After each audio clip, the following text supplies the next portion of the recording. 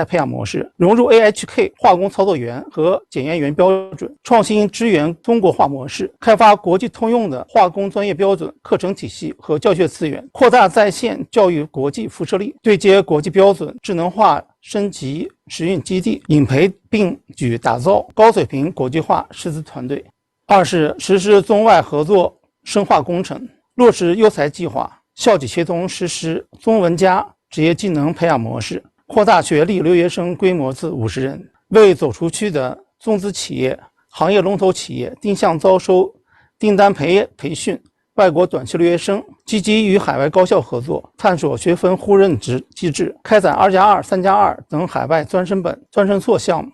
三是实施专业输出引领工程，政行企协同共建教师海外工作站、学生海外实习基地，实施援外培训，成为化工华企走向世界的亲密同行者。依托学校政合中心，建立海外化工学院，输出教学标准，成为“一带一路”国家职教发展的强力推动者，提升中国职教国际影响力。第三部分，学校国际化发展展望。面向“十四五”，学校进一步贯彻落实教育部等8部委关于加快和扩大新时代教育对外开放的意见，坚定不移地走开放办学、融合办学之路，汇聚全球高端职教资源，打造行业都认可、国际可交流的高素质技术技能人才培养基地，实施国际先进职教资源吸收转化计划，提升专业建设国际化水平；实施留学长工品牌计划，提升国际通用人才供给能力；实施中国职教方案输出计划，扩大技能人才培养对“一带一路”建设的支撑力。敬请批评指正，谢谢大家。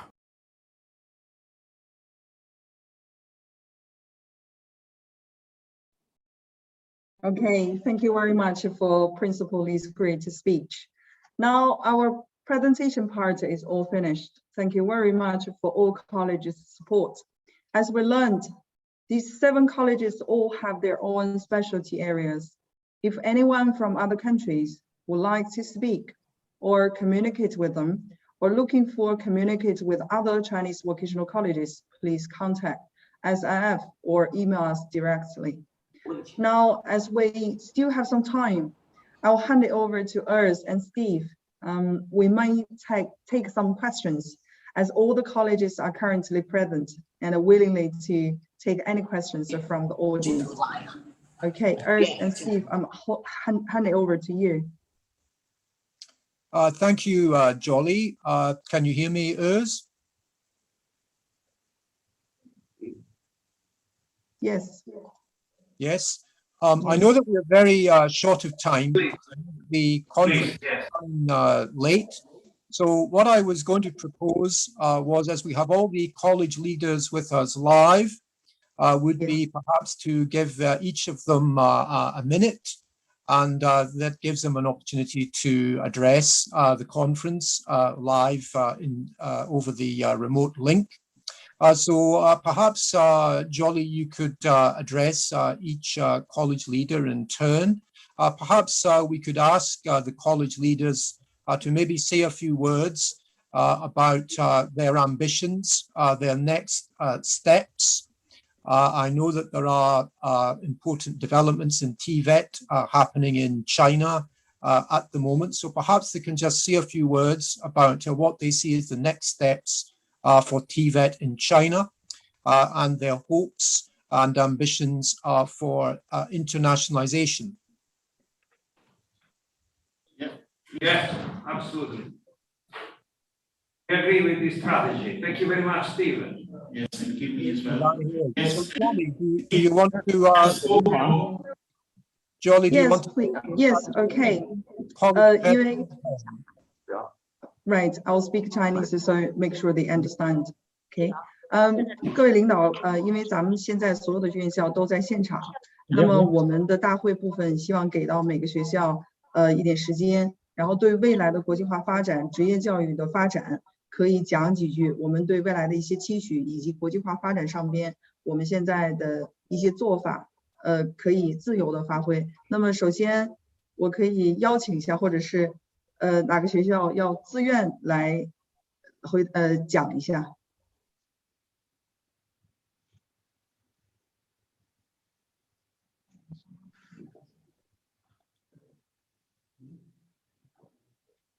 那这样吧，我来邀请一下那个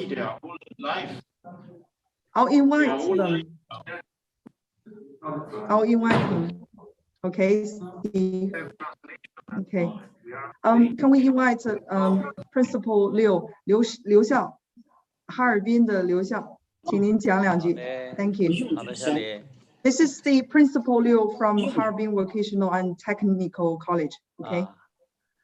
非常珍惜这样一个交流的机会。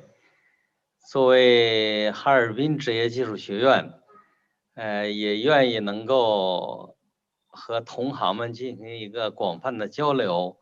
我在这里特别是想问一下国际的同行，我们面临着数字时代，面临着人工智能这样一个发展的一个凶猛的这么一个形势之下，职业教育，我们国际上可能各个国家都有不同的教育标准。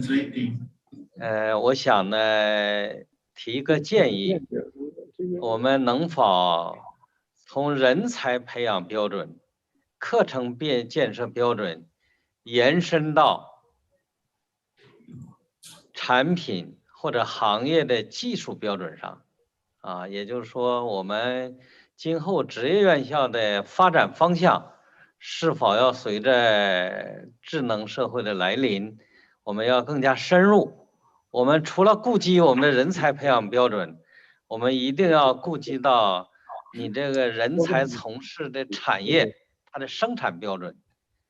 不知道国际同行对这方面有什么新的思考希望能够得到借鉴。比如说我们这焊接行业，我们希望能够有我们涉及到国家的焊接标准、行业标准、专业标准和我们的教学标准、人才培养标准高度的契合在一起，有什么好的经验？谢谢。你这个回答。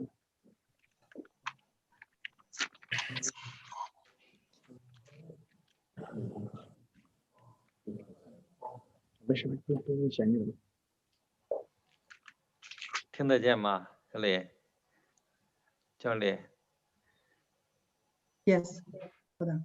Okay, the translation is done. 好，我们主要是想了解一下咱们学校对未来国际化的下一步的一些做法和期许。那么下面，我看一下，邀请一下，郑州那个铁路，然后马校，您看看能不能讲2句。Let's welcome Zhengzhou Railway Vocational Technical College, Principal Ma, please. 好，非常高兴有这样一个机会和大家进行交流。我们呢是郑州铁路职业技术学院，主要的专业群就是跟高铁相关，所以我想我们的对外合作呀，要围绕着服务中国高铁走出去，有这样几点想法。未来，一呢是准备建5所14、15期间要建5所海外分校，目前已经和南非、埃塞俄比亚、坦桑尼亚建有3所，未来还要再建2所建3所詹天佑学院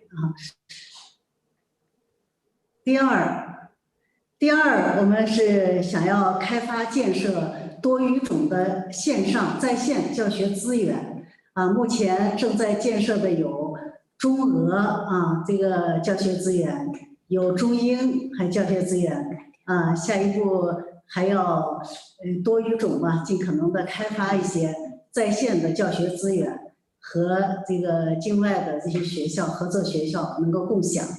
那么第3点呢，就是我们下一步也是希望通过合作办学来提高教师的这个双语教学能力我们未来计划所有老师外语双语教学能力能够达到50%以上，那么对青年教师能够达到90%以上最后一点是想再尽可能多的去输出中国的我们的铁路专业的教学标准和专业标准和服务中国高铁走出去，然后打造吧这个合作办学的这样一个中外合作办学的一个高地。好，谢谢。直点头，咱说的多实在呀！开了吗？感谢马校。Steve, do you have any comments on this, or we move to the next one? Yeah, I think, Jolly, we're okay if each college can keep to a minute. And I think what we would like is just for each college to say a little about their next steps. We know there are many important developments in national TVET policy in China with some changes coming. So what are their responses to that and their ambitions as well for international links? So just a few brief words from each college on that would be great.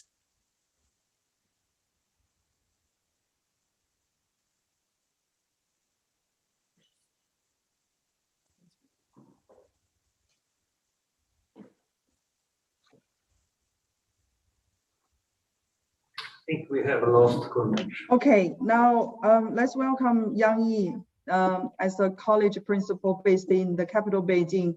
I think she has more comments to say about this. 杨校，请您讲几句，谢谢。好的，各位嘉宾晚上好。我想呢，因为我们学校的专业主要是聚焦在财经商贸领域。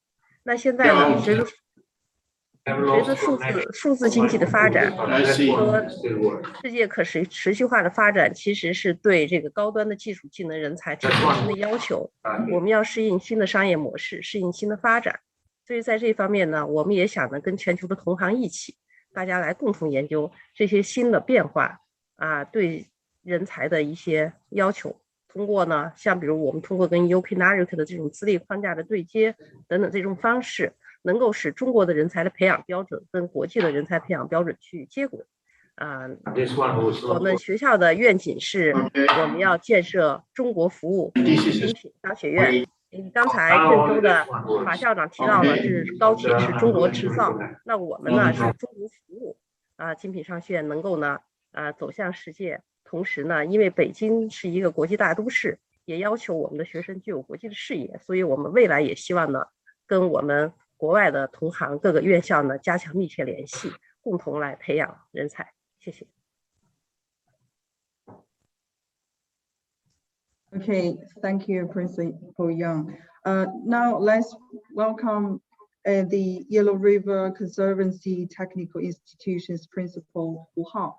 胡校，请您讲两句，谢谢。非常感谢非常有机会参与这个活动呢，感觉特别高兴通过刚才的这个讲解然后呢，对全球国际化呢也有了一定的更加深入的了解。然后呢，黄河水利职业技术学院呢，特色或者说聚焦点呢，一直呢都是在水利行业从1929年建校到现在92年时间，一直呢聚焦水利服务整个水利企业的走出去。现在呢，我们在国际化这一方面呢，在建立了大禹学院，然后呢形成了1+N+M 的办学模式通过呢在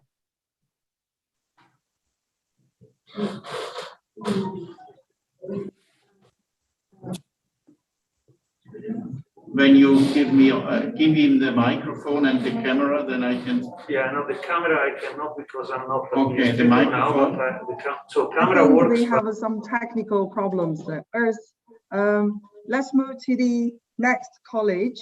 The principal from Lanzhou Resources and Environmental Vocational Technical University. As one of the vocational university, I think Mr. Zheng has lots of things to share with us. 郑书记，因为咱们作为职业大学职业教育本科，那么我希望您在这个方面可以跟我们做一些分享，谢谢。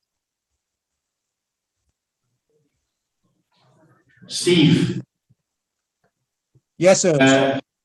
I has to shorten here. We are in a big delay. but therefore as well this highly needed presentation and keynote from Cloud Bayou couldn't happen. So we have decided in combination with Cloud that everything is so important and so interesting for us in our hemisphere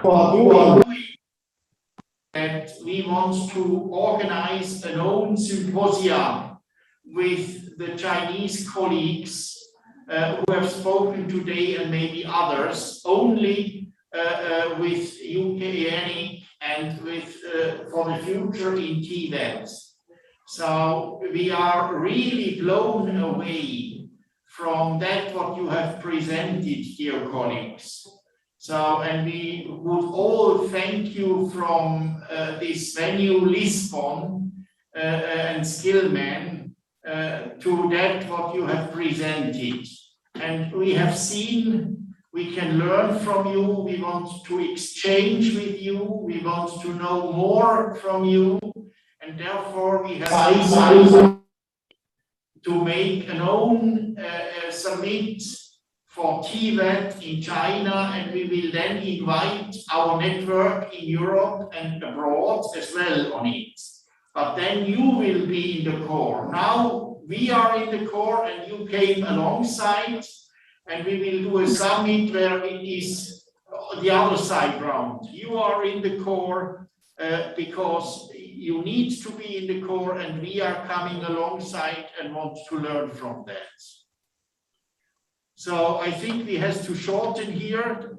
I want to say from my end, 1,000 thanks to everybody. You will be able to speak again in the new summit and to present again in the new summit, because we have seen everything is very interesting for us. I will give for a final response to the chairman, to Giovanni Grisona, and he will say some official words as the president of the Skillman Alliance to you, dear guests and dear participants.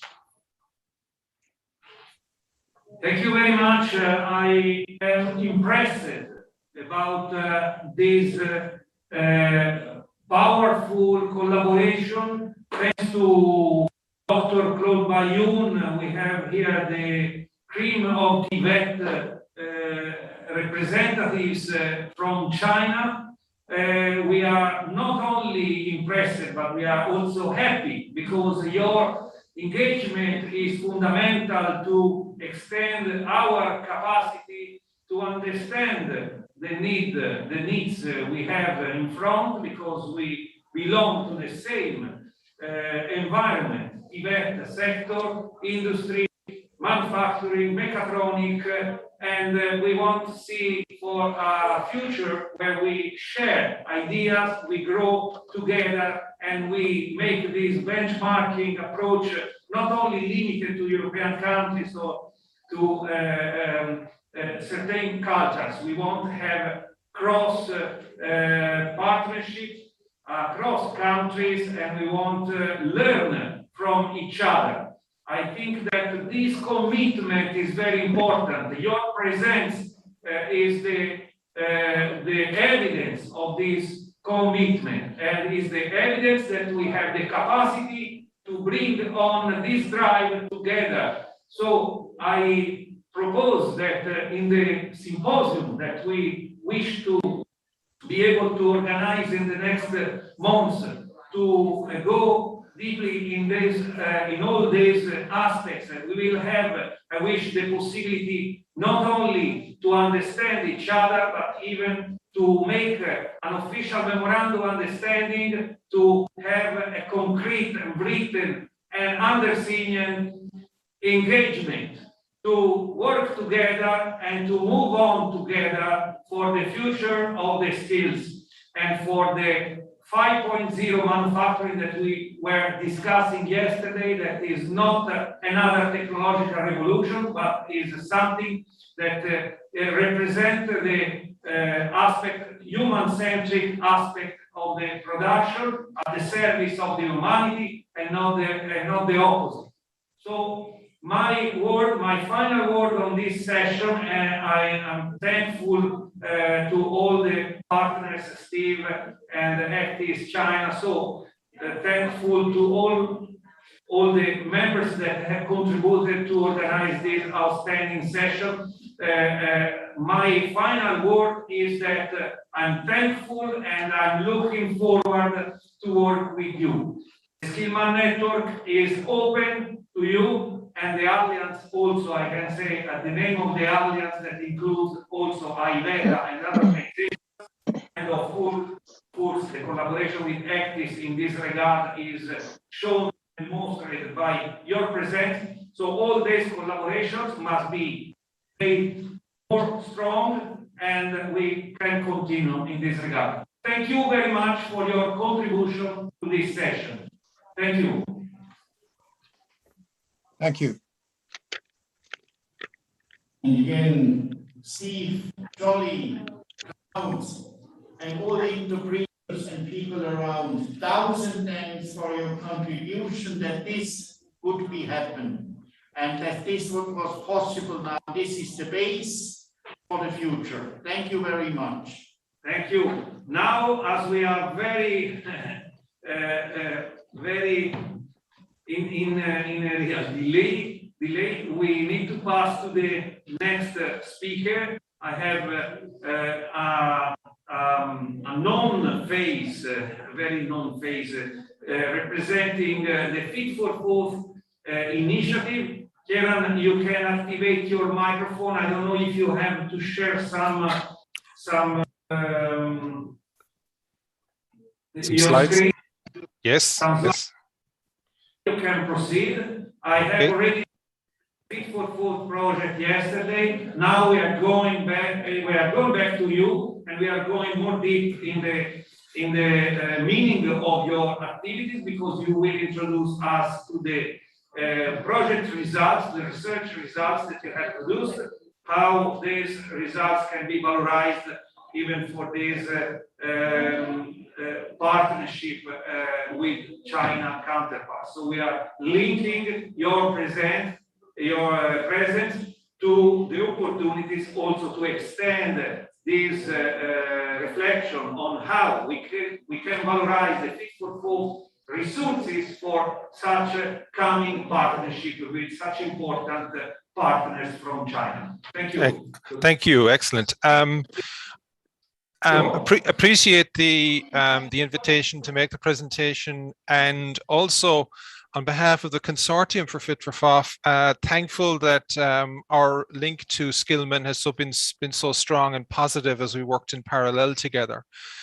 What I'm going to do is just give a brief overview of the Fit for FOF project and its outcomes, and also just speak briefly about our Thursday session, which is our final event. Session 33 will be when we present in even more detail the outcomes of the project and what we've achieved and where we're going to go with it. This will be a bit more detail again, and also introduce the session we're having on Thursday. The Fit for FOF project is a coordinated action. So its focus is on developing and building capacity and reaching across Europe. Its focus was around the skills needed for manufacturing jobs. And our work was really to respond to gaps that were seen in digital technologies, difficulties with rigidity in training and educational solutions, and the fact that the digital challenge meant that these gaps and issues are growing all of the time. So our focus was on specific aspects of manufacturing, discrete manufacturing, and the technologies that influenced them most. And of course, the COVID pandemic took everything in a new direction for everybody. So it meant that our initial ideas about how we were doing the shared work with the different stakeholders had to change drastically as we moved through the project.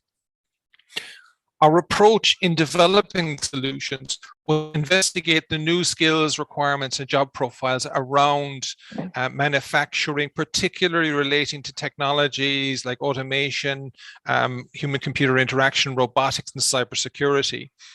And how that influenced what's happening with discrete manufacturing for large-scale and small-scale industry, and frame that and make it accessible to companies so that we could develop new educational and training frameworks and approaches, building on the strengths of what was already there.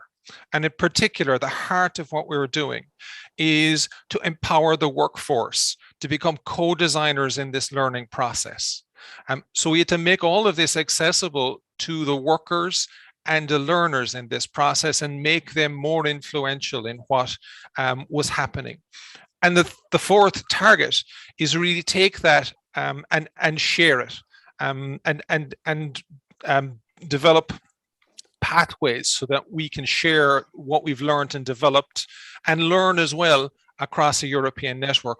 And one of the key elements of that has been our partnership with Skillman. The Fit for FOF partnership has an even balance of educational partners and industry partners, universities, VETs, and a range of different expertise to be able to look at both the learning activities and foresight and skills development. The industry partners ranged across Europe. So we had Arctic in Romania, we had Boston Scientific along with ourselves in Ireland, Steinweiss in Germany, MISAP as a cluster in Italy, and SEAGA in Spain. All of these working together to look at these new educational approaches. Our overall approach was to develop a picture of new jobs and profiles in these technology areas, and then identify the skills needed and the learning outcomes that would need to be targeted, and build co-design processes that turned these gaps into solutions that could be implemented as part of pilots in workplace environments. So our educational activities were destined to be tested in multinationals and cluster organizations to determine exactly what worked and what didn't work. A central aspect of this is co-design, collaboration, co-development, and the use of communities of practice to bring people together and sustain what we're doing. An example of the learning approach is really built around developing technical skills, transversal or soft skills, and bringing them together in the form of challenge projects that can then be built into workplace activities. So these were really built to be implemented in working environments, to use both situated and virtual solutions and mixed solutions within a workplace, within the factory floor, to deliver the upskilling solution. Our piloting approach, if I take that sort of a diagram that I showed earlier and kind of unwrap it a bit, started with foresight and planning to understand the trends and needs, look at what each of the stakeholders need. So what are the global trends and how do they relate to the individual companies? How can that be translated in something that can then develop as a co-design activity that can move quickly? We don't want co-design to last long time and be a confusing process. We all want to be able to sprint. So foresight and planning was actually about finding what the right picture was and then narrowing it to something that was meaningful for the design and development of the educational activities, which are then piloted to this process, and assessment of this process, these learning activities, is a key part of the program. And what it acts like is like a series of lenses that we look and develop and build as we move through this process. So one of the things that are an output of this project, which we'll be talking about in more detail on Thursday in our final event, is the description of a number of over 100 new job profiles across 6 technology areas, from collaborative robotics through additive manufacturing, analytics, cybersecurity, HMI, and mechatronics.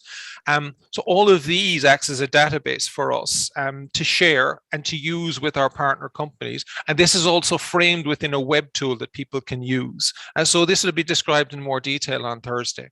The second aspect of this is really around making the process of the educational co-design and development accessible to people.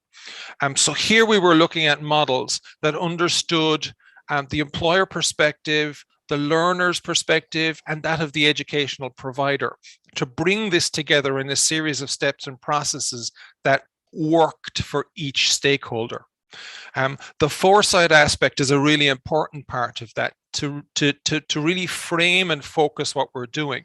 The next stage was a co-design activity, which we built out into a series of steps.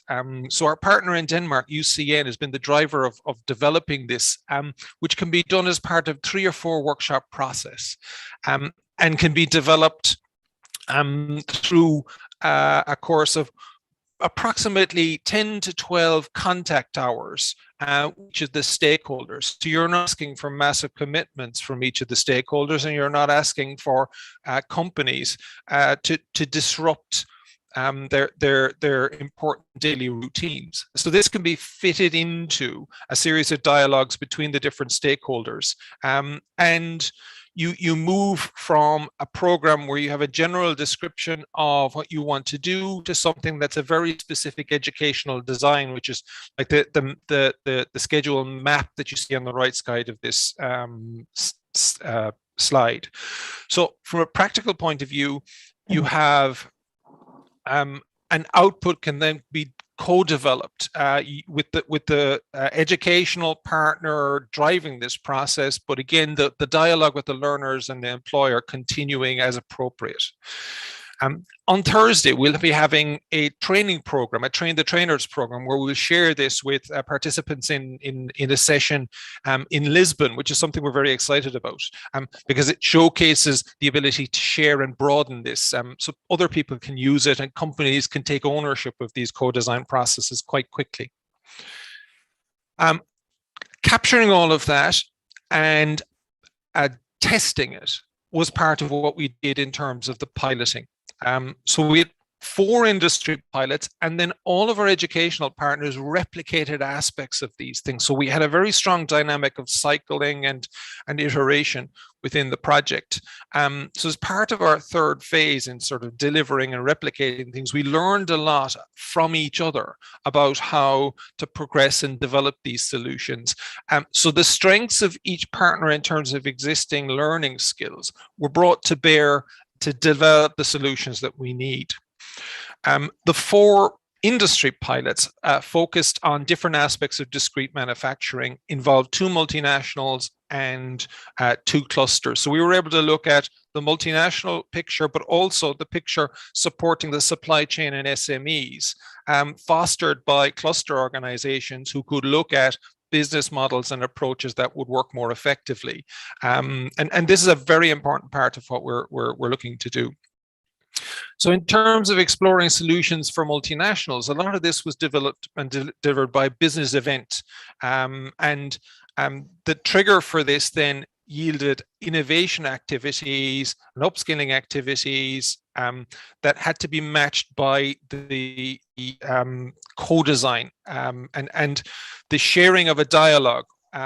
So in these contexts, you brought HR, technology, and innovation people and process people together to support the development of the co-design process. And ultimately, the learner came in sharing and seeing a picture that they understood, and that's then built out to the delivery of pilot activities, one in Romania and one in Boston, which have worked very well and will be described in a good deal more detail on Thursday afternoon. The solutions around exploring clusters and SMEs is in many ways a more complex picture. So here, our colleagues in Spain at SEAGA and MISAP have been looking at courses that sort of harness an understanding of the innovation that their partner companies are looking to deliver, and also capture a dialogue with educational experts and with the learners. So in these contexts, it's more difficult to access learners across lots of different companies. So we have to find new ways of doing this effectively. And this has been the job of these two cluster pilots. Again, we'll be talking about what we learned and what was successful in Thursday. So to wrap up, the key elements of all of this are understanding the complexity of emerging job profiles and what that means for technical and soft skills, and be able to translate that into something that is accessible for all of the stakeholders, particularly the learners, the workforce, that are the primary targets of lots of this, both in terms of giving them survival skills, so that they can cope with this transition process, but also pathways for them to progress and develop their career. You know, product developers becoming technicians on automation, and progressing positively within a company, so that this can be increasingly done by the company themselves, with the educational partners supporting the quality side of it and the accreditation side of it. Because, as was mentioned in earlier sessions, it's really important for the learner that they can see accredited output from this.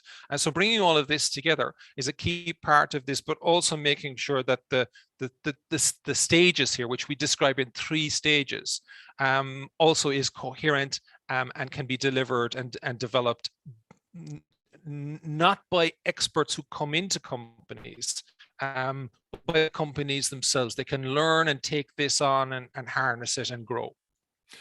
So that's the snapshot of the Fit for FOF project. We really appreciate the partnership that we've built with the Skillman initiative, with the network, and we're delighted to be a part of the new alliance and to be bringing this work to the alliance, which clearly has both a European and global. So thank you very much for your time.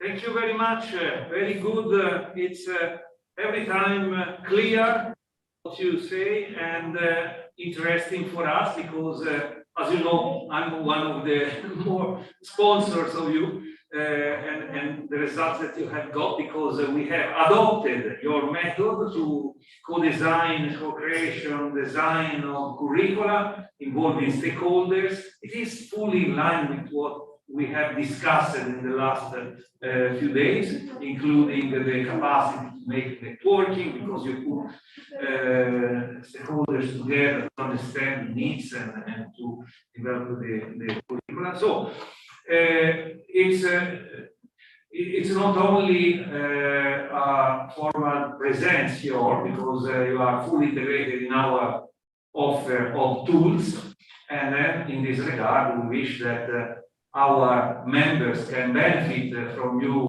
Kieran, from your team, and from your know-how. That is very important to make our COVES to grow up in terms of excellence. So you provide an opportunity, a window to excellence. And thank you very much for your presentation. I know. Thank you. I also mentioned it yesterday that you will have a final event at the end of in the last part of the Skillman International Forum. You will be again with your colleagues to go deep into the argument and to show us each small part of your fantastic solution to co-design the curricula for the manufacturing of the future.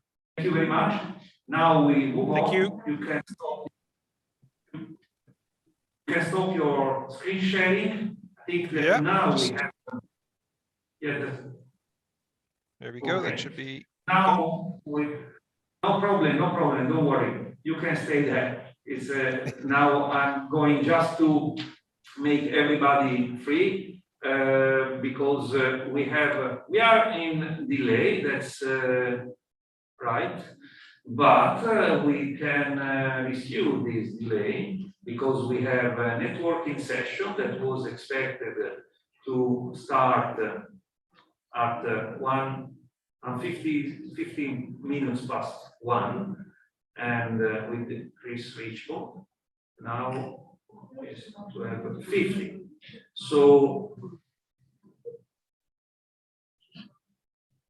we have connected. Okay, thank you. Sorry, I need to see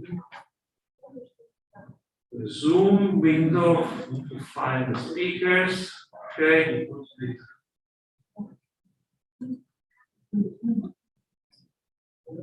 So, Chris, are you connected?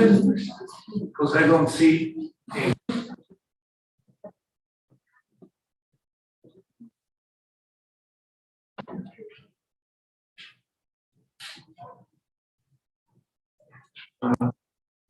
Director, I cannot see Chris. Chris, if you are connected, please share, open your camera and microphone.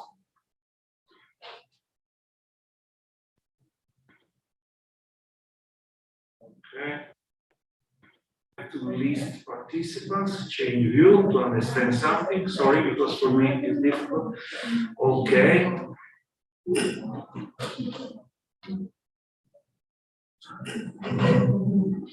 No.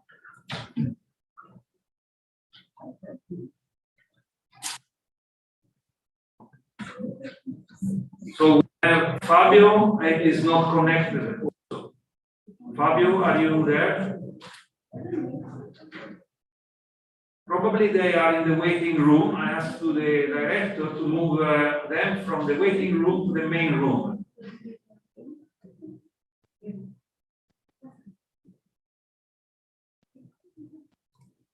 So I have to do it by myself. I cannot do it, so I need your help.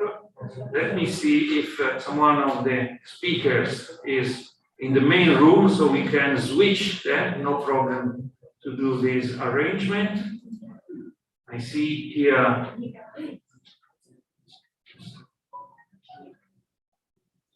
No, probably I'm wrong. They are in the networking session, that is a private room, so we are not going to connect. Okay, Utz, sorry, I did this small mistake in interpreting the program. So our colleagues are instead there, they are on place, I see now there. So they are in the networking rooms. So was expected by our side to connect and to visit the networking room. It's us that we have to move, bring all the audience. But as we have in plenary, Fabio, sorry, they have distracted you from your networking room. I'm sorry, no, this was a mistake by my side. You can go back because it was expected for us to visit you in plenary and to see what you were discussing. But it's not necessary now because we have a little switch in the program, because it's expected the webinar with participants from United States, and we have promised to them, because of different time and commitments, we have promised to them to start exactly at 2 Central European time. So we have 1 hour difference here, and we will move directly to our partners from abroad. So Fabio, don't worry, you can go back to your networking room. Sorry, it was my mistake to ask to the director to move you in plenary room. So please go back. We manage directly from the main room to go to the next session with the United States members counterpart. So thank you very much. Sorry for interrupting you accidentally. It was another of my numerous mistakes that I'm making. I'm getting a little bit not good performer in the organization. I see. So now I have sent the mail to Cloud and thanked. Good. Thank you very much. Please give my regards to Cloud Value. even by my side. So now in Rome is 2 o'clock, and at 2 o'clock it was expected to have the meeting from United States counterparts, the meeting with them. So I don't know, let me check who we have here available in the room. And even Julian, I think, is not connected, but is coming physically here. I open, and yes, I see many people in the room. European people, I see. John. Giovanni, good day. Good day, Giovanni. This is John Gall. Good day. Yeah, John, I see you in the list, but oh, perfect. So you activated your camera. It was yeah, now I see you. Perfect. Thank you very much. We ready? I see also, all right. Now I can see all of you. Thank you very much to activate your cameras, because you know I have several windows open here because I'm controlling 2 video projectors, 1 screen, microphones, 2 cameras, all from my Zoom application. I have several windows, the program and the mobile. I have people that are contacting me on Rocket Chat, and I have the chat of the speakers. So I'm getting crazy, honestly, but I can survive. And I'm very thankful to you to be here. And I would say that we are in time. We will not provoke any delay to you. Let me introduce the relevance of this session by our view, because of course everybody at this stage is aware about the collaboration we have among IVETA and Skillman, and the alliance that we have created, and the interest that this alliance, that includes also the European Training Foundation, that is an official body, is a public organization from the European Commission and other very important organizations, is getting more and more relevance on the field, and we are attracting interest not only by other organizations to join, but interest by policymakers to understand what are our ideas and to follow us in our ideas. So to look to the manufacturing of the future, or better, to look to the skills for the manufacturing of the future, we have seen this morning an important research that was done by the European Commission, saying that the skills for the technological skills are not anymore considered enough to stay in the lab. So this means that we are enlarging our approach, our understanding of the challenges that we have in front, and this brings to you, this brings to the reason of this session, because our view is not limited to something that is evident, like the technological skills for manufacturing 5.0. And this also reconnect to the fact that the manufacturing 5.0 is not, as I told you before, is not just a technological, no, not just, it is not to be considered as a new technological revolution. No, it's not. It's something that turns to the human-centric approach, an holistic view on the future, an eclectic approach to take the best opportunity we have from the technologies to improve the quality of our lives. So, quality of the life is connected to human capacities and behaviors, and of course, your side of the coin. So, what is your engagement? I would like to ask you, before to go deep into your arguments, to let us to understand what is the exact the context of what we are going to discuss, and then to let us to understand how you see in connection this content with all the parts that I have in a way resumed from yesterday and from today's discussion. Thank you. The floor is yours. Thank you, Giovanni. And I do appreciate the fact that Skillman has set up this worldwide conference on vocational education and training. It's so very important. As you noted, I currently serve as the president of VOCATIONAL. We have about 300 members across the globe.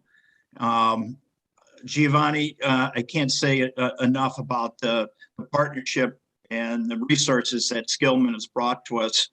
The fact that we're able to utilize a forum like this venue to get the word out is incredible. So I am going to share my screen. Let me see if I can find what I'm looking for here. Here we go. And I'm going to just do a quick overview of what we've got going here today. So today's presentation is on TVET and mental health. Our goal is to try to, at the end, show you how we can leverage peer support models that are out there. Of course, with COVID, it's presented us a number of unforeseen challenges. We know that we have some on-the-ground models as well as some technologies that we can utilize to help both our educators and students in the world of vocational education build resilience. And so what are the challenges that we see with regards to this issue? It's basically that mental health brings about cultural taboos and thus stigma. It's going to be very important for us to get buy-in from the staff as well as the students in order to build a healthy network.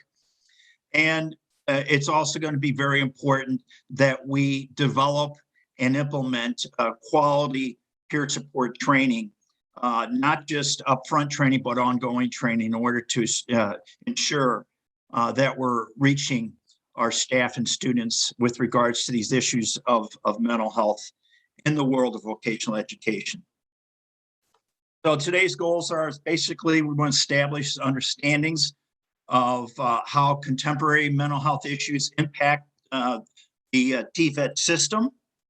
Sorry, John, just one technological remark. We are doing your screen, not the presentation. I'm sorry? We are viewing your desk, not the presentation. We are viewing the authoring side of the presentation. And we see the program. You're not seeing. Probably you have two monitors. How's that? You see it? You see it now? Now, yeah, now it's okay. Thank you very much. Sorry for the interruption. Please go on. No. I must have hit the wrong button. I apologize, and I appreciate the guidance. So I've covered some of these issues as far as why we're here, what our challenges are, what our goals are. You know, we're going to be here today to hopefully establish some baseline understandings of contemporary mental health issues and how they impact the TVET system. We are going to explore current peer support models, some which are evidence-based and some that are emerging. And eventually, we're going to also consider how technology can be a tool to service our needs in this area. And who's going to do this? Well, we're going to start off with a keynote speaker. It is a recording because Dr. Dixon Giovanna wasn't able to be with us today, but I believe his message of the work he's done in Zimbabwe with the Friendship Bench in Africa is so very important. He's going to tee it off for us. And then we're going to have a panel of 4 experts. Jenny Armbruster, she is with a group in St. Louis, Missouri called Prevent Ed. They deal a lot with the K through 12 students and teachers throughout this Mid-America region on issues of trauma and substance abuse. We also are going to hear from another counterpart of hers, Julie Blanco in St. Louis. She is with Places for People. She's going to tell us a little bit about motivational interviewing. And both Jenny and Julie are licensed professional therapists. And then we're going to move to Dr. Ryan Todd. he's going to be the one that kind of brings it home with regards to how we can leverage technology in this area of mental health with our students and staff. And then finally, we're going to talk about an on-the-ground model with Kate Fossil. She's with the Massachusetts Laborers Health and Welfare Fund, and she's going to talk to us about the lean model that they utilize and has been very successful in the Northeast of the United States. So with that, I'm going to move us back. Let's see. I'm going to stop the share here, start the share again, and hopefully I can get this video up and running for us. Can you guys see that blank video right now? Yes, before to start the video, you need to click on the More button in the bottom right side of the Zoom window and to share also the audio. It's indicated share audio too. No, not there. In the window of the Zoom where you have clicked on there is a bar, you have a toolbar of Zoom, not in the video. In the other part of the screen, you can see a toolbar where you have selected to share your screen. Otherwise, we don't get, there is an audio in this video? Yes, there is an audio in this video, yes. So you have to go back to the, you can close it. Okay. Now go to where there is the button where you can make the sharing. Should I explain it? Go to share screen, okay. Yeah, then right to this button, you have 3 dots. You have to click there on more, and then you have to say share my audio. Share sound. Yeah, share sound, sorry. I don't have the English version, I was translating by myself. That's perfect. Now you can launch the video and we will get also your audio. Mental, neurological, and substance use disorders are a leading cause of disability globally, particularly depression.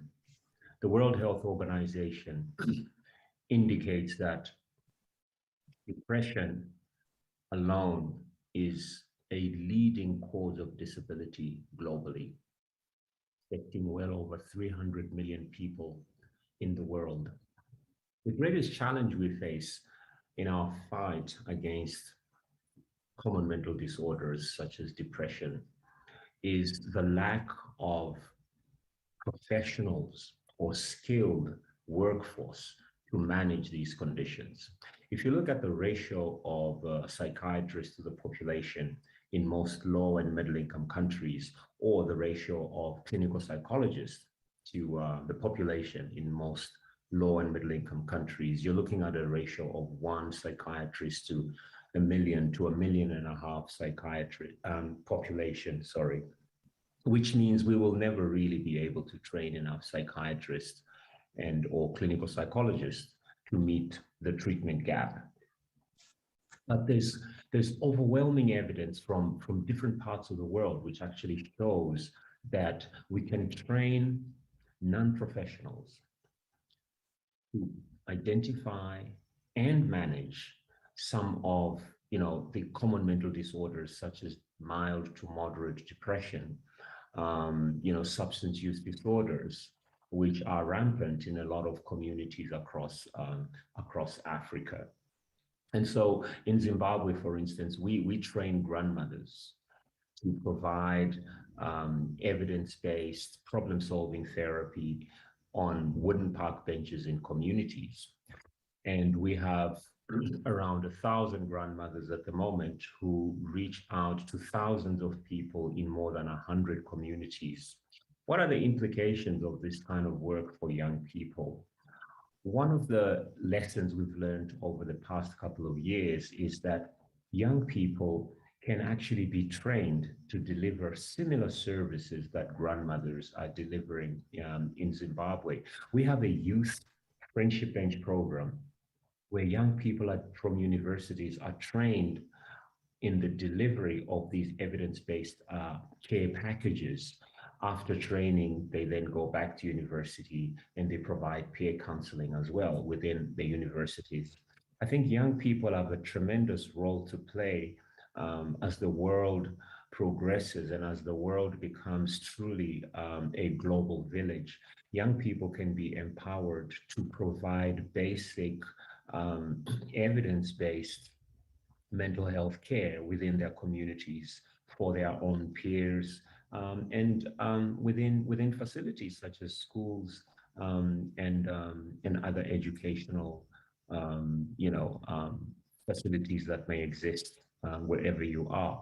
So I think the real challenge for young people is to acknowledge that they can actually be a leading force in the fight against the epidemic of mental health across the world.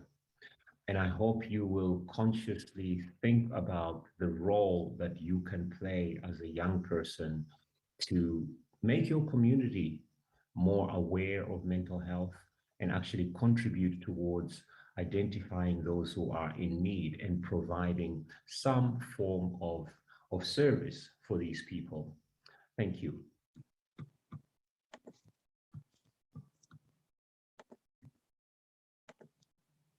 So that was Dr. Dixon Kibanda. He's out of Zimbabwe.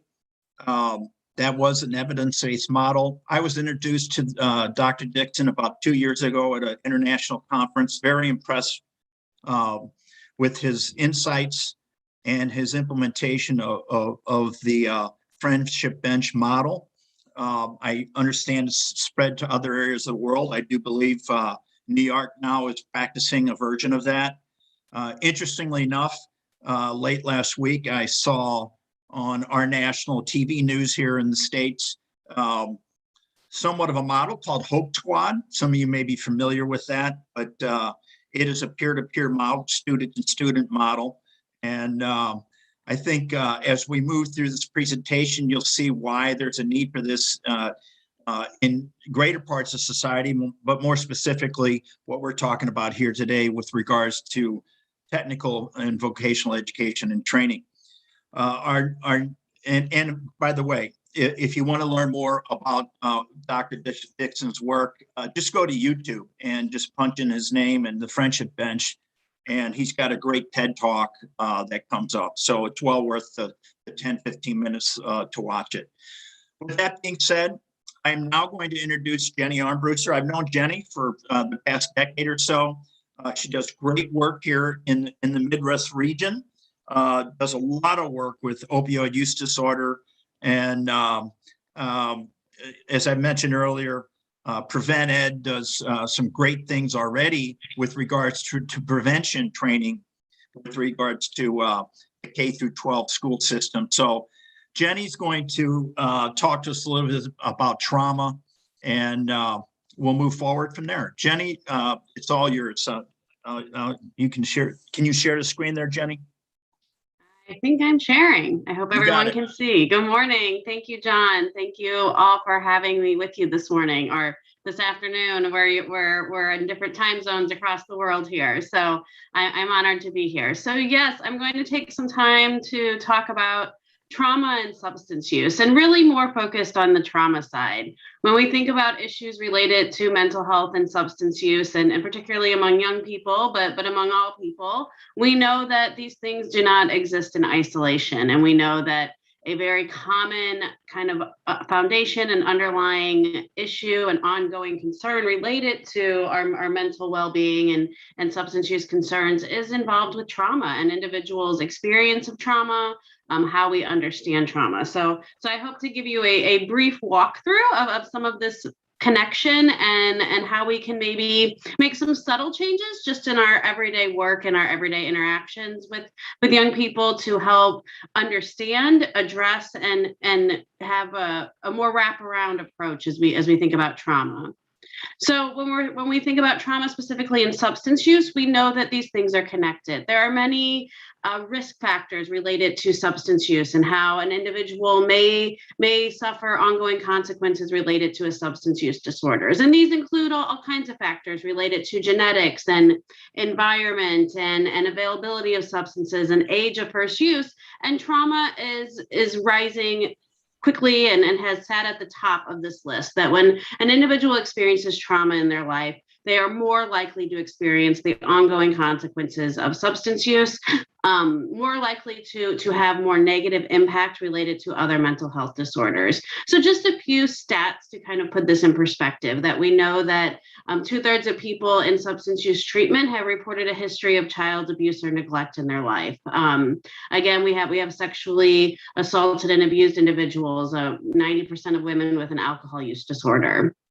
And again, looking at adults, 75% of women and men in substance use disorder treatment programs report a history of abuse and trauma. So not that we are going to prevent all trauma from occurring, but we have to acknowledge its existence and we have to acknowledge its impact on an individual.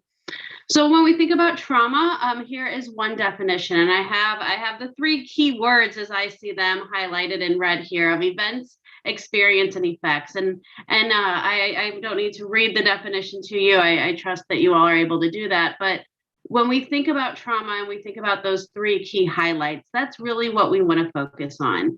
And events can be something that can be what we might commonly view as a large traumatic event, an historical implication, something along the lines of sexual abuse, or it could be something that might not seem as such a major event. It could be an automobile crash, where one person, that event may be traumatic to them, and another person may think, oh, it caused a bad day, right? It was a fender bender. So depending now into that second word, the experience and that individual experience, we cannot just bucket all trauma together. It will very much depend on the individual and how they have experienced. It will depend on their history. If it's somebody who has experienced other traumatic events in their life, what may seem to some as a small event may seem much more traumatic to them based on their own history, their own experience. And so this is why we have different effects. And the effects of trauma can be long lasting. For many people, again, they may experience an event and quickly be able to find some recovery and some peace in that. For others, depending again on their own individual events and experience in their life, it could lead to ongoing functioning. This not only includes things related to substance use and mental health that we're talking about, but it could be related to other physical concerns. It can impact people's cardiovascular systems, their immune system. So we know that the effects of traumatic events can be very long lasting. They might not even show up right away. It might take years and years later, and then a person starts to see those effects. And they really affect the entire person, the whole person. So there's a study called ACEs, Adverse Childhood Experiences, that really helped bring to light a lot of our information around trauma and the impact of trauma. So the ACEs study really looked at these 10 areas of people's experiences in their life. And there are questionnaires. I don't have time. There are hour-long trainings that go into the ACEs, and we're only sharing a brief amount of information with you today, but I will have some resources at the end of my slides as well. But the ACEs study really goes through about 10 questions that really ask what has been people's experience. Have they had stability in their home? Have they been exposed to substances? Have they had a history of mental illness? Has there been any physical abuse or sexual abuse in their history? What has their kind of emotional stability or well-being looked like? So it's a questionnaire, and there's a very brief version that's only 10 yes or no questions that people are able to answer. And from this study, from this questionnaire and this survey, people are able to determine an ACE score.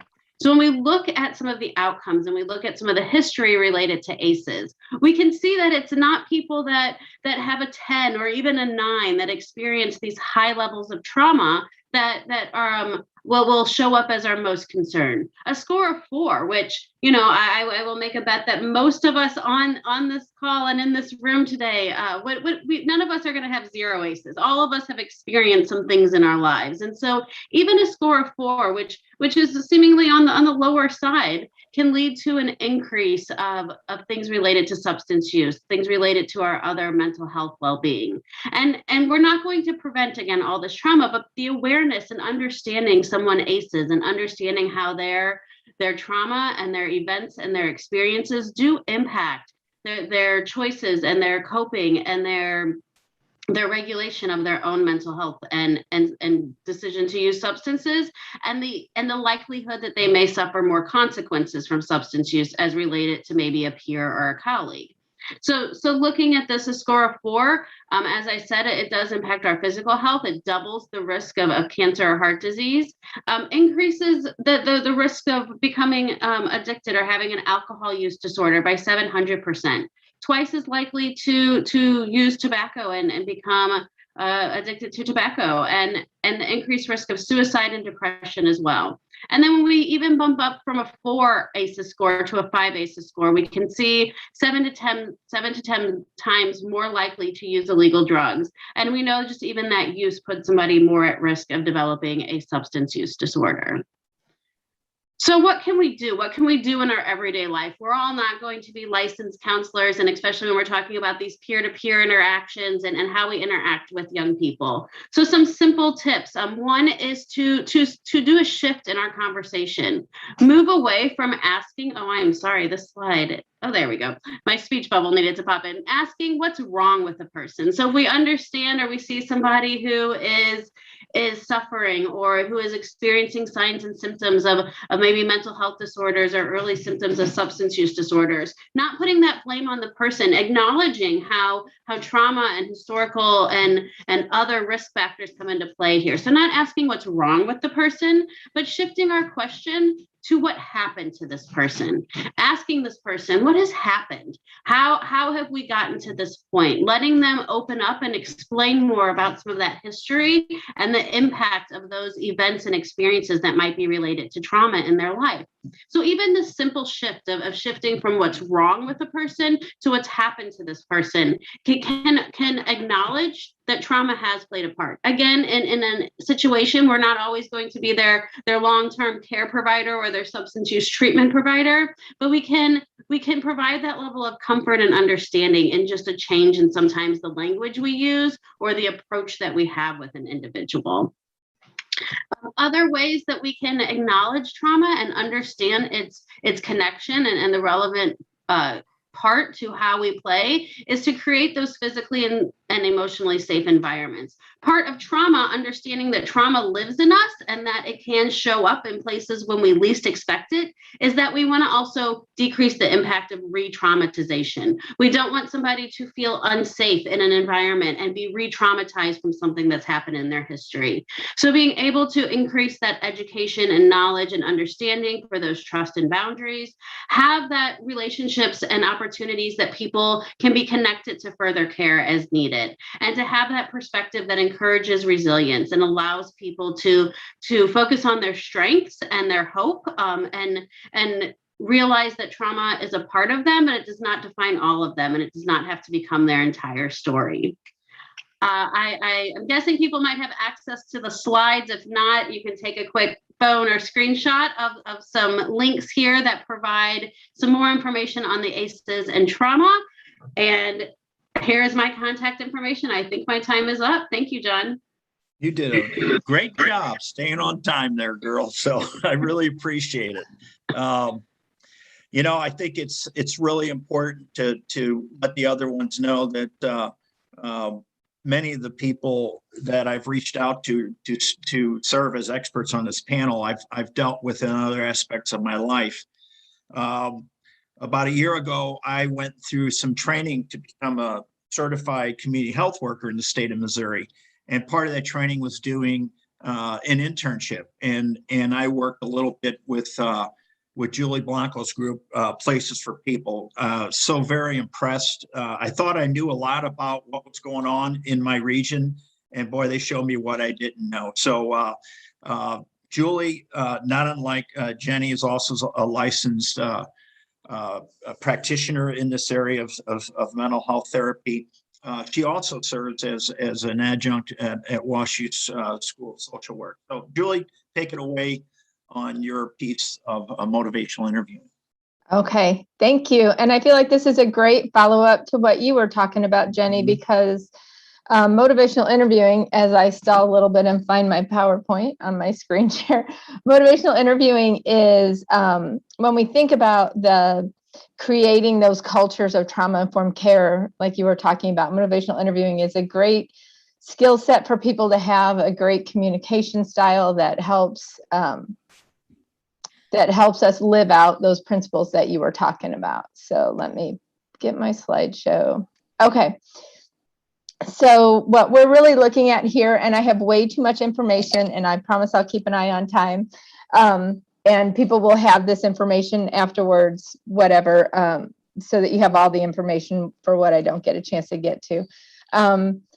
But really looking at motivational interviewing as a tool for building positive rapport with students in school, with anybody that you are serving in that role as a helper for, or some sort of support and coach for. This is the general definition of motivational interviewing. And even though it was developed as a therapeutic approach, one thing that, since it was first developed in the early 90s, is that it has continued to grow and to reach into other parts of service and other. So it started out in substance abuse treatment, and it's really moved into general healthcare. It's moved into education. It's moved into coaching, like sports coaching, all different areas, because what we really found is this idea of helping people with finding their own motivation, helping elicit from people their own reasons for why they might want to make a change and how they want to go about making that change, and approaching people in a way that honors their autonomy, accepts them as they are, and sees in them this vision of this best version of themselves is what motivational interviewing is really built on. And so we can see how these elements work in a variety of areas in our lives, and really work in both the school setting, in a work setting, and in a peer-to-peer relationship, not just limited to a therapist or social worker relationship. And so what I want to spend the most time on is really this idea of the spirit of motivational interviewing, because this is the foundation that everything else is built on. And that as we approach the people that we are supporting and helping, whether it's as their therapist, whether it's as their teacher, whether it's as a peer, or even if it's as someone's job supervisor, if we can approach people in this spirit, this sense of partnership, acceptance, compassion, and evocation, that really helps people be able to grow and move forward in ways that they had not previously thought would be possible for them, and find their reasons for making changes and for growing into the person that they are capable of being. And so I love this quote, that if you treat an individual as he is, he will stay as he is. But if you treat him as if he were what he ought to be and could be, he will become what he ought to be and could be. And this is really foundational in motivational interviewing, this idea of seeing in people this best version of themselves, seeing in people, certainly being realistic about, what skills someone might currently have, what might be some obstacles are in people's lives, but also always approaching people with this sense of curiosity and this sense of hopefulness of what is really and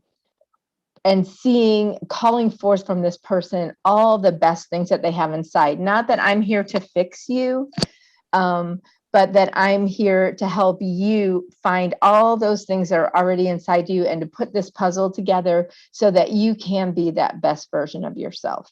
So that's what we're talking about when we're talking about motivational interviewing.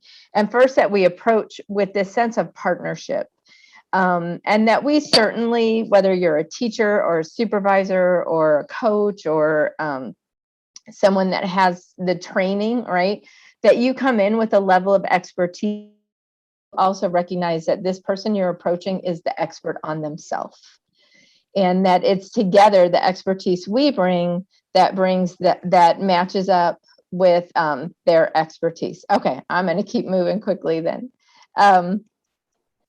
And then acceptance, really prizing that worth that people have, that human value. Because someone is a human being, they have value, not because of something that they've accomplished. And really compassion, that we approach with this vision of, or this goal of doing what is in the best interest of that person, not what is in our best interest. And then again, that idea that we're evoking from them the answers that they have. We're evoking from them their own arguments. And one of the things, I'm going to go ahead and skip through this and really just talk for a second about one of the reasons why in training and teaching and coaching that this is so important is what we have found is that approaching people in this motivational interviewing style really helps the brain of the person that you're serving. When we can evoke from people their motivation for making this change, it literally activates the part of the activation part of their brain. When we're having conversations with people where we're talking about why they should change and they're talking about, well, it's not that bad. Well, I don't think I can. Well, even if they do it, but do it because we told them to do it, it activates a different part of the brain, and a part of the brain that is not about activation. When we are talking with people in ways that get them to talk about what they want, how they might do it, what they would like to have different, how they would go about it, then literally the activation part of their brain is what's lighting up. And so that's why motivational interviewing works and why it participates in helping the brain work in ways that help people move, that motivates people. And so when we're talking, we don't want to be in this very directing role. We also don't want to just be in this really following role, because when people are struggling or people are having a lot of ambivalence and mixed feelings, if we're just following, they feel cared about and supported, but they're not helping to find their way out of those mixed feelings. So we want to serve more in this guiding role versus in this directing role or this just being supportive and following role.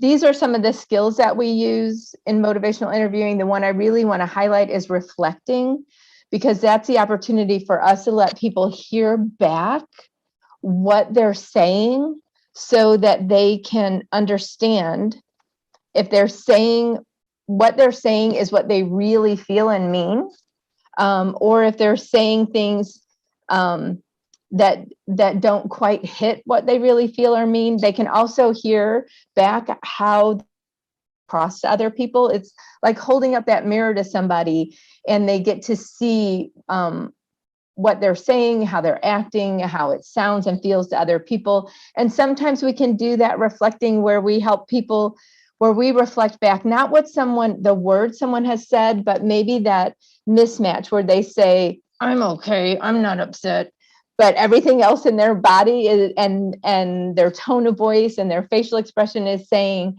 this is really bothering you. And so when we can hold up that mirror to help people see that mismatch, those are the things that help light up those parts of people's brains that help them move toward motivation.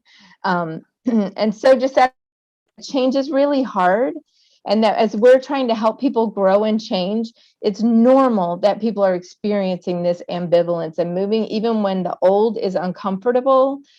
What we know is more comfortable than the scariness of change. So when we can be really recognize that even though we're helping people move to something good, it feels like a tightrope as they're making that change, it can help us come from that more supportive, trauma-informed approach and understand why it's difficult to make that change. All right, I am stopping. Sorry for going over. There you go. No, let me stop fine. my share. You're fine. Okay. Thank you, Julie.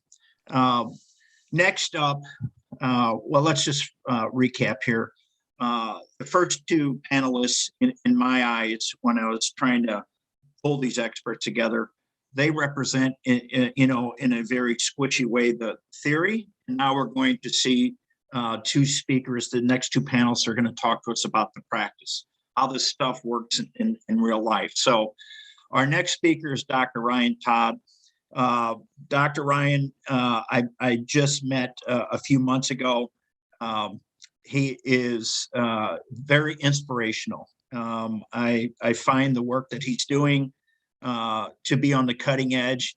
And of course, that's one of the reasons why I wanted him to join us today and share his thoughts about how technology might play a part in this overall issue of how mental health issues are impacting vocational education educators as well as students. So Dr. Ryan, it's yours.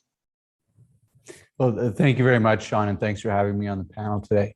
I wanted to start off with just one of my experiences that I had early on as a psychiatrist. So I've been fortunate to practice for about 4.5, 5 years now into my psychiatry practice. And my clinical niche is in working with individuals from the workplace. It's, you know, as simple as that. But on top of that, individuals who have faced extreme adversity in the workplace and really trying to get them back to the workplace. So, you know, facing a workplace injury or burnout and depression and trying to get them back. And one thing I feel consistently is helpless, because I cannot prevent these issues from happening in the first place.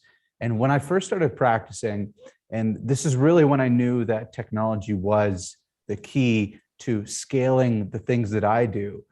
When I first started practicing, I remember I had a full slate of patients in the morning, and I was doing an outpatient practice. And as most of us know, if you are seeing a psychologist or psychiatrist, you know, the session happens over the course of 30 or kind of 46 minutes is actually how the billing cycle works.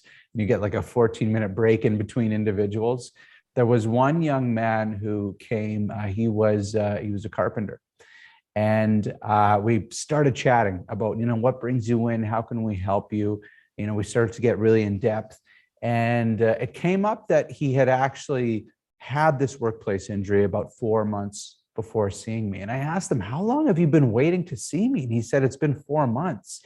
And I thought it was astounding that somebody who had experienced something very traumatic and needed some of the modalities of care like motivational interviewing and like CBT and IPT and all these evidence-based therapies that we need had waited 4 months to come see me. And it really struck me that what I was doing was entirely unscalable and unattainable in terms of treating and having the impact that I wanted to treat. And it was around the same time, actually, that I was, you know, trying to explore ways that I could expand my reach, whether it was through group therapy, you know, having a one-to-many type service, or whether it's, you know, using some of the emerging technologies at the time, like internet-based CBT, ICBT. But at the early stage of my practice, the problem was very real. Capacity falls short. We need 24/7 care, and the demand was at that time increasing. Now we're talking 5 years ago, and now COVID has hit, and workplaces have faced mental health crises. We've seen an escalation of short-term disability costs. We've seen in the workplaces that we work in as adversity, in industrial workplaces, an increase in workplace incidents. So what has happened here is COVID has shone a light on a very real issue that we were not prepared to face. And that was an extreme demand and also not enough practitioners to service this demand. And where we were most ill-prepared was utilizing technology to scale the practitioners, to scale the skills and the teachings and the learnings that we need to give our folks on the front line, in particular in industrial workplaces. So that's the problem that we had seen. This became tenfold during the pandemic. Now we're going on to, you know, a full 2 years of the pandemic, and mental health issues continue to escalate in our workplaces, and the training needs to be there. And that's the primary idea here, is to scale what I learned, what took me 10 years to learn as a psychiatrist in residency in medical school, How do we scale that? Because I believe it is truly scalable. There is absolutely nothing special about me as an individual outside of that I was willing to endure 10 years of training to become a psychiatrist. That was it. There was a little bit of resilience there and hardiness to get through medical school and MCAT and residency, but that is it. There's nothing special about what I did.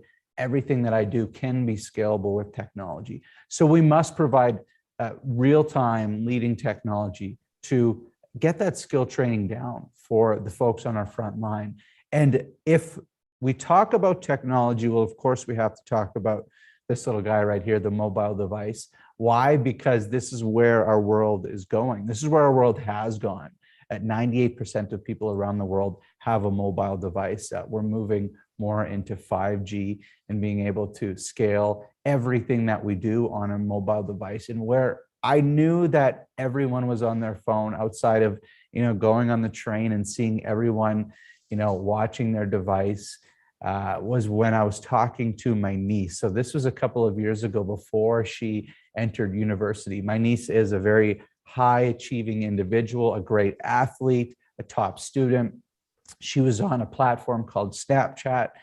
And I asked her, how much time do you spend on Snapchat? And she gave me, some rough estimates. And I said, how many Snapchat messages have you sent since you've started using Snapchat? So she looked in her history, and it had been about 5 years that she had been using Snapchat. Very common, when she was like in her mid-teens, got on a social media platform. She said to me that she had sent 1.2 million messages over the course of 5 years. Could you imagine that this is your main mode of communication to her friends? That really highlighted to me that no matter where we go with technology, there's really only one piece of hardware that we should be considering for skill development and mental health for our frontline workers, and that is using a mobile device. And that can, I believe, be the solution. We can talk about software and all the programs that are available to help support things like peer support, to help support things like evidence-based motivational interviewing, cognitive behavioral therapy, all the modalities that we know can work, but we need to consider them and meet people where they are at. And where they're at right now is on mobile devices, in particular our frontline workforce. That is decentralized. Our frontline workforce, they don't often have large town hall meetings. We know that e-learning as a modality of teaching skills is not the most effective type of teaching.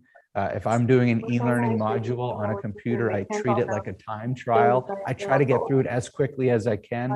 We must build the technology and the tools to, one, upskill people on core mental health skills. Two, we need to integrate this into the teams. Why? Because our frontline workforce works in teams. We have safety meetings.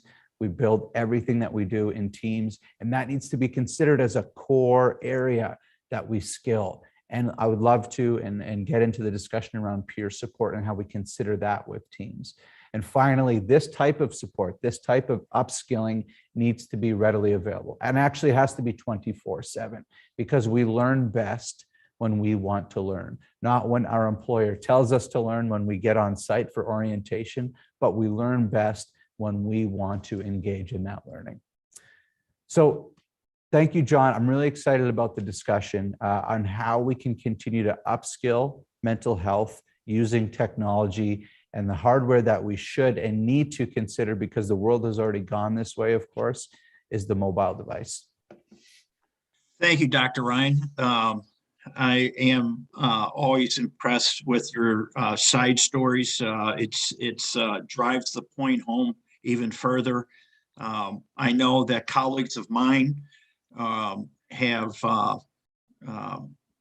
bought into the use of an app that that you have a lot to do with, called Adversity, for their membership and their families. I think the most important thing you said is, when people need help, they need it now. They don't need it 30 days from now or 90 days from now. And too often the system is up against us when it comes to that. And I appreciate your efforts to use technology to break down those barriers. The next person is Kate Fossil. She is our panelist that's going to discuss with us an on-the-ground, face-to-face model that the laborers in Massachusetts are utilizing. Kate has worked with a number of colleagues of mine, and I appreciate the hard work that she and her colleagues have put into making this model the envy of anywhere else that I know of in the United States. So I know there are similar models for suicide prevention in Australia and the UK, but yours is more specific to opioid use disorder, and I think it's going to be enlightening for the participants to see what you have to say. It's all yours, Kate. Thanks, John. It's not surprising to me that Dr. Todd's example was a carpenter who had an injury on the job. This was definitely a rising problem that we recognized and our trustees started talking about in 2018. And we really wanted to throw everything we had, all the resources we could at this problem. And we, as part of this, we developed a peer-to-peer recovery program we've had great success with. And before I go into details, I'll just share a little video about the program and with the 3 recovery specialists that are working for us. If I can get my tech skills to share the audio. Share sound. It's a powerful video, by the way. All right. Can you see the blank video? We can see it. Just all right. Wonderful.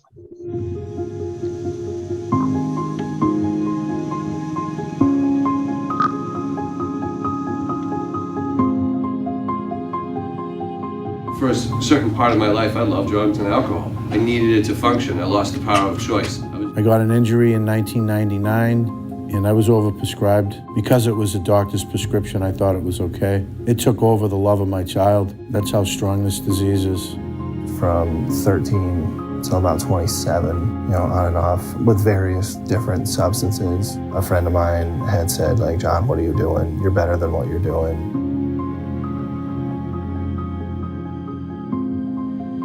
Glenn, Mark, and myself just want to help members who are struggling.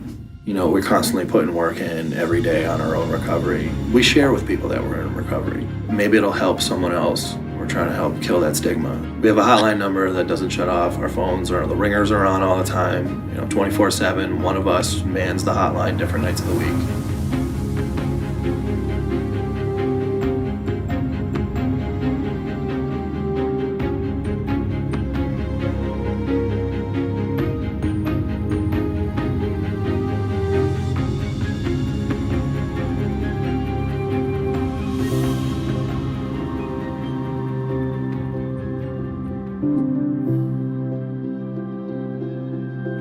We visit people in detoxes, residential treatment programs. We can meet them at sober houses. We try to meet them wherever they're at. So our services are offered to members and dependents. Some of the things offered for family members are resources so they can help deal with their loved one who struggles. I know all 3 of us have taught a family member how to administer Narcan. I got a call about a guy who overdosed on a job site, and then once I got the contact information of where he lived, I showed up at his mom answered the door, and I actually trained his mom how to use Narcan in her garage. So we started a peer recovery group at Local 1421 in Tewksbury. It's every Sunday morning at 9 a.m. The great part about it is members can establish contacts with other members from different locals.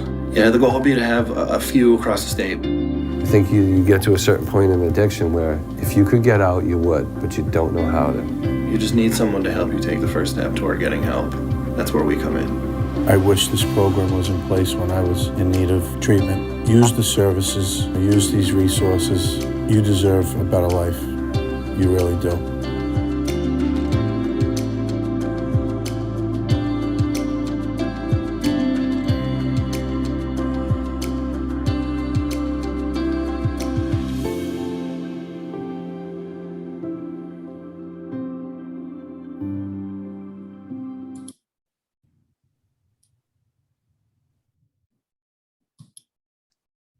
All right.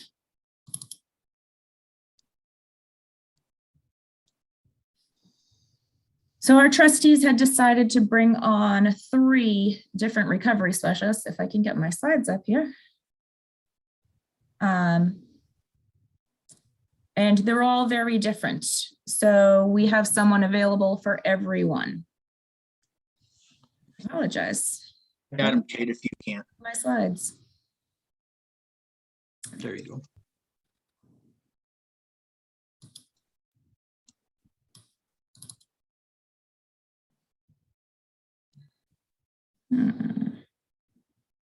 Going to the screen. One more. There you go. All right. So we branded the program. We came up with Laborers Escaping Addiction Now, the LEAN program. And you saw in the video, we have hard hat stickers on jobs everywhere. So this number is readily available. We also have refrigerator magnets, and we did bracelets. And these guys are really, you know, we put this together, a little history. Like I said, we were seeing all kinds of headlines about the opioid deaths in the construction industry. We wanted to attack it, and we put together a panel that included addiction psychiatrists, social workers, public health officials. We had farmer representatives, our substance abuse program execs, our plan consultants and counsel, and of course our board of trustees, where we really came up with this plan of attack that included peer recovery. And as I said, we hired 3 very different guys. We find that, you know, our members all relate to one of them more than another. We do have them separated by regions. However, you know, we often have members say, you know, I'd rather work with this guy.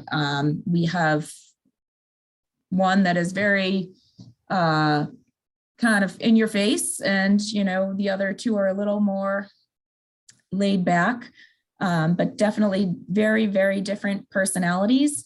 And when we brought in peer recovery, we talked to other groups that had a similar model, but we wanted to have them be one-to-one peers. So we actually took all 3 were working laborers at the time in long-term recovery themselves. So these are guys that our members were working side to side with on a job, and they are very relatable to our guys. So these are who our guys are. They're members helping our members. And they really try to, you know, the other groups we talked to that had a similar model had a person that, you know, when someone needed help, they'd come pick them up from a job site, bring them to a treatment facility, and that was the end of it. We really wanted a more holistic approach, where yes, our guys certainly pick a guy up at a job site or anywhere. We have one success story now, a guy they actually picked out of a dumpster, and they just recently gave him his 2-year coin.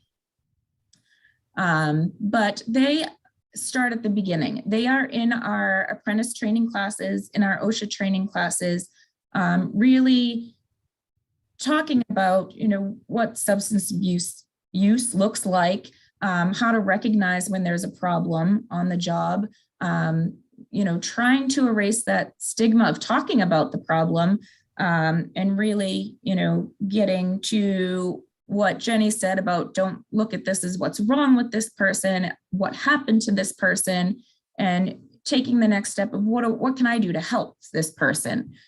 So they're getting that on early. They're also training the business managers. They're going to job sites, training employers to really change the culture from, okay, you tested positive, you can't work anymore, to, okay, you need help. Like, what can we do? What is my piece in trying to help you? And let's get you better and back to work and more productive. And as the video said, they also work with family. They've all been trained in interventions. They hold many interventions with family, and sometimes they're just working with family. Sometimes the member is not ready and they're just providing family support, referrals to Al-Anon and things of that nature. I do think the program, we've seen the success in our members and how our members feel about it. And I have a few testimonials here. My life is getting better every day. I owe a lot of that to you. We see these all the time. Our guys have now started peer-to-peer recovery groups that are just labor, and they've been very well attended. At this point, they have trained some of the members we have in longer recovery to run these groups for them. So they are spreading to different areas of the state. And, you know, we are just very proud of this program, and we love seeing the long-term success and long-term recovery. And these guys really not just get you into facility, they support your entire journey. They are visiting them in facilities. They're using some of that motivational interviewing to get to, you know, what is your why, so that, you know, when you start to fall, I can remind you of your why and use that to keep you on your path. So they are there for the entire journey, and it is a long and lifetime journey in recovery. And unless there are any questions, I think we're good with time. Yes, Kate, you're right on. So I've requested anyone to send me a question, or if they want to open their mic, they're welcome to ask a question. In the meantime, what I'd like to do is go back to the panelists and essentially ask them to, with, you know, in a minute, if you can do it, share with us again. You have your topic you spoke to this morning. How is it, getting back to Giovanni's pressing issue at the very beginning, how does this impact, for the good or bad, K through 16 vocational education educators and or students? But think about what you offered today, and let us know what's the nugget that we can walk away with in making that connection. Jenny, you want to start off? Thanks, John. Yes. Okay, in a minute, here we go. So I think thinking about trauma and substance use, and anything we talk about really, it's that understanding and acknowledgement, especially when we're talking with younger people, is we have to recognize some of those signs and symptoms. We have to be able to have honest conversations about these issues, because we know it doesn't matter what we're talking about. It doesn't matter if we're talking about mental health or substance use or other physical concerns. The earlier we can intervene, the earlier we can share factual information, we can lessen some of the long-term impact. So that early intervention and that prevention piece is so important, especially when we're talking to young people. And young people get it. Not only maybe they'll be able to develop a better understanding, they can also really act as the first line of defense. When we're talking with young people and building their skills and understanding, it helps them recognize what's happening in their peers. And we know young people are going to react much stronger to their peers than to us old, boring adults. And so it's very powerful to put them in those positions where they are able to act as helper too. Well, Jenny, let me ask you a question. You brought up the ACEs study. Is that only particular to children in the United States, or is that worldwide? So the study was originally done in the United States, and it does have some limitations on the data even within the United States. Okay. But as it's been researched more and more, it is continuously showing consistent outcomes and translating across people. I mean, the original study was done in one community in one pocket of the country here in the United States. And so we know that there are data limitations, but the basic foundation and the understanding of trauma and the impact of trauma has continued to resonate across demographics. Thank you. Julie, what more would you like to add, especially with the focus on how it impacts K through 16 TVET educators and students? Right. You know, motivational interviewing has really, in recent years, also had a big move into schools, thinking about more of restorative approach to discipline versus a more of a punishment approach. And, these are the sort of things, these are skills that school counselors, that teachers, that peers in schools that are doing, sort of like mitigation stuff can learn those sort of skills. And it really is about empowering those children. And if we can help, increase their sense of agency, their sense of control, their sense of motivation early in their life, I think it really increases the chance that they are going to have fewer problems, have more success from early on. If school staff can learn simple things like acknowledging the student's point of view, that doesn't mean you agree with it, but you listen to it, you hear it, you acknowledge it, encourage choice and initiative whenever possible. And I think these are things that also just roll right into the trauma-informed culture and stuff that Jenny was talking about. Communicating clearly the rationale for when there are limits, not just because I said, but there are real reasons, and acknowledging that it puts constraints and that can feel frustrating. And these are the reasons why we're doing it. That all goes to that sense of partnership. And even with children, this is their life, and we're partnering with them around growing into the person that they can be and that they want to be.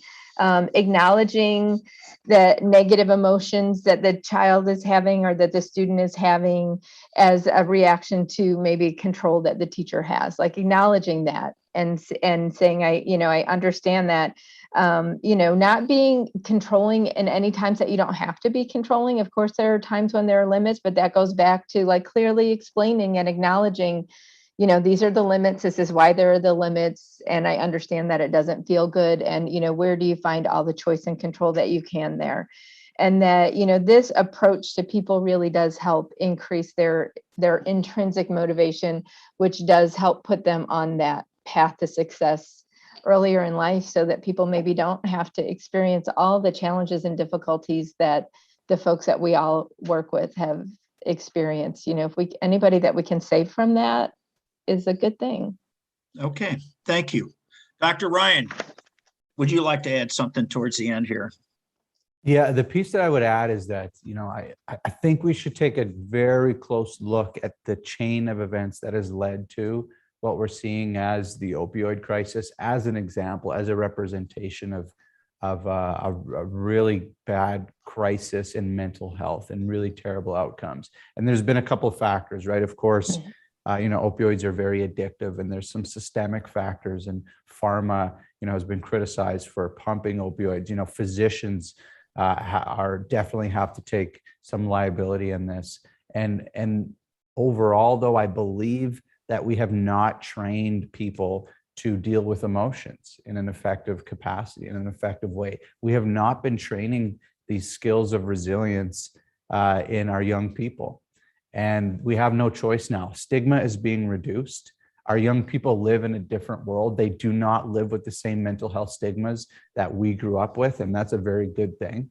And they live in a digital world, and not just a digital world, but a digital networking world. They live on their device in some respects. So for us as policymakers and educators to continually push models that work for us is not going to work. So the two things that are really striking to me: one, we have no choice but to educate our young people in important resilience skills. A lot of that we've talked about today. Two, we have no choice but to do that in a digital environment. It needs to be done in that way. Thank you very much. Kate, you get the final word here. Sure. I think just as we've done with our peer-to-peer model and seen that our members are more likely to engage with another laborer, I think back to what Jenny said, young people are more likely to engage with their peers and more comfortable there. The same model works. And I think that, as you had Dr. Dixon at the beginning talk about training grandmothers to engage people in Zimbabwe, we can train our young people to engage their peers and make them not afraid to talk about these things. It'll go a long way in erasing some of the stigma And, you know, maybe that carpenter that waited 4 years to talk to Dr. Ryan won't wait 4 years because it's become normal to talk about these things from a young age. Yeah, I've seen more and more reports in the last 6 months coming out showing that we're experiencing better outcomes when it comes to peer-to-peer versus peer-to-professional. So I think we're down the right path here. I hope we can continue along this path. And I want to once again extend gracious thank yous to Skillman. Giovanni, I appreciate you setting this up today.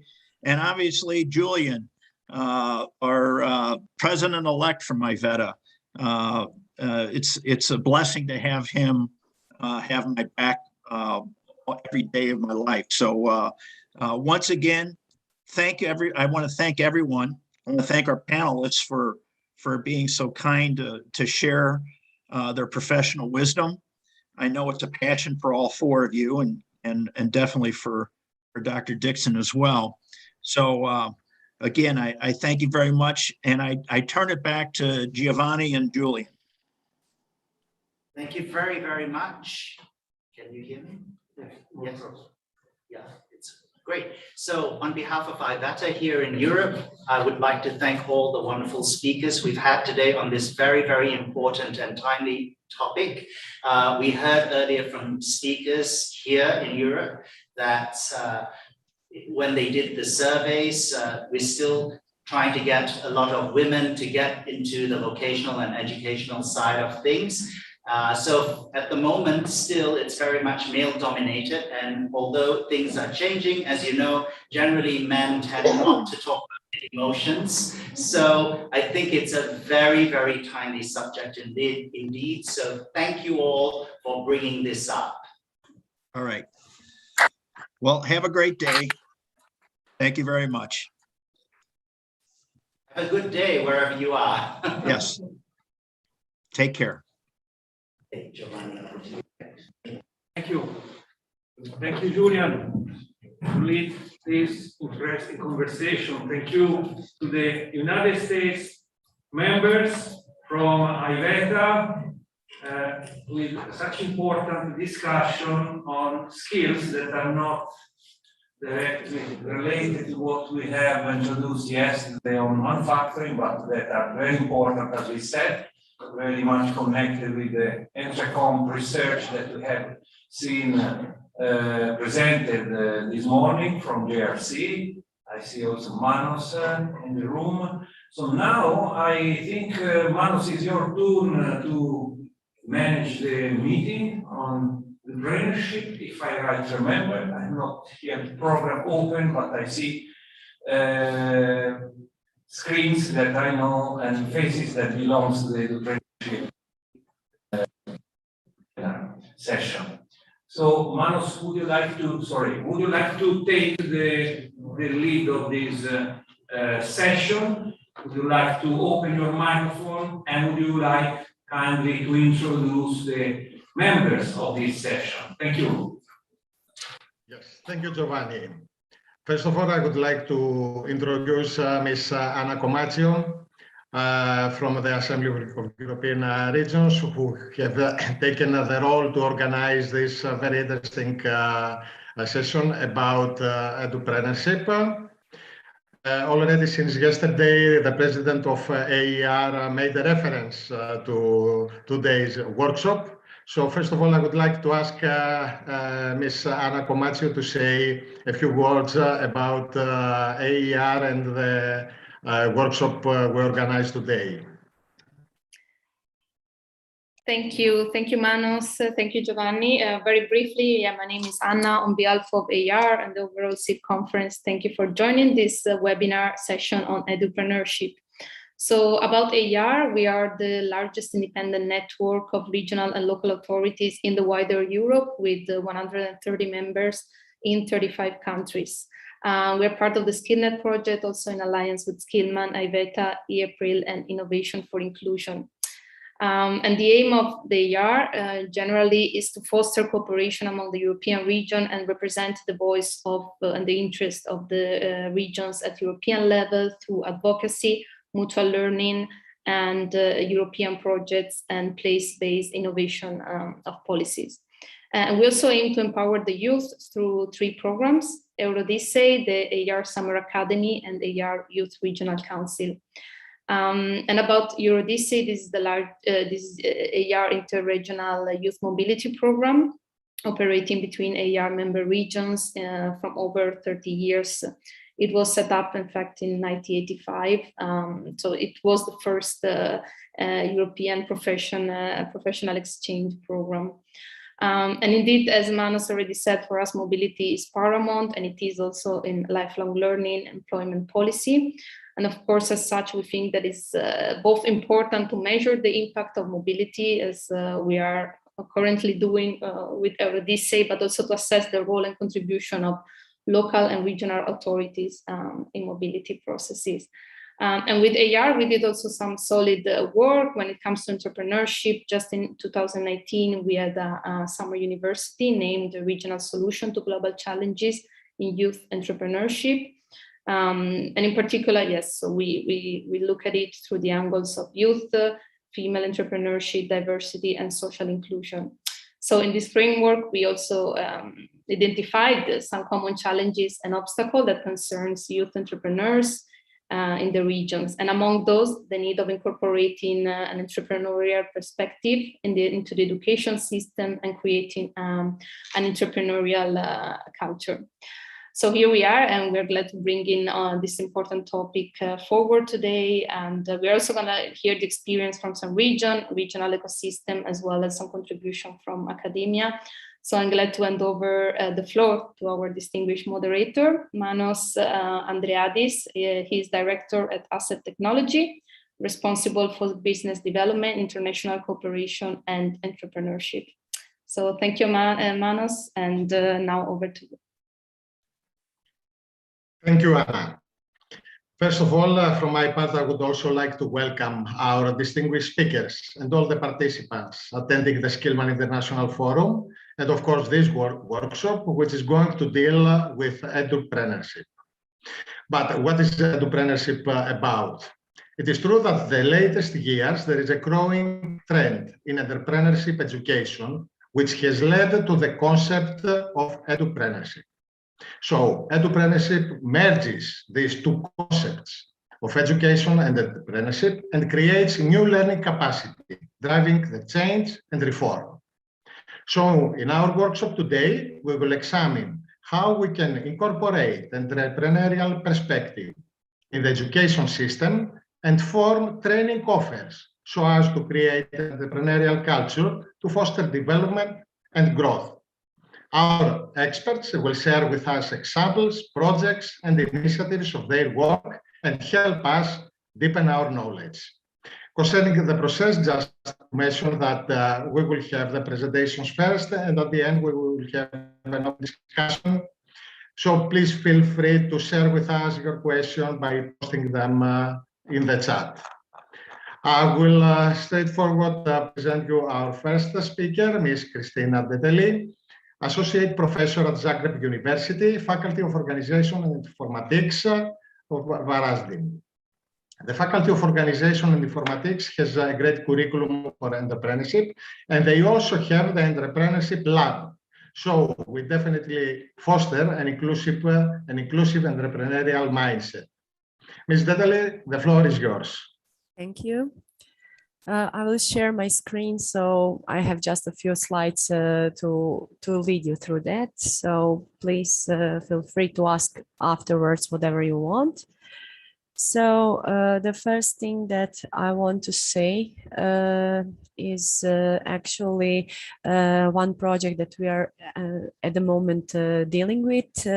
Faculty is about 60 years old, the university is 350 years old, and since 2007 at FOI we have program entrepreneurship, well, the economics of entrepreneurship, and through these 15 years or a little bit less than that, we have done different projects. At the moment, we are included in Women Entrepreneurs in Regional Inclusive Entrepreneurial Ecosystems, which is Erasmus Plus funded project, where faculty is one of 14 partners. 14 partners come from 6 countries, which are some Western European countries such as Norway, Ireland, Netherlands, and Germany, and also 2 countries from Middle and Southeastern Europe, so it's Croatia and Turkey.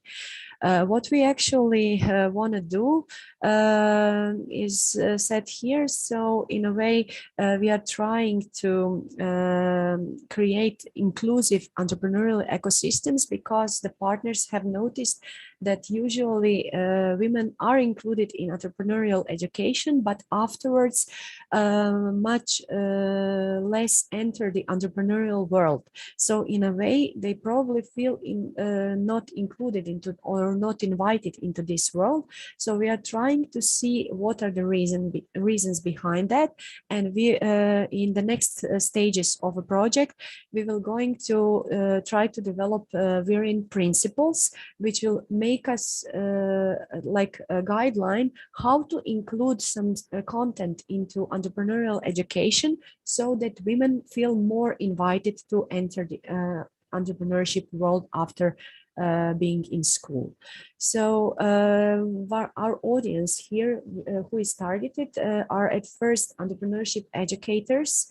We are talking to entrepreneurship programs, not just in higher education level, but also like supporting programs in different countries to be into it. We are talking to students who are studying entrepreneurship. We are talking to aspiring and students who finished higher education, so they have like university level education and they're thinking about starting a business. And we are also talking to established entrepreneurs, women and men together, to see what are possible problems and to try to formulate something which will help educational system to prepare those students more for the entrepreneurship. We have some measurable targets, and I will not talk a lot about them, but if someone is interested, we have the website of a project, which is on the link we'reinproject.eu. So if someone wants to talk about something later, or can contact me through these links or through my address that I will have you here in the end. So you feel free to contact me and we can talk and share on our insights. And for some things, I wanted just to say what we were doing for the first 10 months during this project. We have done really extensive research where we had over 65 respondents in each country. In each of those groups that I mentioned earlier. So for Croatia, for instance, we've identified some key strengths and we identified key weaknesses. I don't want to talk a lot about them, but some of the implications or our conclusions are that we in Croatia, for instance, we have a lot of bureaucratic obstacles, which is a problem why some girls don't want to enter entrepreneurship later. Then, which is very important for our topic here, is the need for earlier and deeper entrepreneurial education. So we have to introduce the students in Croatia with entrepreneurial topics much earlier, not on the university level, but even in primary and secondary school level. This is the one of the conclusions. And now we are preparing those local think tanks with all those stakeholders of the system, where we will discuss in more thorough what we found out in research and try to formulate how to improve this, how to be better in next steps after we see what's the state in the field. So this is just in short, because they said I have 8 minutes, so I didn't want to go into deep. But if you want to discuss any of it, feel free. My email address is kristina.detel@foi.hr, so you can note it and contact me later. and I want to thank you for inviting me here so that I have a chance to hear you about your topics, and I'm looking forward to it. Thank you. Thank you very much, Christina. Female entrepreneurship is high in the political agenda in all partner countries and, of course, in European level. So it's not just an issue of inclusion, but it is for sure that their role and their contribution is a must, is something very important to modern societies. We will be back at the end of the presentations to discuss probably more about this. I would like to pass now to our second speaker, Mr. Richard Tunstall, Associate Professor of Enterprise at Leeds University Business School. Mr. Tunstall is theme leader of Enterprise and Innovation and also lecturer in Enterprise at the University of Leeds. He is helping to train the next generation of European entrepreneurs through his work embedding enterprise and innovation into the university curriculum. So, Richard, we are looking forward to your presentation. Thanks very much, Manos, and very good to meet you all.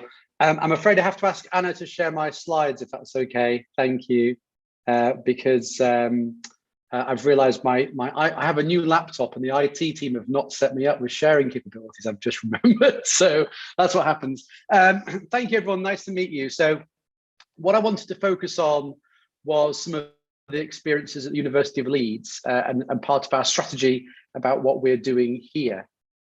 So I'll just ask Anna to keep on clicking.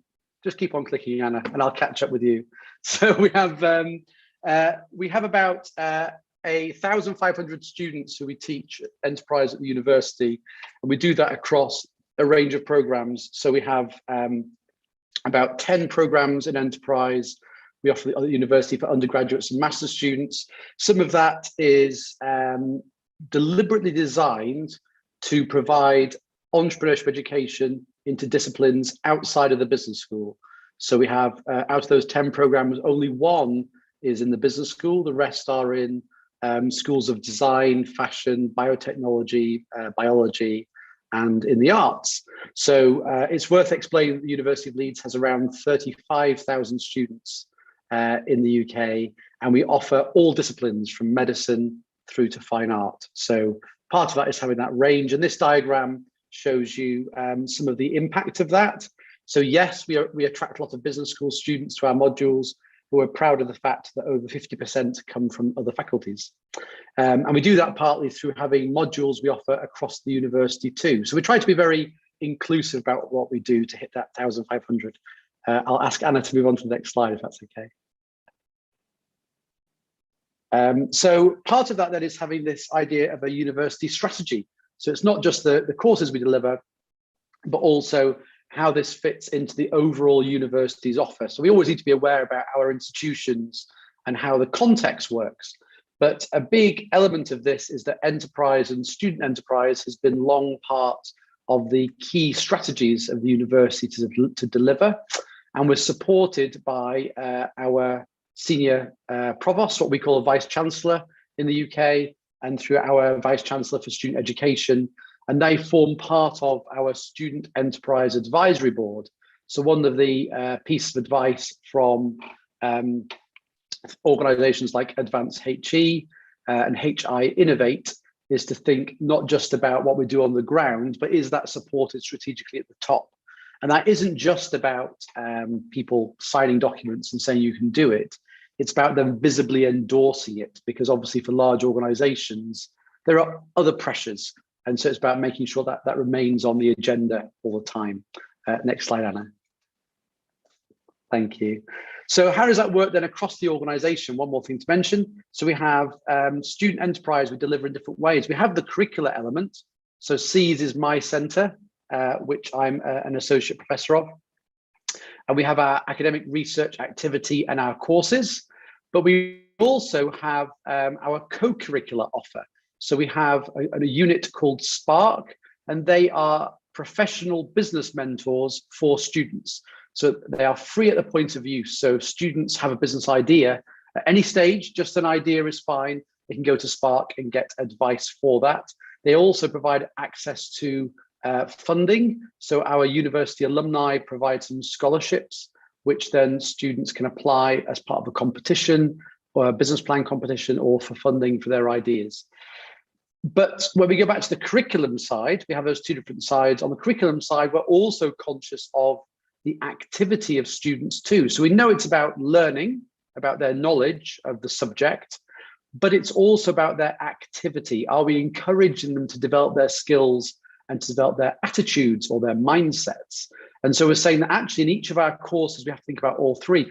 We're a research-led university, so we have to include knowledge, research-led knowledge.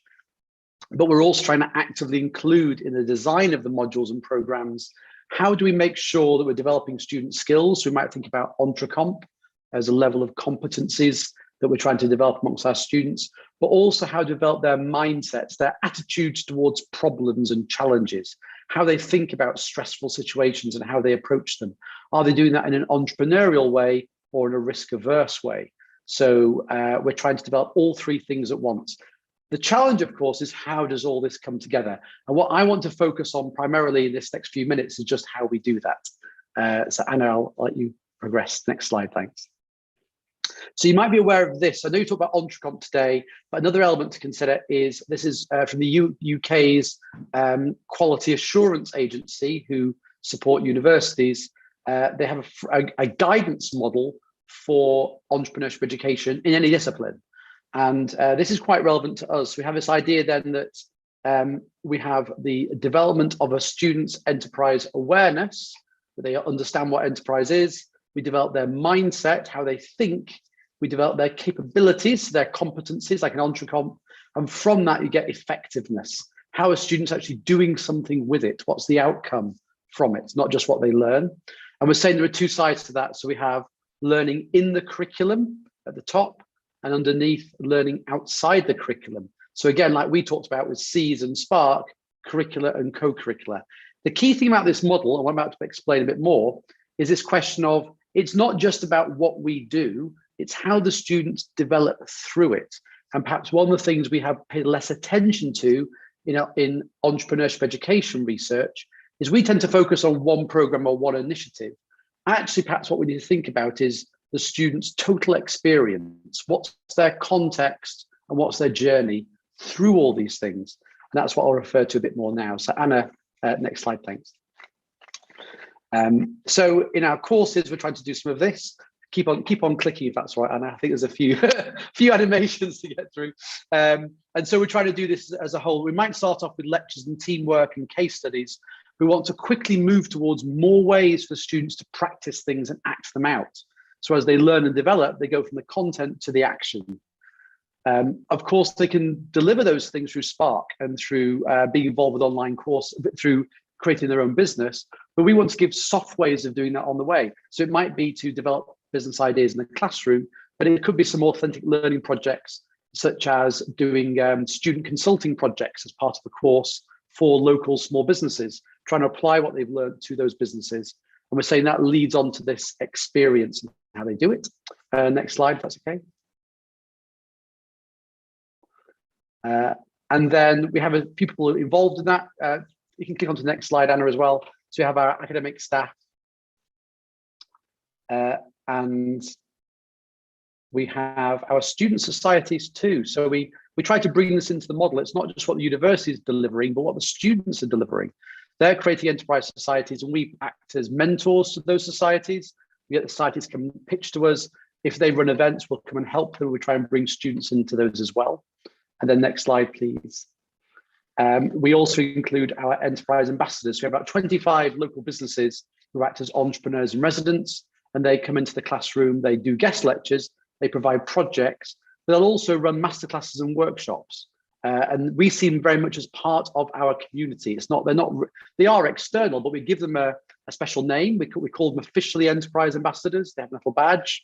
And we're saying you're part of our community internally and supporting us, also advising us too about where the curriculum should be going, what's most relevant to business now. And are we thinking about that when we work with our students as well? Next slide, Anna. So just to finish off, I just want to show these two examples. There's three of these. I'll let Anna just click through these three. So Nick Aylett and Nick Howard. And with each of these are people who've gone from taking part in a course to maybe then taking part in a Spark business plan competition to then delivering these ideas and ultimately doing anything with it. So Aylett started off in a social enterprise course with us. She came up with an idea with a team. They went off to Spark and entered the business plan competition. After that, they got proof of concept. And their idea was wireless medical devices. They'd seen in hospital wards on their visits that people are often plugged into equipment. And their idea was, how can we change that experience? We'll create wireless devices. And they ended up turning that into intellectual property, which they sold as a business after they graduated. But they only did it because they iterated this through each of these experiences, the classroom, the competition, and the support they got along the way. And then next slide, if that's okay. And the final one, if that's all right. So just to kind of summarize from this with these examples, I think what we've realized is that perhaps some of the things we need to pay attention to in entrepreneurship education is not just the staff and the student in the classroom, but all of the stakeholders in the experience, our local entrepreneurs, our students, and see them as partners in that process, not just people who are receiving or users. Everything we do has got to be about student learning and opportunity. I think when we try to merge entrepreneurship and education, there is sometimes a tendency for us to overemphasize the entrepreneurship side and say, well, should we be charging for this? Are there new startups being created? Actually, for us, students who get involved with startups at the university, our key outcome is, did they get a successful career outcome? We don't care if students go on to go and work in existing businesses. The point is, are they learning? That's what matters. It's about combining active learning with research learning. So how are we developing those skills? And that finally we can see ourselves as facilitators and brokers of learning, not sages on the stage, but facilitating the classroom and facilitating the community and the ecosystem around us too. We have two parts to play in that. And that's it. Thanks very much. Thank you very much. Thank you very much, Richard. This was a quite nice example of how entrepreneurship can be applied in tertiary level education institute like the Leeds University. It was impressive that it is a complete support, a comprehensive program which covers various aspects. And I'm sure that combining it, as you mentioned, with a quality assurance implementation system and also the EDRECOM, this safeguards the success of the program. Now we will go to our next speaker, Ms. Annabelle Favreau, EU Project Manager in Extremadura regions in the Directorate General Enterprise. She is also in charge of the Erasmus for Young Entrepreneurs program in the regions. Since 2005, the regional government of Extremadura has been developing entrepreneurship education programs and offering a training itinerary for school students to boost entrepreneurship spirit and skills. All this show a great experience that, and we are glad that Anna will share this with us. Thank you very much, Manos. Can you hear me well? Okay, yes. I've prepared some slides. Thank you very much for the organizers and your Association of European Regions for the invitation. We're very pleased to bring in our regional experience in developing regional entrepreneurship education programs. So let me share. Can you see it? One second. Yeah. Okay. So I think this picture that was taken a month ago quite represents very well what we are doing here.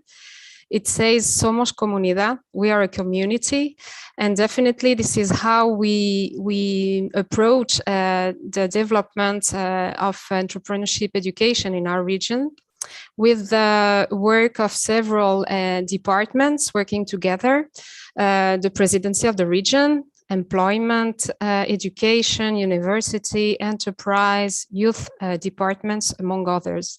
And I think it's very interesting to stress that, because we cannot understand working or developing entrepreneurship education policies in any other sense.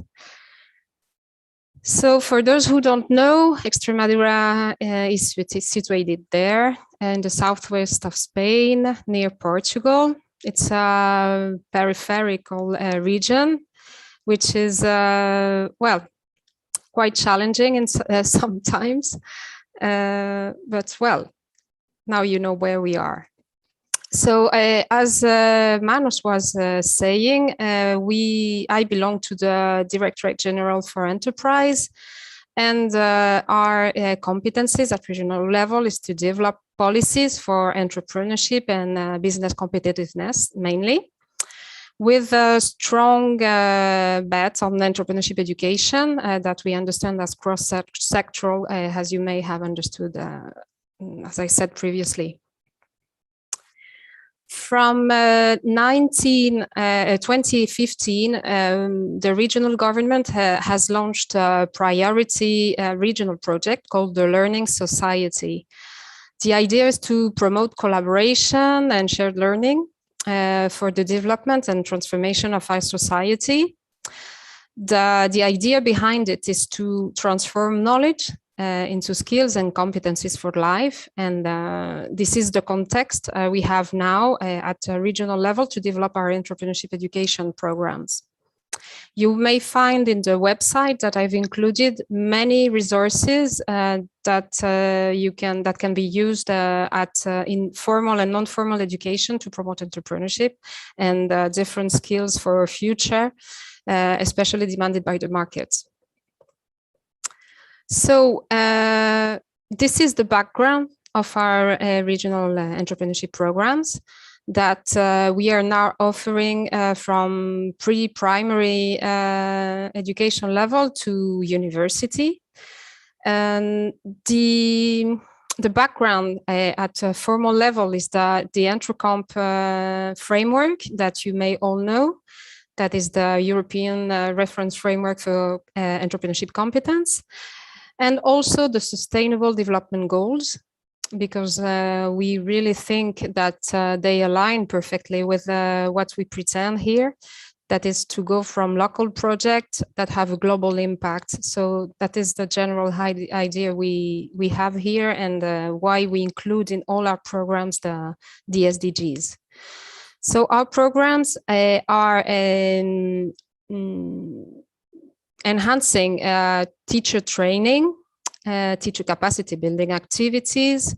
It's also, we also promote peer learning among them, inclusive education, impact and entrepreneurship with a user-centered, student-centered approach, and also, well, the impact entrepreneurship that is absolutely cross-sectoral. I wanted to bring in this this image of how we approach this competency-based learning in our programs. In the inner core of our formal entrepreneurship education programs, you can find the key competencies and the curriculum. In the outer core, the soft skills, as I mentioned before, when I was explaining the Learning Society approach, this is the skills for future that the market demands. We made a research at regional level, of which were the soft skills that were more demanded by the labor market or the regional companies.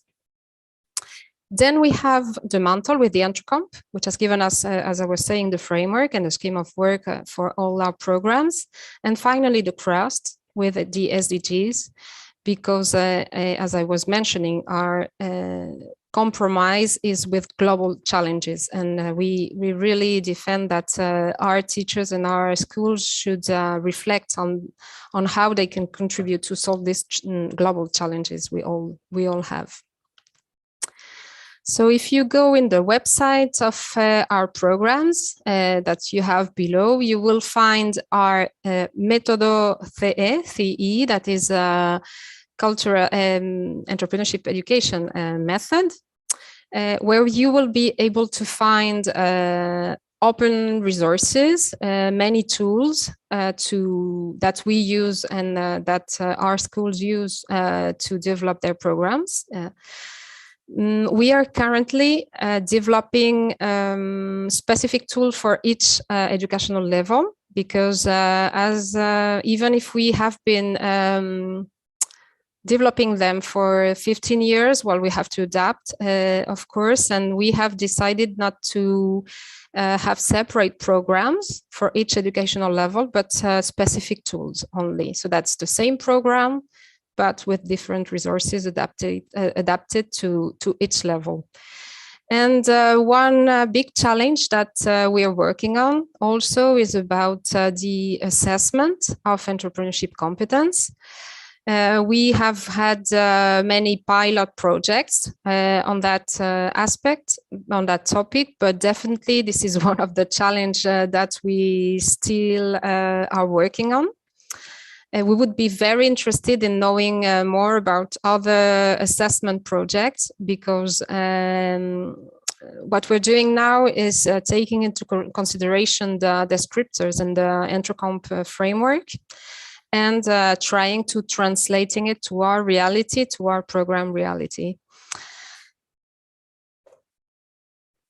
Okay, and to finalize, I wanted to mention one of the projects we are running, or we are participating in right now, because we always try to participate in European or international projects, because we like to exchange ideas, practices, also peer learning. So this project, ENTROCOMP Europe, is a project in which we are developing 5 collaborative communities around the ENTROCOMP and its uses. We work on 3 practice pillars: youth work and education, formal and non-formal, employment and enterprise, and assessment and digitalization. And the idea is to collate practices around the implementation of the ENTROCOMP framework in Europe and beyond. So one of the interesting things I believe that we are developing is an ENTROCOMP open badges pathway to recognize entrepreneurship community development. So there are 4 maturity levels, from raising awareness to champion level, and from the individual level to community level development of entrepreneurship. We are still working on it, and definitely we would be very interested in having new people on board to reflect on them and build them further, because we are trying now to define what are the evidences we need to assess each level and to award each badge. So we are under construction, and so anyone is welcome. In case you're interested, we have 5 collaborative communities running in Belgium, Spain, Italy, Turkey, and Moldova. But we are aware that there are other countries that have great ENTROCOMP or entrepreneurship communities that we would be very happy to welcome here. You have my contact, annabelle.favreau@gpex.s. And well, that's it from my side. Thank you. Thank you, Anna, for sharing your experience with us.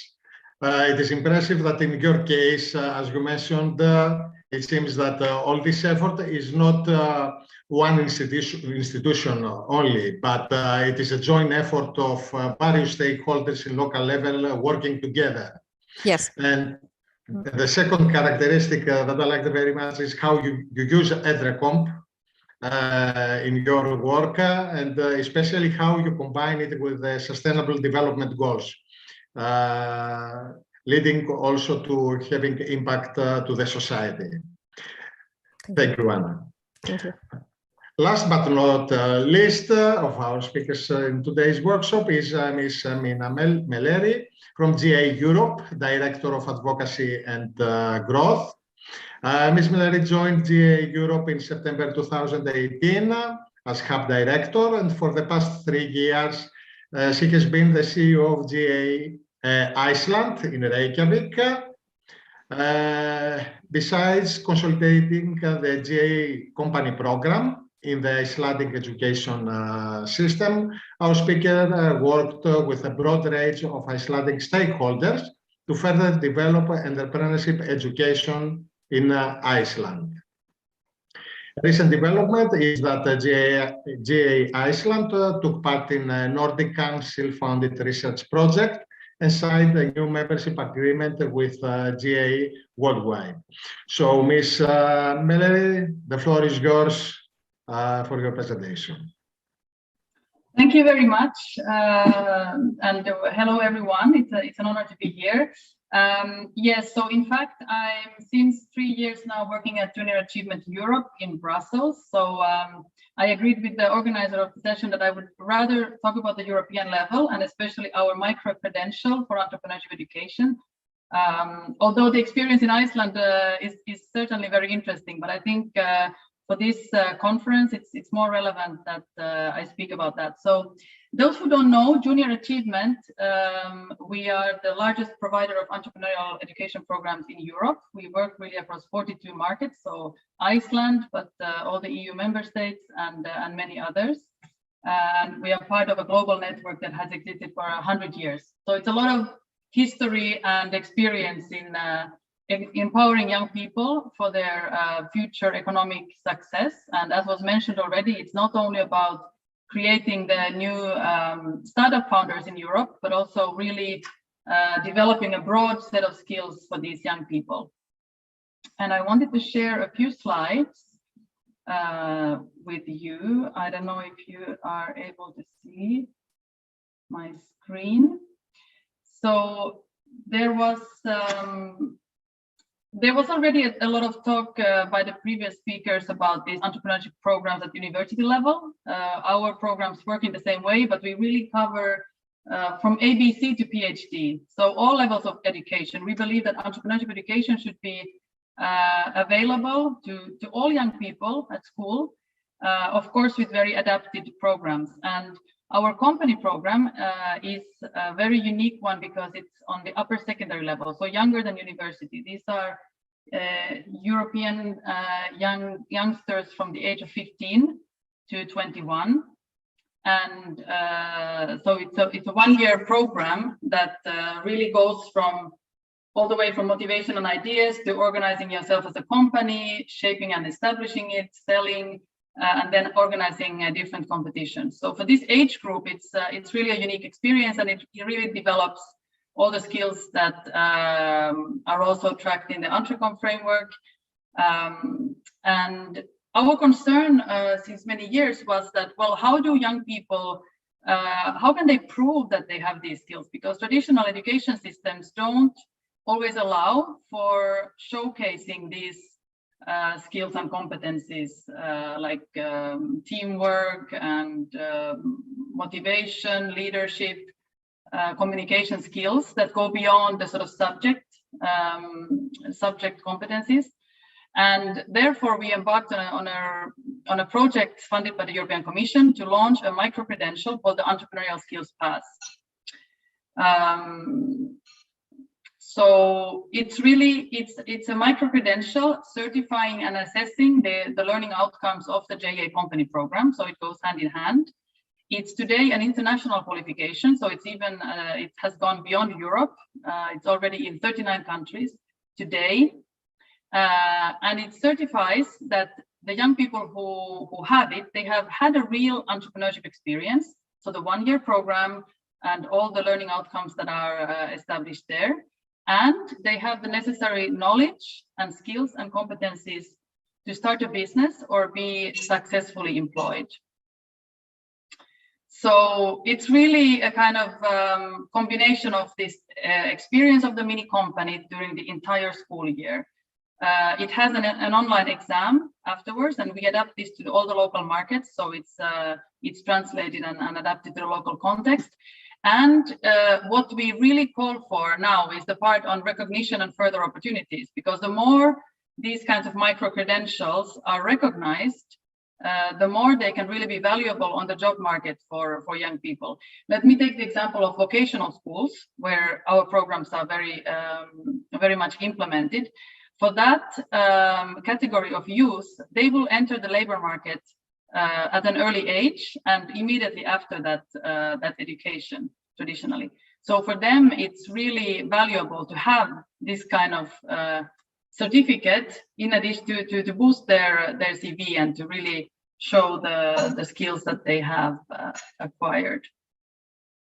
So it's we have a badge on LinkedIn. We have some specific junior achievement alumni network recognition, and we are constantly seeking endorsement from international organizations. So European Commission, the UNESCO, and UNEVOC already have endorsed it, but also the private partners, the big employers, because we work really also with business mentors as the University of Leeds entrepreneurship program as well. It's a similar model, but for a younger age group.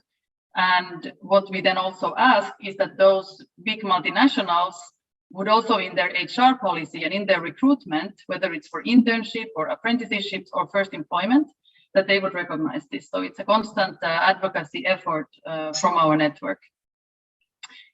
This kind of micro-credential is also beneficial for teachers because it's obviously an assessment tool to be able to track and assess your students' progress throughout the year.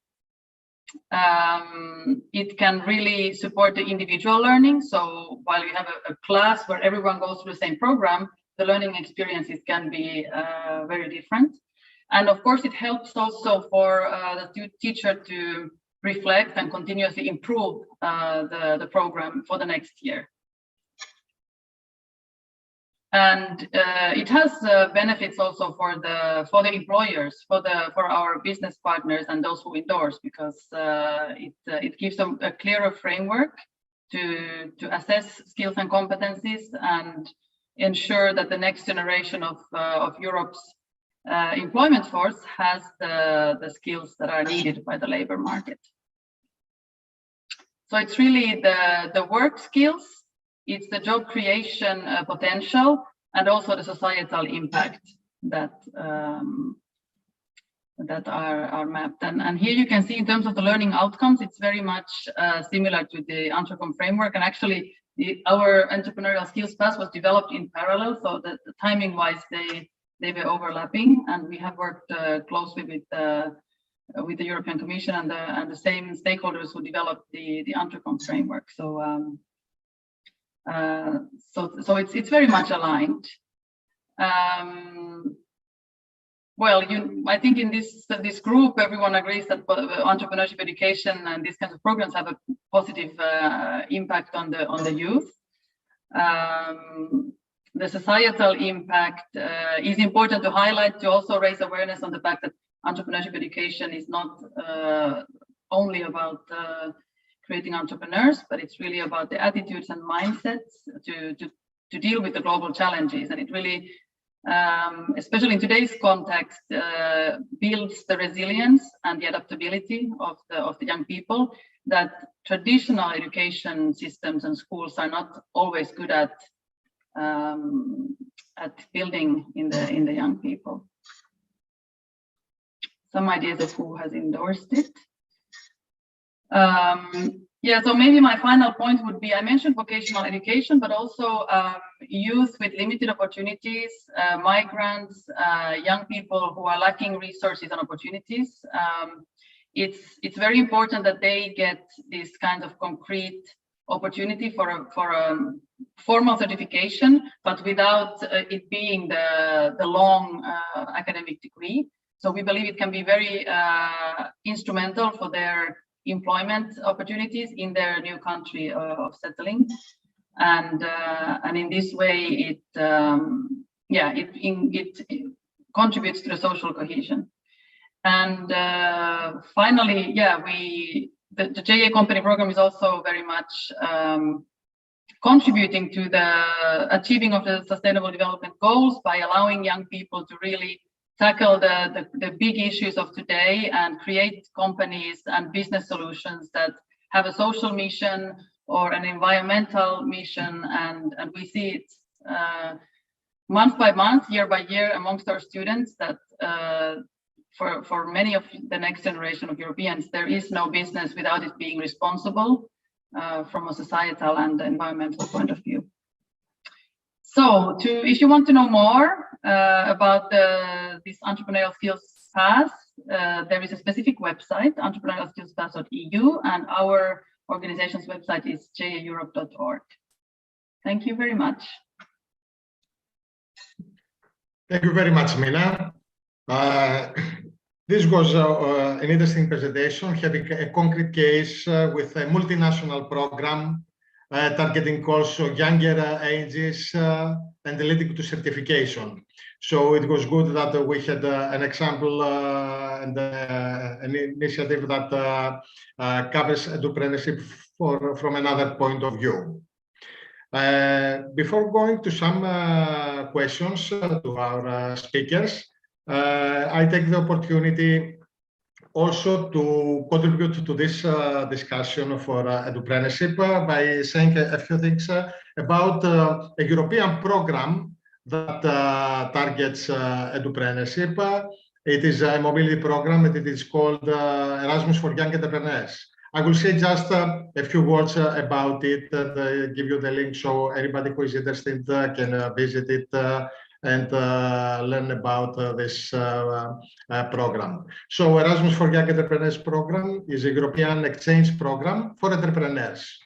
It is a cross-border exchange which gives new or aspiring entrepreneurs the opportunity to learn from experienced entrepreneurs running their own small businesses in other countries. The exchange of experience takes place during the stay of the young entrepreneur with the experienced one, which helps him, her to acquire the skills needed to run a small firm. This is very beneficial for the young entrepreneurs because they have the opportunity to have a mentor, an experienced entrepreneur to mentor them and learn by his side about how a company works. And then they have the opportunity and to proceed and in a more safe way establish their own business. For more information about Erasmus for Young Entrepreneur programs is available at the European portal www.erasmus-entrepreneurs.eu. There, all information is available and also guidelines how everybody can join this and participate to this program. Now, we will go to some questions to our speakers. I will start with a question to Richard because I know that he has to leave in a couple of minutes. So I would like to ask him how the situation with COVID-19 and this challenge has affected your programs, both in terms of providing all these support services that you described earlier, and also if and how it has affected the efforts of the young people to establish business, to be entrepreneurs. No, thank you. I think that's a great question, and one I was thinking about talking about a bit more in the presentation too. So that's perfect. And I think two sides. So from our teaching perspective, I think one of the things that supported us in delivering online was that we'd always emphasized active learning. And so I think in many ways, the more that you could ask students to do things when they're based at home and think about trying to work in groups and support each other on practical projects, the more engaging they found it. So the more passive your delivery, perhaps the less enthusiastic students were. but the more active you could make their experience, the more they felt they were doing something. I think in terms of our startup students, I think there were two sides to this. So we had to pivot our incubator to go virtual in the space for a few months, in fact, a few weeks, but then we were supported in that by one of our entrepreneurs in residence who said, actually, I build digital platforms, let us build this for you. And so in that sense, the stakeholders came together very quickly to work on that. And we know that our student businesses perhaps were very nimble at adapting what their products were and their offers to work around that. I think the other thing is about that kind of action of what did students value. And one of the things I'm minded of is we have a module which is working with small businesses. And we delivered that in September 2020 for 3 months, when everyone for part of that period was in lockdown. And one of the things I think the students really valued was that they were actually being faced by businesses with real live problems through the pandemic. And then for those businesses, the students were able to generate really successful ideas. And so some of them were looking at event spaces, how they could repurpose them for meetings, looking on sustainable production of products. And I think what excited the students was they felt they were actually contributing at a time when often students were being criticized for their behavior outside of the classroom. They actually felt they could do something positive with local businesses and local community. And equally for the businesses, they were getting ideas at a time when all they could see was challenges. And I think for me, it's about saying it's not then just about the input of the stakeholder community, but actually the learning, the learning experience, the social learning can also be put back into the community through these kind of activities. In a sense, the pandemic emphasized that. Thank you, Richard. As we have only 4 minutes left, I will raise a question and I will ask our speakers to be very, very short, just as a follow-up. One question for Ms. Christina. Christina, you spoke about using some indicators. So to assess the program. Just very briefly, what are these indicators are about? These are not some standardized indicators. We are just, we set some goals whom we want to target. So our indicators are the project indicators, in fact, how many people we want to include. But the most important is that we try to look to the problem from different points. So we have also the students, the educators, the program managers, the local community, the politicians, everyone to see on the same problem from different sides. So indicators in this sense are like that we have to include certain number of them into it. Thank you, Christina. And a very quick question. We spoke about the local network. Is this network also includes participation of stakeholders from other countries, or it is just in local level? Is it for me? Yes, yes. Okay. Are you referring to the Entrocomp collaborative communities or our local network? Your local network. Okay. Well, at local level, as I was saying, we participate with different departments of the regional government participates in the entrepreneurship education program, as well as all the education community. I mean, parents, entrepreneurs, NGOs, and so on.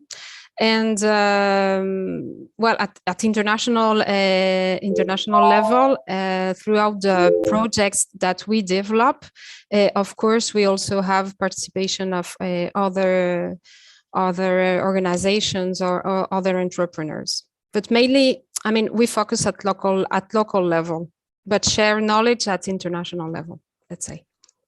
Thank you. Thank you, Anna. Although we are out of time, one very quick question also to Mina, final one. Working in various countries for the certification, if I remember well, you work in 60 countries, this micro-credential model. Do you see big differences between the countries, or you think that there is a common pace? Well, there is always difference in between countries. Also because in Europe, as you all know, the education systems are very different. But our programs and the certification, the micro-credentials are very standardized. So there are common criteria, even though at the very local level in practice, there might be some small differences, cultural, language-wise, etc.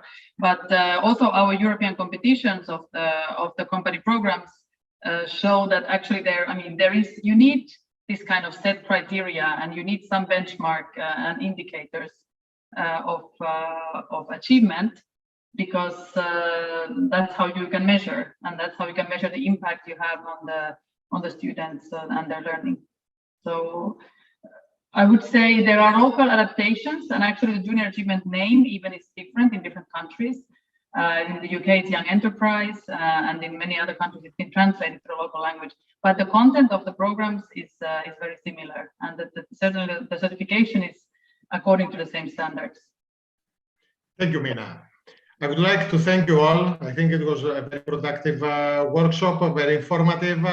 There is a long way to go still with edupreneurship, and I think I'm referring to Ms. Anna Comaccio. It will be a good opportunity to repeat this again next year at the SIF 2022.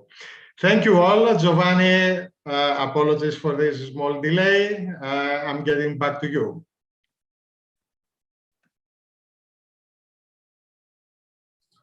Thank you very much.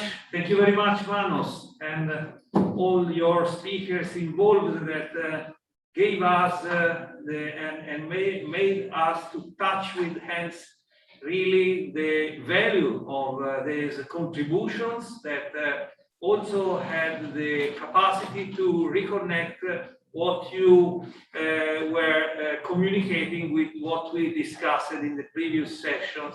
We have seen even the relevance of the intercomp in all the different phases that it can be valorized. Thank you very much. I have, sorry, to take up this because I'm going to die today. So Manos, thank you. Last remark was very effective, this presentation, and of course another congratulations to Assembly of European Region that has shown again the great capacity to bring on the attention of the Skillman International Forum 2021 best speakers that can help in develop our drive to the future of the skills for the manufacturing 5.0. Thank you very much, Manos.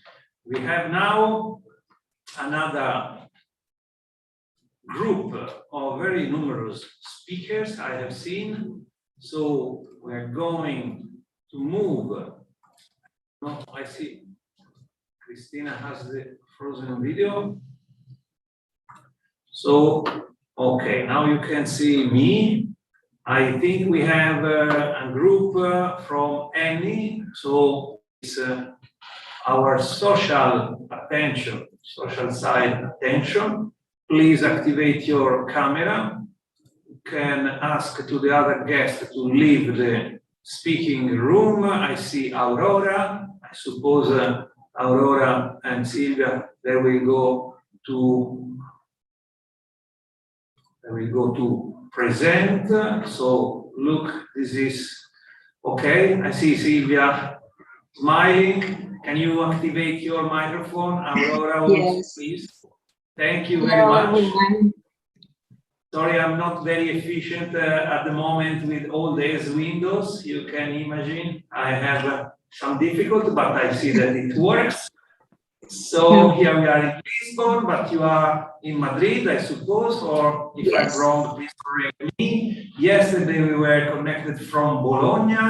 I received some good notice about that the audio was not so tremendous. I had a comment says, no, it was anyway understandable. I was very frustrated on the first part of the morning, but it was anyway very interesting series of speeches. We have started to put our bricks on looking to the future with the contribution of very high-level supranational bodies like United Nations, ILO, European Training Foundation, so the best players and the most important counterparts for our circuit. And I think that the Skillman members have received very good feelings. I have also sent an email to all of you. I don't know if you received, Silvia, my comments about what happened yesterday. I think that was an eclectic approach to pick bits of best practices from each different speakers in different views, perspective, but all bringing together the same, in the same direction, bringing together the same intention to improve the quality, the excellence, and to do something good for the coming generations. We have a group of youngsters here in another room working on their own vision on the future of the education. So I already commented your relevance, your impact in this field of caring, social caring, and our attitude to take ownership of these. Mentioning the title of the previous session, sharing is caring. So we want to take action. We want to not only say something, we want to also see that our members act directly in this direction and do something concrete. Sorry, I was looking at the other camera. So it's your turn to show us how you put in practice all these good notes, how you realize this mission with us, because we are with you. We bring you everywhere, and you have to bring us where you are, doing concrete things. Please introduce your guests and let us to understand your outstanding activities all over the world. Please. Thank you very much, Giovanni. Thank you. Okay, so, well, yes, as you introduced us, we are the European Network of Innovation for Inclusion. We're also members of the SkillNet project. And what we do at this network is we gather a quite big number of organizations all over Europe that are interested in innovation and in inclusion. So how can we innovate to make different aspects of our society more inclusive, more accessible to all kinds of people? And it is in the heart of our network to exchange knowledge and good practices among this big number of members that we have.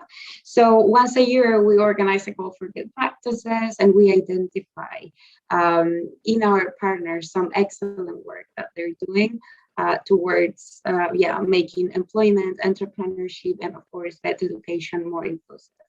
And this is what we come here, what we come to share here today.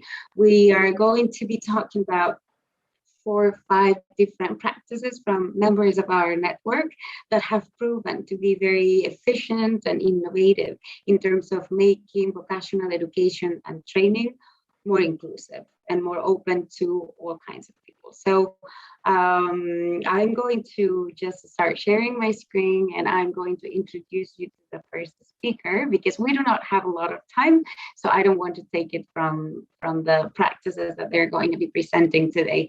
And the first practice, well, first let me check that you can see my screen. Can you?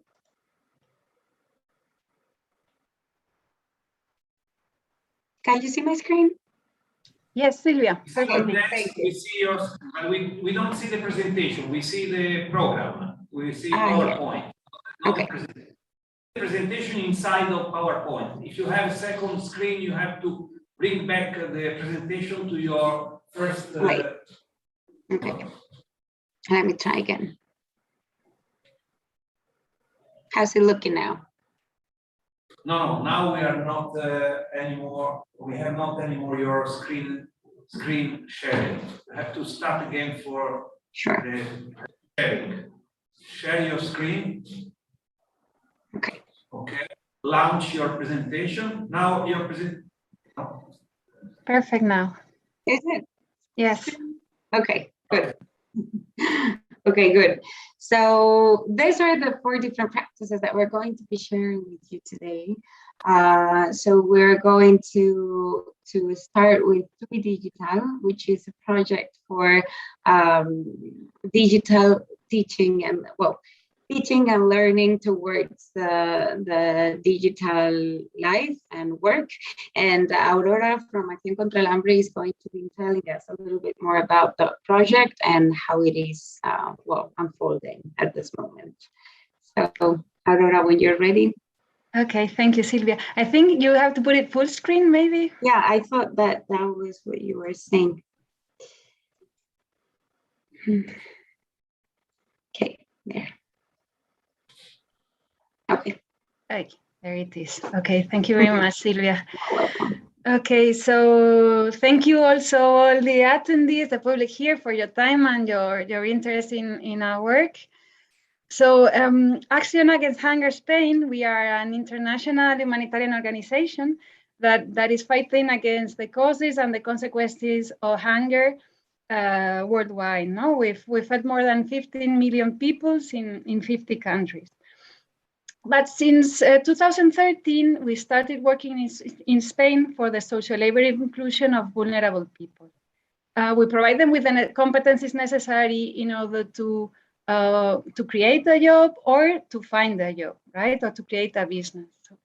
But in 2016, we decided, why focusing only on people that are already unemployed and in extremely vulnerable situations? Why not going one step behind and start working with youth in educational context, trying to promote quality and inclusive education for all? No? So we started to work in vocational and educational training, supporting students for a better transition to work and for an access to a decent employment. No? So we develop the competences for employment and entrepreneurship and personal development of students within the educational system. And we also we train and support teachers to assure the sustainability of our work and our programs. So the project we're going to talk about today is TVET Digital. If you can maybe go further, Celia. Okay. Yeah. So today we want to share with you the work we're doing in TVET Digital project, that is digital competence for a successful adaptation and engagement to the online VET teaching and learning. So this project is an Erasmus Plus project that is a specific call that was launched concerning to respond to the situation derived from the COVID-19 in education.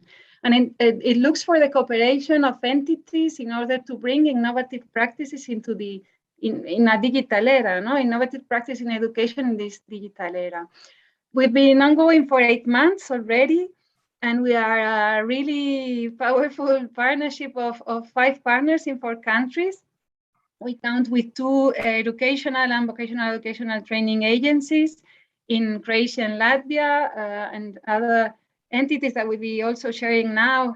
Vantani, that works, well, they will explain further on what their expertise, no, they have big expertise in innovation in education and entrepreneurship education. And also iVox, that is a company dealing more with digital innovation and solutions. Please go ahead. Okay, why TVET Digital? No, what is the challenge this project is trying to address? No, as we mentioned, it's based in the COVID-19 context. No, and in the digital transition in education that we saw that was magnified by COVID-19. No, the lockdown placed a lot of stress on the educational system, and teachers immediately had to put, from the night to the morning, they had to put forward online teaching and learning solutions. And this often, lots of time took both teachers and learners were outside of the comfort zone. No, So on the one side, teachers had to struggle in order to convert their physical classroom into digital environments overnight. And they tried to adapt to these new digital models of teaching, but they had in many occasions not been trained for. No? So this situation manifested a high need of teacher training on ICT competencies for teachers. No, they needed this in order. They need this training in order to improve the effectiveness of student learning and also the efficiency of the teaching preparation. No, the avoiding those long working days of teachers, the stress and the risk of burnout. And on the other side, we saw that learners also had to adapt to this online learning environment on record time. And some students didn't have the specific digital, personal, and transversal competencies that were needed to keep up with this digital learning. No, there was a training divide. And the most vulnerable students that had specific educational needs, normally lacking motivation and these transversal competencies we just mentioned, increase the risk of disengagement and dropout of education. No? So this is particularly remarkable in the case of early leavers from education and training that are more likely to become needs when they abandon education at such an early age and well, suffer the consequences that this might derive of unemployment and social exclusion. No? So we also observed that transversal competencies have already proved to be key for engagement in education, social, and employment settings. I'm in the last, sorry, moving now, Silvia. So what I was saying, transversal competence have proved to be key in order to engage and to keep and remain in education, social, and employment settings.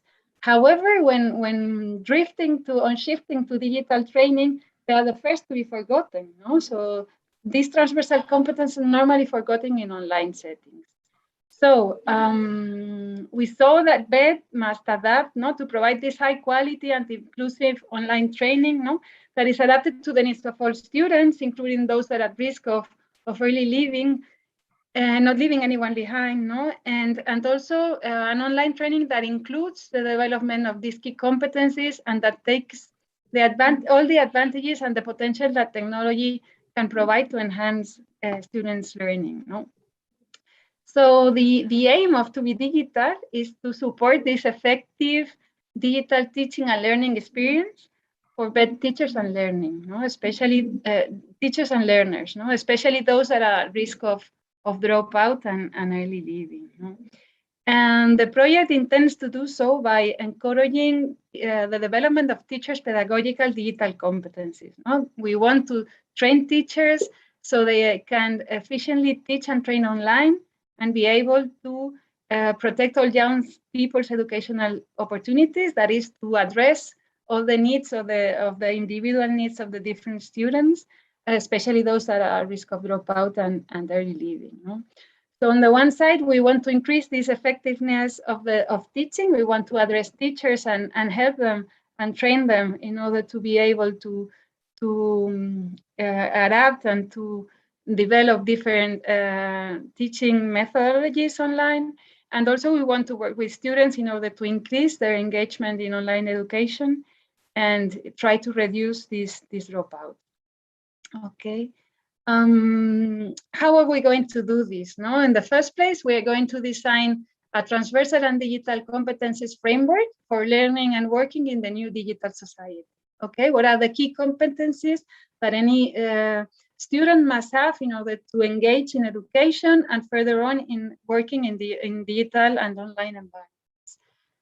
Then we want to develop a methodology that will help us develop these key competencies that we have identified in online settings. Okay, this innovative online teaching and learning methodology will be based in online collaborative social entrepreneurship project-based learning.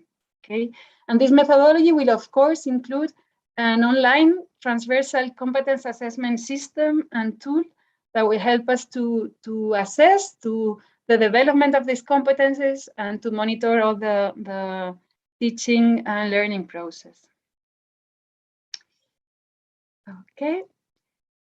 So the project results, To Be Digital aims to teach, excuse me, to train teachers all over Europe on our project methodology, to implement and mainstream this innovative online teaching and assessment methodology that will allow VET students to promote their transversal and then digital competencies and to boost their engagement in education.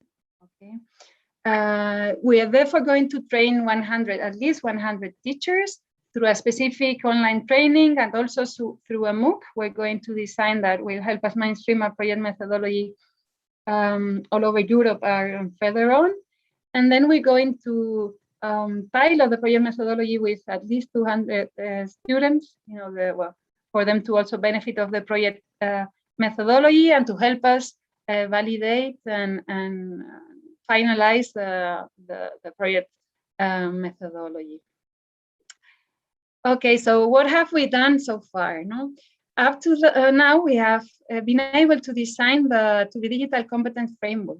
This is our vision of this simple, useful, and relevant framework that will be promoting this holistic, purposeful, and meaningful description of competencies, reflecting needs, interest, experiences, and aspiration of learners for learning, for the life, and for the work in the digital age. So what we intended to do in the beginning was to merge the three main competencies framework of the European Commission. This is entrepreneurship, Entrecom, that is the Entrepreneurship Competence Framework, LiveCom, that was presented this morning by Ariana Mesana from the European Commission, that deals with those very human competencies, with all the personal, social, and learning to learn competencies. And we wanted to match these two frameworks and also with the DigiComp, that is the framework that deals with the digital competencies that each individual must have. So we thought that by joining these three main frameworks, we would arrive with the key competencies needed in order to work, study, and live in this new digital age. Further on, we decided to add more frameworks to this merging in order to validate and reinforce and further challenge the selection process of those most valued competencies, and also to align them with the different approaches globally. So we added the Competency for Democratic Culture framework and also Full and 6 Cs and Essential Skills from Canada.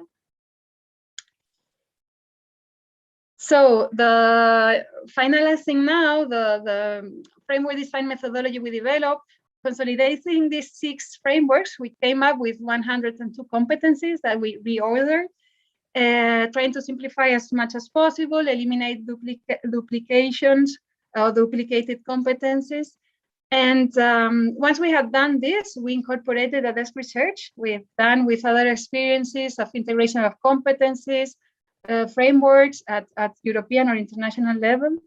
And that helped us come with a first version of the framework that we have validated with the digital environment, dealing with educational innovation, technology organizations, so those companies or entrepreneurs that are more in digitalized sectors. So we've done online consultation, we've done focus group with them. And this has helped us to iterate our initial framework proposition.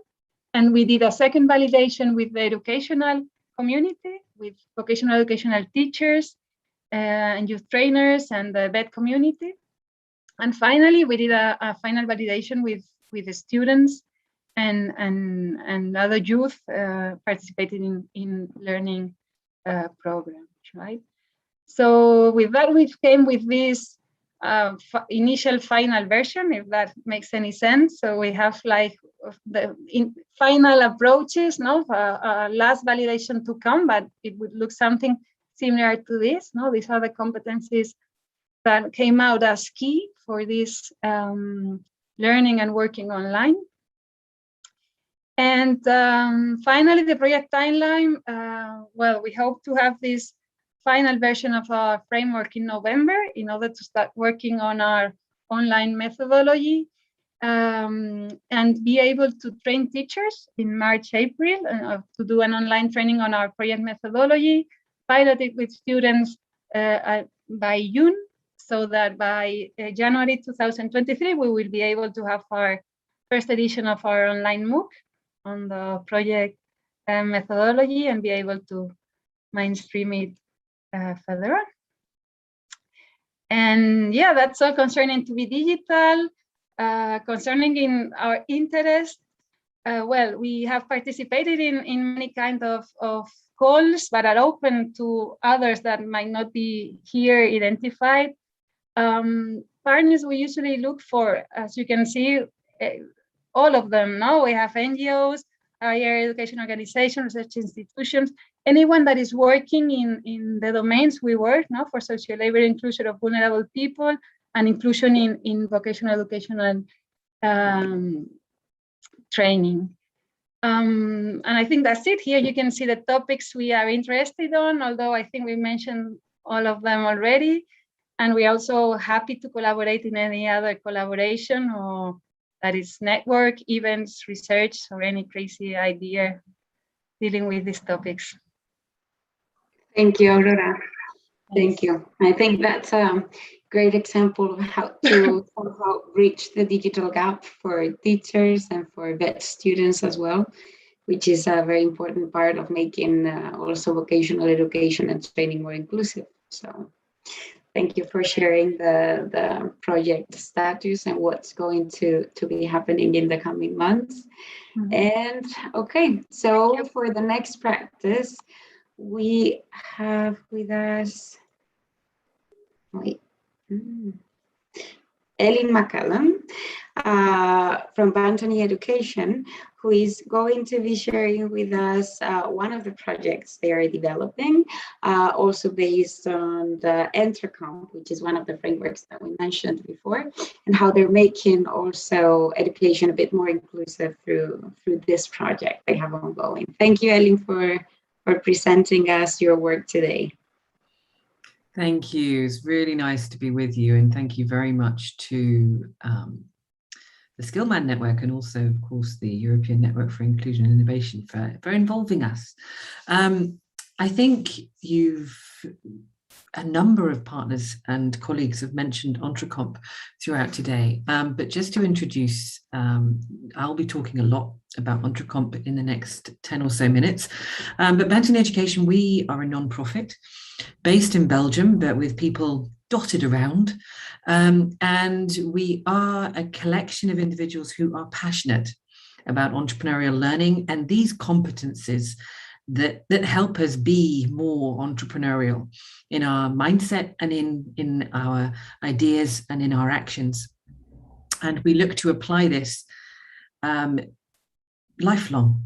And what we want to do through Bantony Education is really to try and support individuals, organizations, practitioners, governments, policymakers to see the way to introduce these competencies, this approach of lifelong learning into what they deliver and how they work. And we're passionate about that because of many of the reasons that have been mentioned. You know, to encourage people to be more active in their own lives, in their communities, in their societies, towards creating positive change. And I think in this day and age, if I move to the next slide, this becomes ever more important. We live in a society where things are uncertain, things are ambiguous. We don't know what's happening. We don't know fully what might be a situation, things that are happening in our communities, in our societies, as a global pandemic might indicate. There is volatility, complexity in our lives. And to deal with this, we need to explore the development of competencies, skills, mindsets that help young people, old people, me, to deal with this new reality, this world we live in, this constant change. If you have a look, Skills Development Scotland did a brilliant video. And if you look at it, I think it's called Future Skills, but it's a great video to look up on YouTube by Skills Development Scotland that really illustrates, you know, how our lives are changing constantly and how we cannot easily predict the future, nor can we easily predict the situation our young people will find themselves in 20, 30, 40 years in terms of their society, the world they live in, the challenges they have to face, and also the skills they need to do that. But we can understand a little bit more about it by exploring, you know, these soft skills, people call them. I don't think they're soft. I think they're rock hard, quite frankly. These skills that help us to deal with these challenging situations, that help us to understand, look for solutions, create better resilience for ourselves, and look to ways in which to navigate through through ideas towards actions that can help us to create potential ways forward for us, for our society, for our community, wherever we work and however we work. So at European level, a lot of our work is underpinned by Entrecomp, one of the frameworks that was mentioned and is being worked on through To Be Digital. And this is about, you know, acting upon opportunities and ideas, having ideas, transforming those into value for others, different kinds of value that can be financial, cultural, or social. And here, what was created back in 2016 is a set of 15 competencies. Can I move to the next slide? That take you through ideas, opportunities, understanding what the ideas are, having that vision, valuing those ideas, understanding the impact of those ideas, through to the resources you need, the motivation, the self-efficacy, understanding the resources that you bring to making that idea happen. Looking at financial literacy and that resource, looking at mobilizing others and the resources they bring, mobilizing resources, material, non-material resources, through to then putting that idea into action, from really looking at coping with ambiguity, that uncertainty, taking the initiative, that step, planning it, having to work with others, working cooperatively and learning from experience. This cycle, this process of an idea into action can help us in so many areas of our lives and can be implemented in so many different ways through lifelong learning, from primary, secondary, PhD, vocational, right through to adult education and youth work and non-formal contexts. And what we see here are some examples of how it can create value. At its very simplest, it can create joy.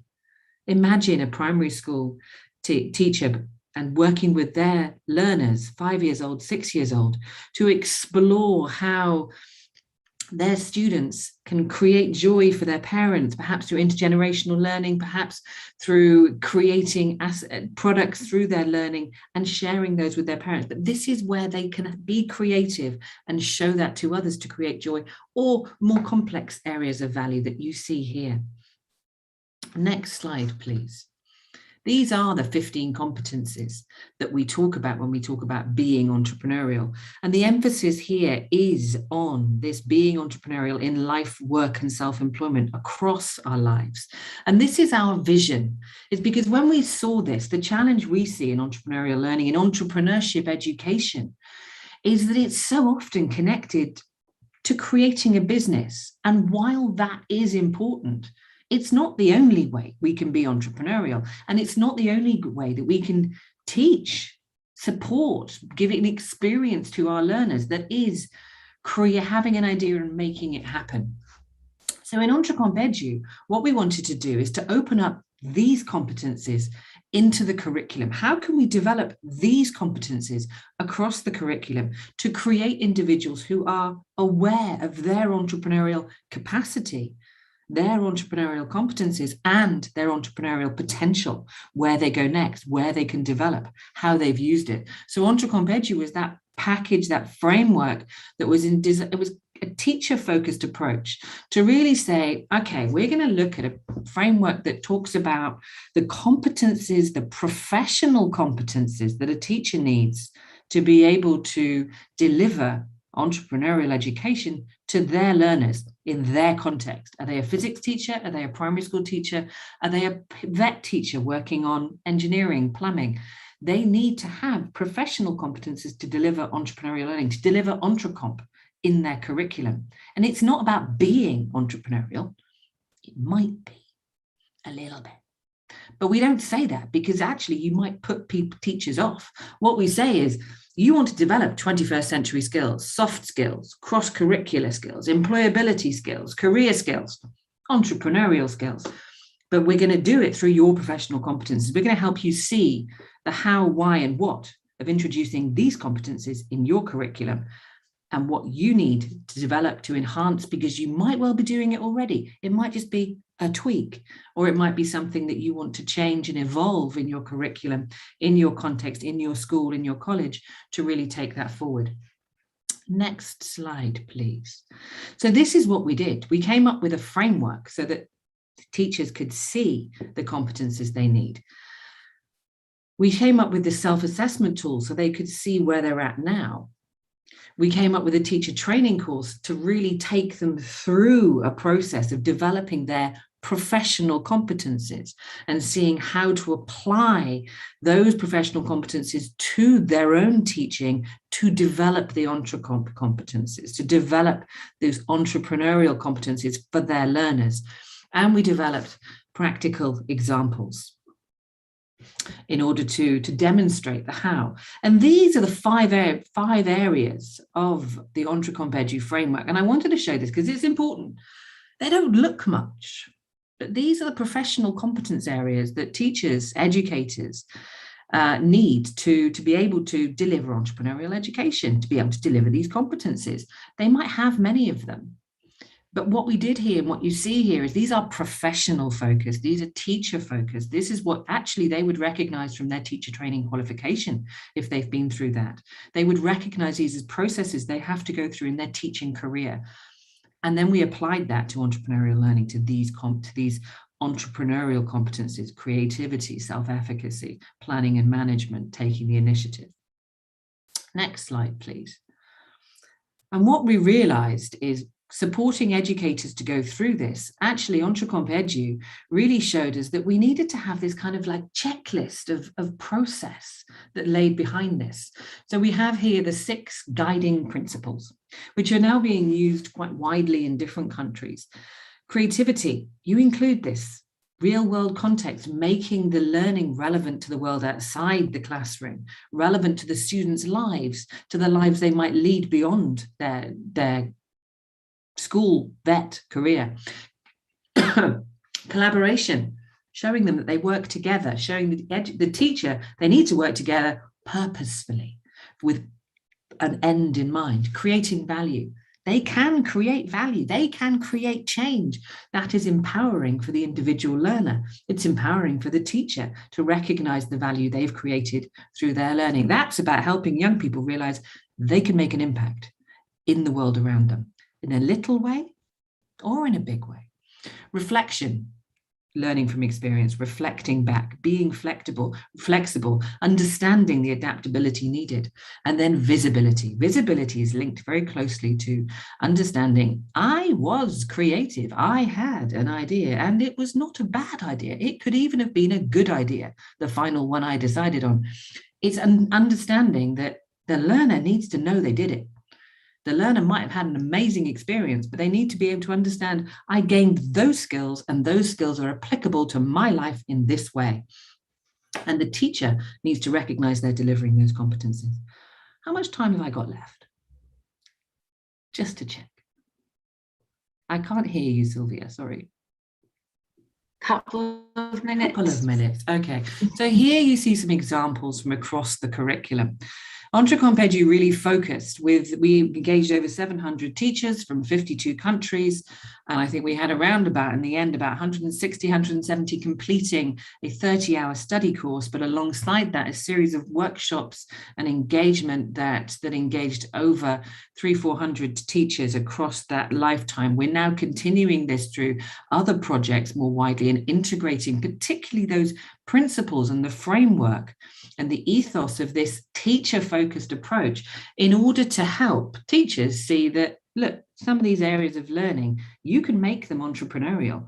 You can apply something small to your existing plans, and you can develop entrepreneurial competencies in your own teaching. And this is the beginning. And then we need to evolve that. We need to go to a school level approach. We need to go to a system level approach, which may exist or may not exist in different countries. Next slide. But Entrecomp is very much something that we want to look at in its broadest sense. And there are many projects out there that are looking at this. To Be Digital has already been mentioned. I didn't include it here for that reason. But you can see here, we're creating communities around Entrecomp. We've got Entrecomp Europe, Entrecomp 360, which are looking, if you look at entrecomp.com, that's the easiest website.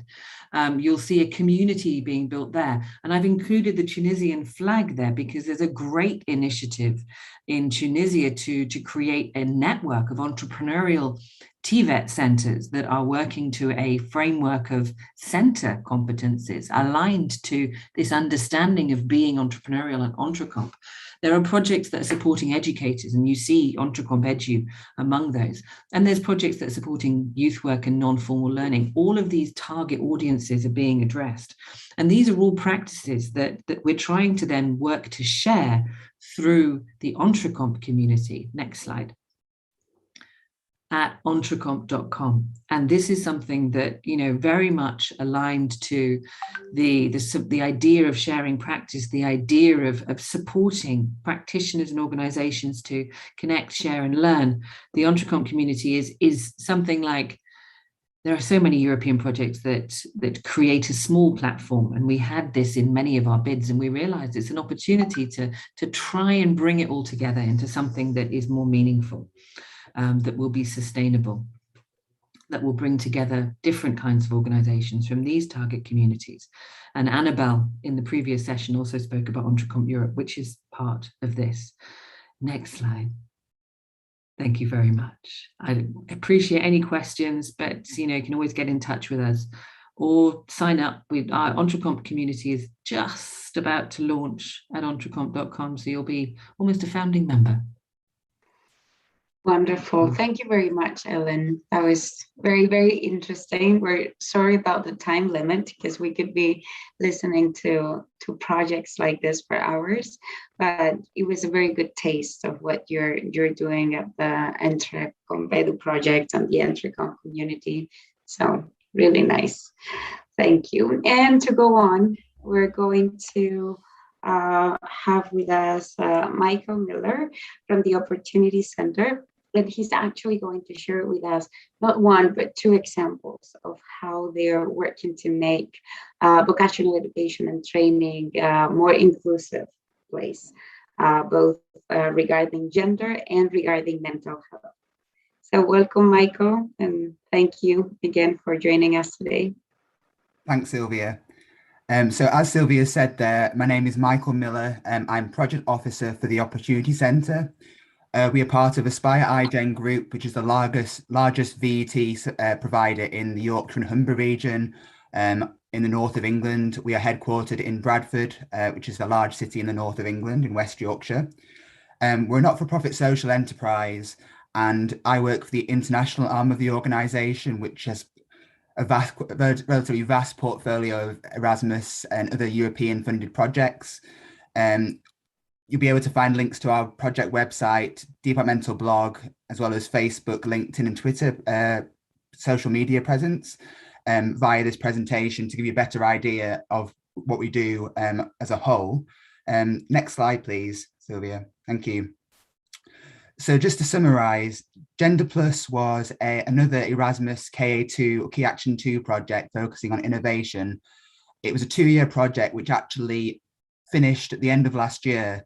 But thankfully, it's kind of gained traction even after the project funding's come to an end, being awarded as a finalist as a best practice by Sylvia's organisation. So thanks again for that recognition. Gender Plus is focusing on making VET a more gender inclusive environment. And we're using the term gender in a pluralistic way. And what I mean by that is we're not just talking about the sort of stereotypical image of maybe a girl going into a STEM career, but also looking at male students going into previously female dominated arenas such as childcare and healthcare, as well as looking at trans and non-binary young people who are more likely to be NEET, so not in employment, education and training, and face several barriers in society. With VET, both in the UK, but probably across Europe, VET is often seen as like a second chance at educational success. A lot of our learners have faced barriers, so socioeconomic barriers, or they fail to attain educationally within mainstream education. Therefore, when they come to VET settings like the Opportunity Centre, we want to try and eradicate or remove or lessen any barriers that they face.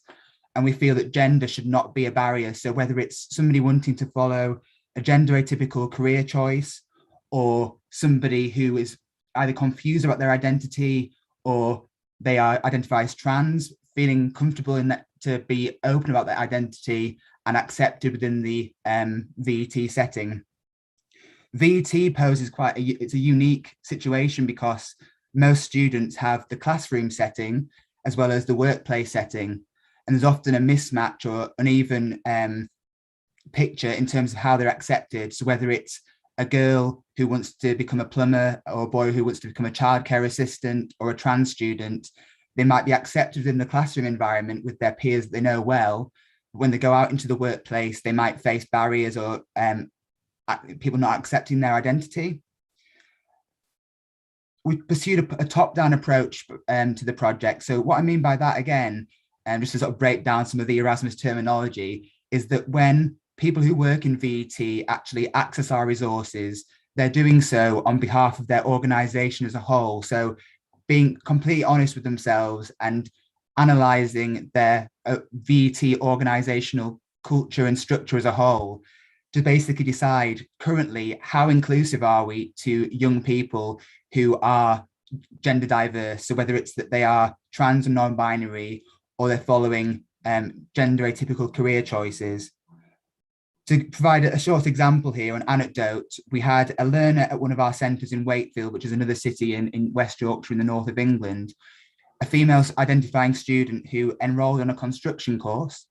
When she was in the classroom, she was accepted. She felt, even though the tutor was male and most of her colleagues in the classroom were male, she felt comfortable and very much part of the group. When she went out into the workplace, onto the building site, she found various sort of relatively minor things, but made the experience not that great for her. So things like there was no provision of overalls or coveralls which fitted a female frame, or a hard hat which fitted a slightly smaller head, or steel toe cap boots for a female sized foot, no unisex or female toilets available. So these small things that VET providers need to be aware of, both classroom but also in the workplace, to make the setting more gender inclusive and gender diverse.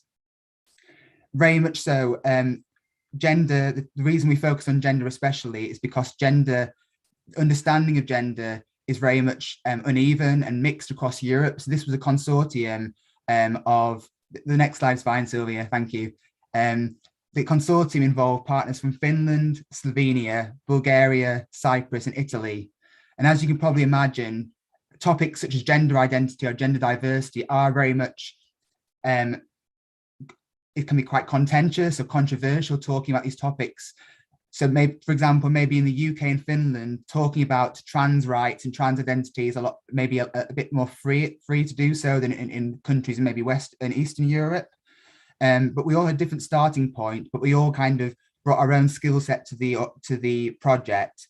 And we were very clear from the offset, from start of project research, what we're talking about is gender identity. A lot of the times, whether it's to do with translations or lack of understanding, people conflate gender and sexuality. So when we talk about gender, they're thinking it's something to do with the whole LGBTQ umbrella. What we're talking about in terms of this project is gender identities, whether male, female, or trans, whether that's cisgender, so the gender you were born with, or gender you recognize at birth, versus the gender you actually might identify as a teenager or an adult. Next slide, please. So we had three main outputs for the project. So we did research into existing current best practice in terms of gender inclusion, gender diversity within VET. A lot of the initiatives we initially found were focused more on mainstream schooling, so making sure that the best practices we included either were strictly about VET or could be applied to the VET setting. A Gender Plus Charter was created, which lists the minimum requirements an organisation, so any VET organisation across Europe, should try to adhere to or conform to in order to be classed as a gender positive or gender inclusive environment. So this could be general policies in place at the VET centre. It could be to do with the way that staff are trained. It could be the teaching and training practices, so both the classroom training and the practical on-site training, vocational skills. It could be about access to things like external experts or speakers, guest speakers who come into the VET setting, about the way that bullying is addressed, facilities, resources on offer. So for example, I interviewed a local college, Bradford College, who run childcare courses. And even though the majority of their students are female, they do have a small number of male students on their childcare course.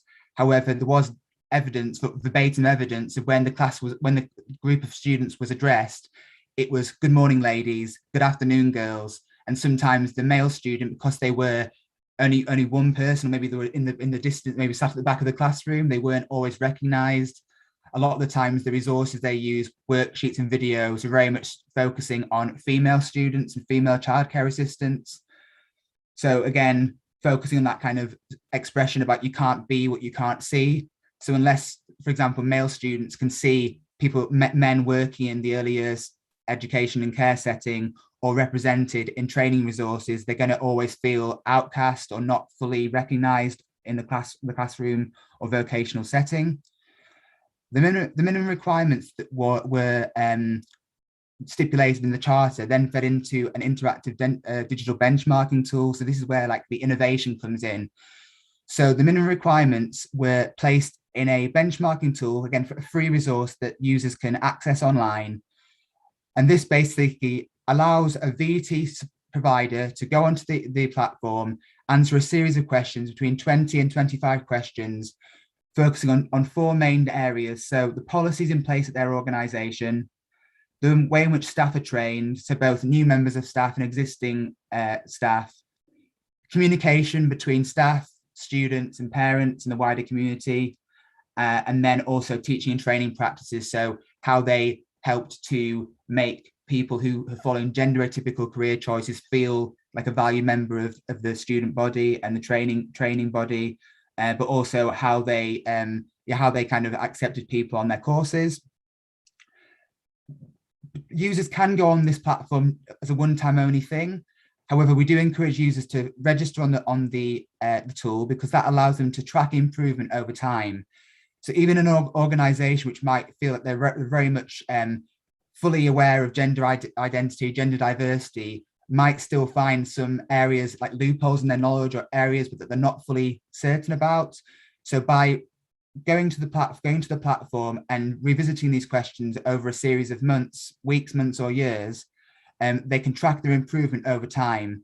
And when an organization is becoming more and more gender inclusive and has evidence to back that up, they can download what's called a gender footprint, which could be a kite mark, which they could use in promotional materials on their website or on their flyers and printable resources, and also a downloadable certificate, which has been very popular in our mainland European partners, basically showing evidence that the organization is aware of both their strengths and areas of development in terms of gender inclusion. Following on from the benchmarking tool, the third and final output was a gender champion skills profile.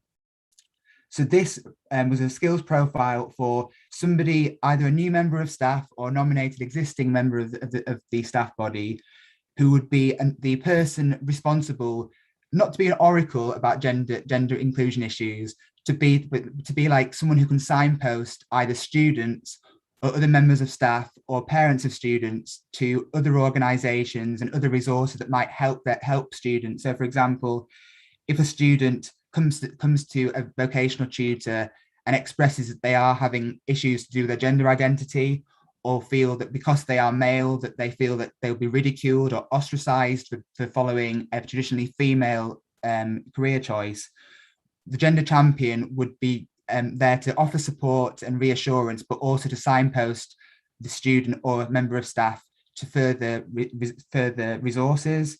The skills profile lists core, important and optional skills this person should have. And it focuses on obviously just skills, but also the knowledge they have, whether it's background knowledge or former employment, which equips them to be part of this role, or willingness to complete CPD and attend extra training to kind of make sure they're up to date with things like gender terminology and legislation, and the kind of language and knowledge and skills they use with their young people. And as I mentioned before, all these resources are online for you to access. Both the Gender Plus Charter and Gender Champion Skills Profile are PDF-based resources, so you don't have to use them word for word, but you can use them as inspiration to make your VET centre more gender inclusive. This screenshot that Sylvia is currently showing shows the dashboard that you would have if you were to register on the tool. So this allows you to view insights, so to measure your current levels of gender inclusion against other organisations in your country, but also in the European partner countries and beyond. It allows you to download the Gender Plus kite mark and certificate I mentioned, to revisit the gender inclusivity questionnaire, so in effect to try to monitor and improve your gender inclusivity over a period of time, to download the Gender Plus Charter to refer back to if you do have any issues with either gender diverse students or people following gender atypical career choices, you can refer back to the Charter, as well as discovering best practices, both from the 6 partner countries and beyond. Next slide, please. And they're just the two links to both the project website and the direct access to the benchmarking tool if you are interested in finding out more about this initiative. Next slide, please. Thank you, Sylvia. So again, Mental Health Plus, this project officially finished just last month, so it's good to have this final opportunity to disseminate the project before we submit our final report at the end of this month. Actually, my colleague will be doing that.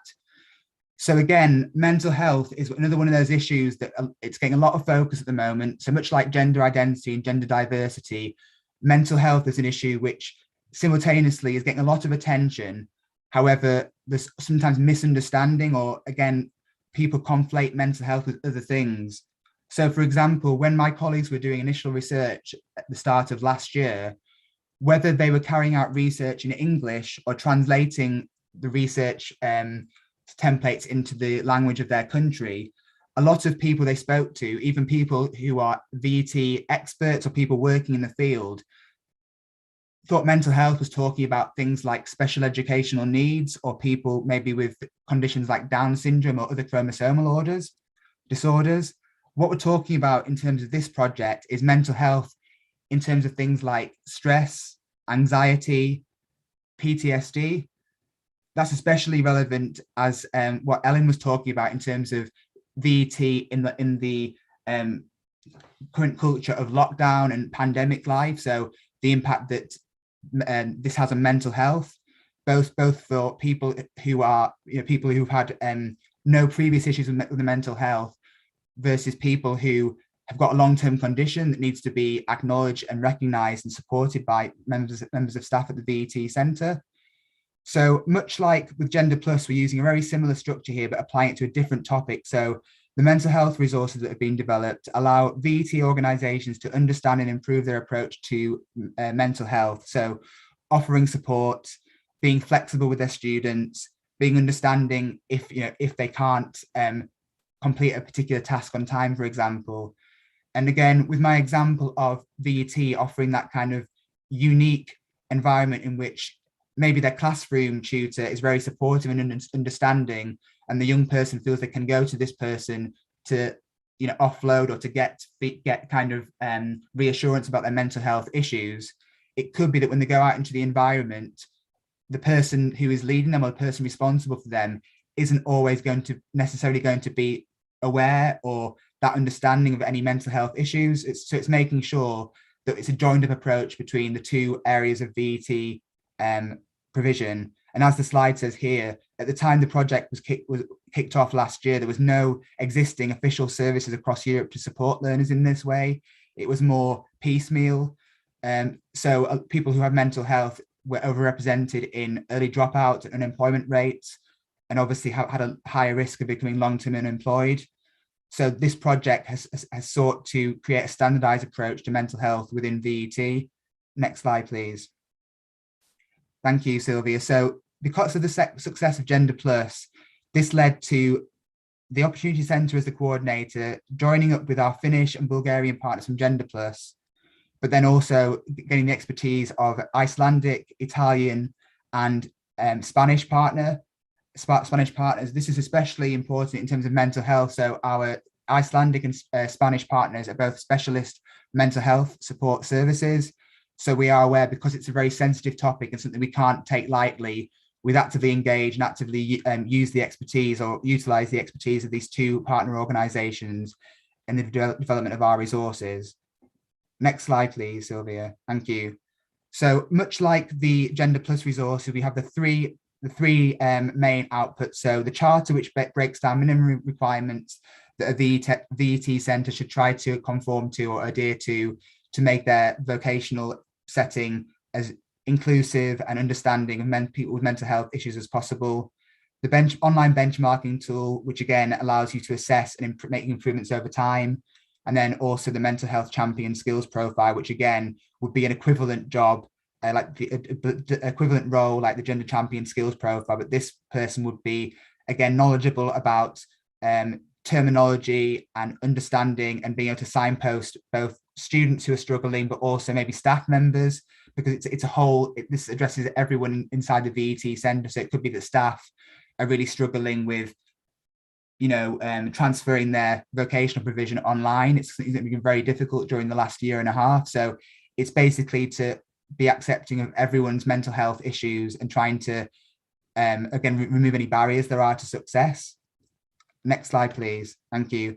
So you'll see again the familiarity here. So this is the mental health dashboard. So once again, you can visit the mental health benchmarking tool just once to get a flavour of what we're trying to achieve. But we do recommend, if you are passionate about this or you feel that your organisation could benefit from something like this, please feel free to register on the tool in order to compare your organisation with others across Europe, to download the Kite Mark certificate, best practices, and again, get incentivized support using our best practices.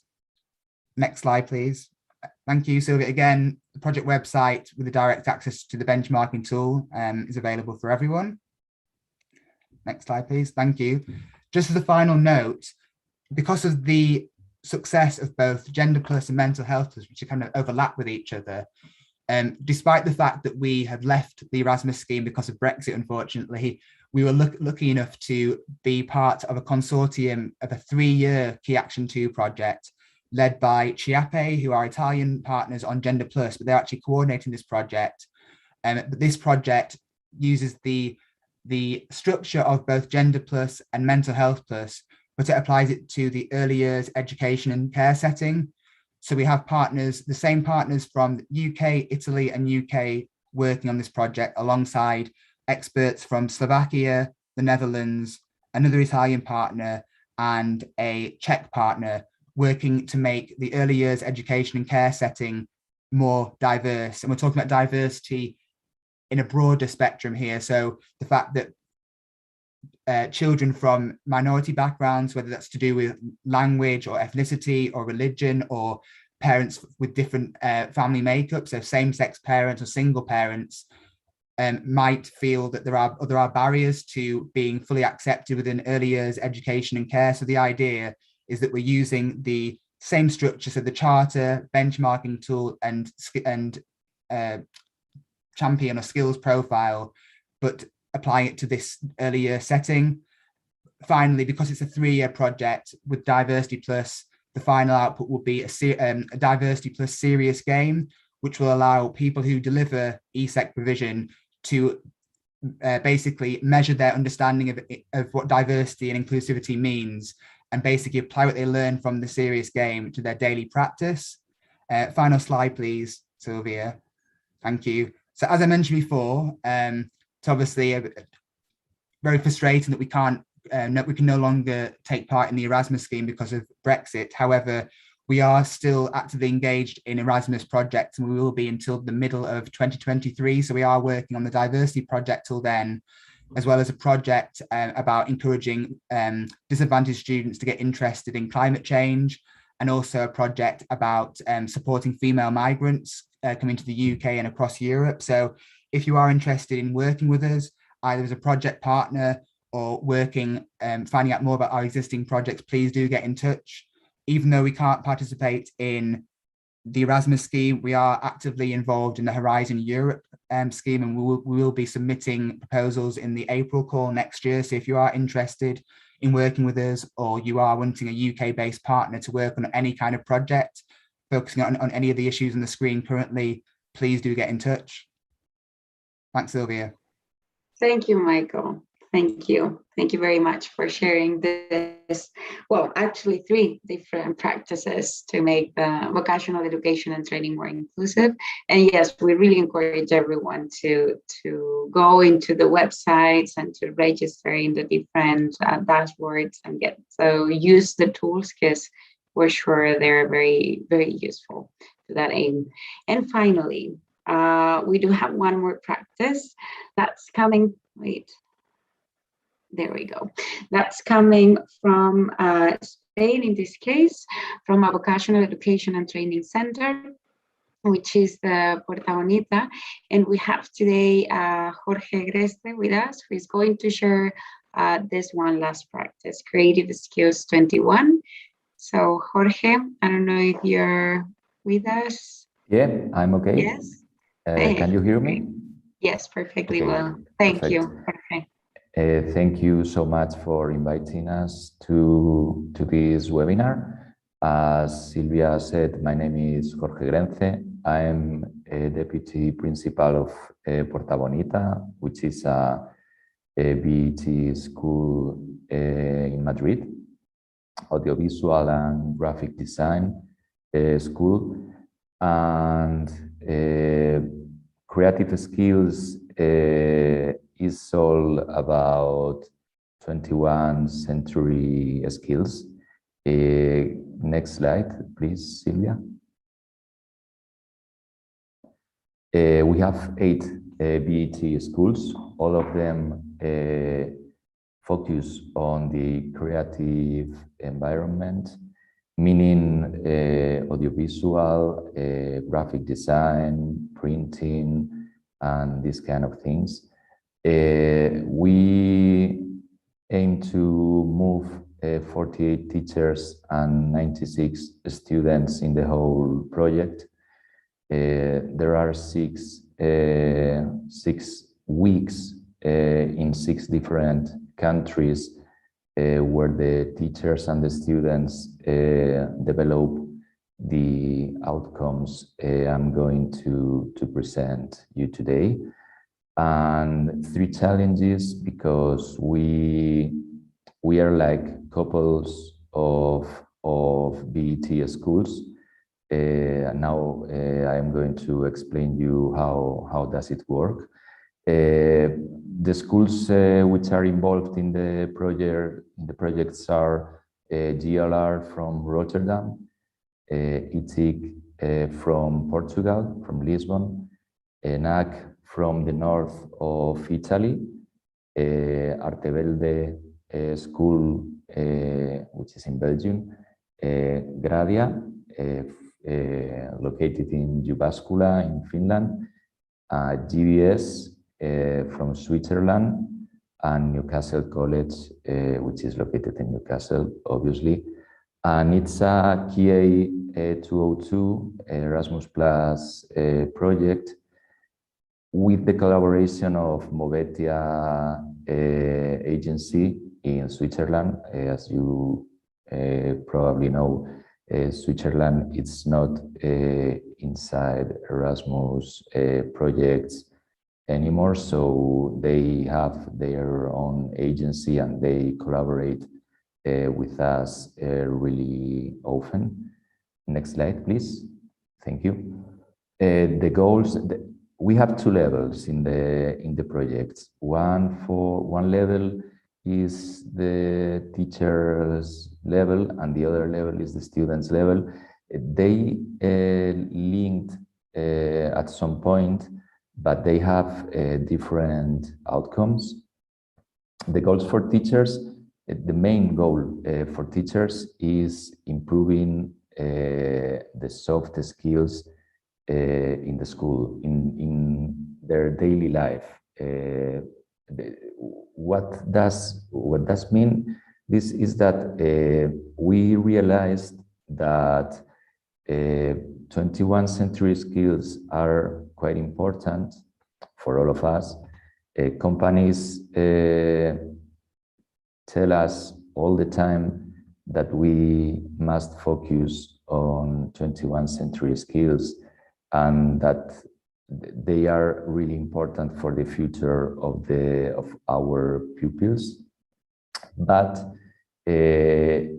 probably there are more time, we spend more time to prepare hard skills or technical skills in the VET schools than we do preparing soft skills. So what we try in this project is to ask to the companies which 21st century skills are more important for them and how they see the students in these specific soft skills, and with this information prepare learning activities for the teachers which give them the opportunity to improve in this matter.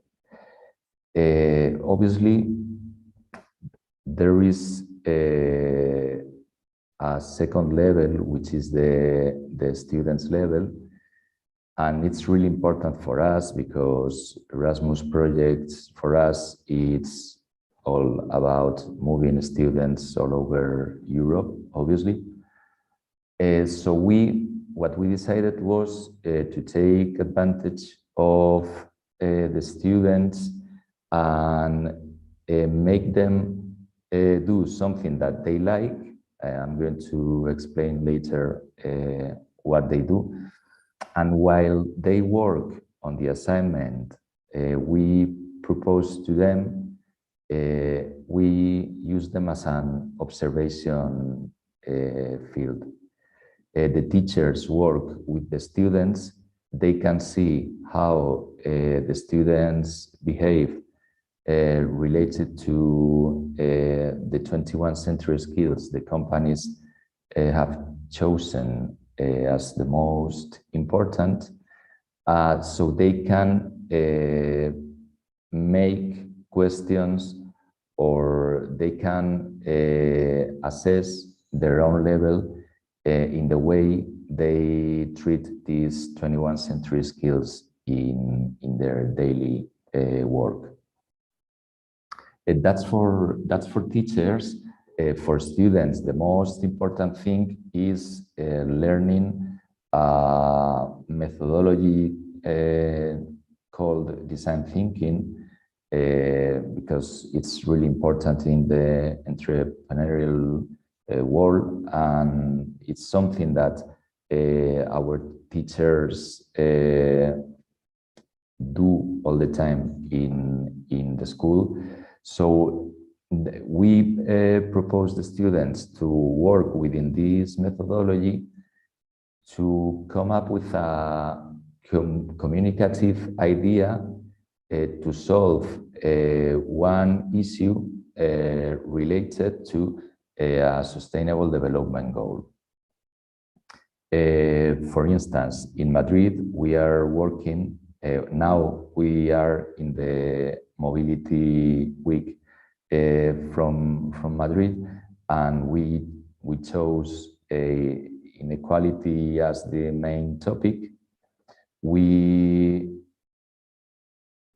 gave them to all the students an assignment which consists basically in think about a target group to focus on and make some communicational idea can be a campaign or a video campaign, can be a social network campaign, or can be whatever they feel that it could improve the situation. And then they use the design thinking method to make this idea. In the first week, which is Madrid, they come up with the idea, and in the second week in St. Gallen, in Switzerland, they make a prototype out of this idea. What we want is that they know each other, that they feel that they belong to a European network. Obviously, they improve their 21st century skills as well, because it's in 1 week they must get to know each other, work as a team, and reach some outcomes. It's a lot of things to do in only 1 week, and they must organize their time, and they must be more efficient in the communication and these kind of things. So the main goal for us is this. And obviously we wanted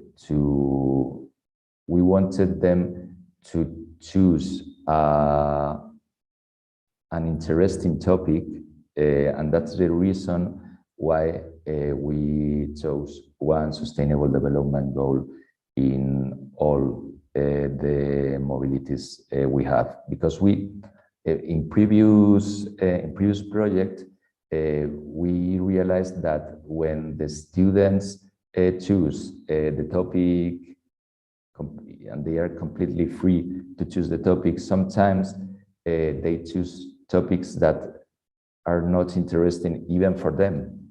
And sustainable development goals can look a little bit tricky in the beginning, but in the end, they are really interesting.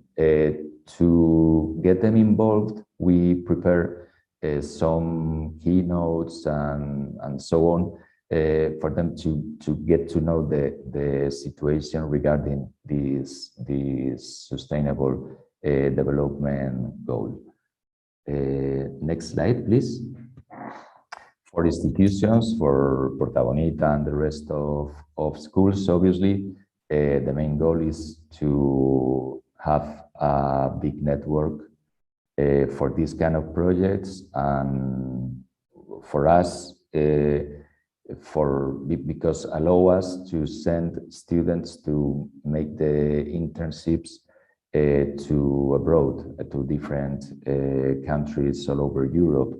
So we are 8 institutions which are involved in several projects, and we have a closer relation every new project. We have closer relation, and this is really helpful for all of us, because one of the main outcome of the students in our schools is that they are able to go abroad to do the internships. Obviously, there is knowledge also for the teachers and for the boards of the schools, because we exchange good practices in the whole project. It's not a goal scheduled, but you speak a lot with your colleagues, and you ask them questions, and you learn different points of view, and some of these points of view can be import to your school and can be used for your school as well.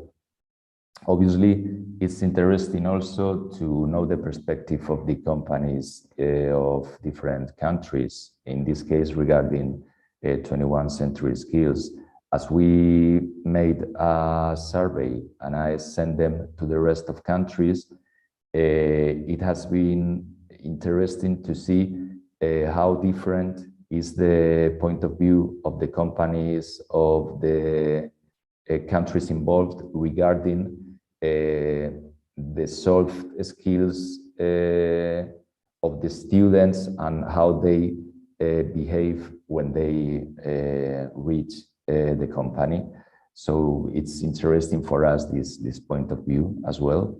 Next slide, please. Thank you.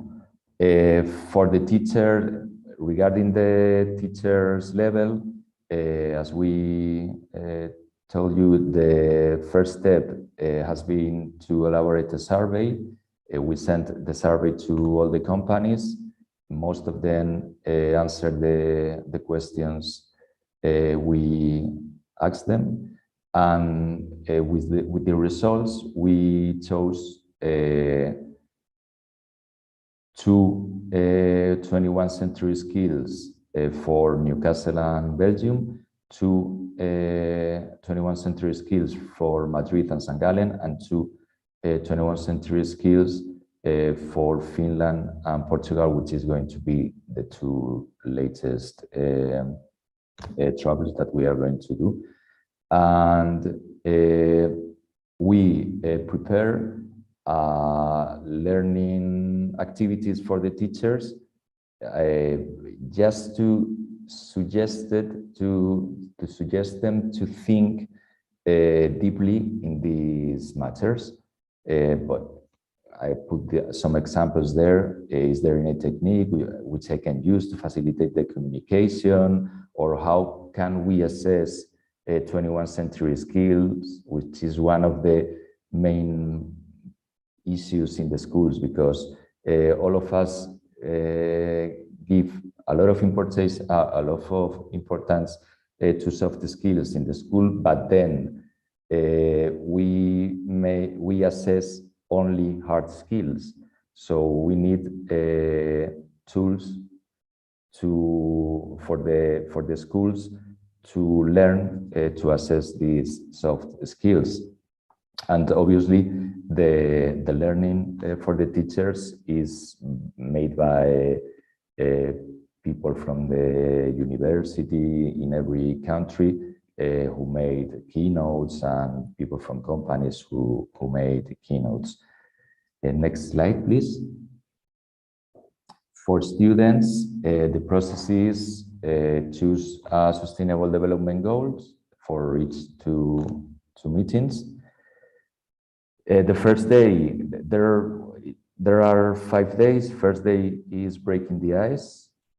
Second day is learning about sustainable development goals and start working within the design thinking methodology.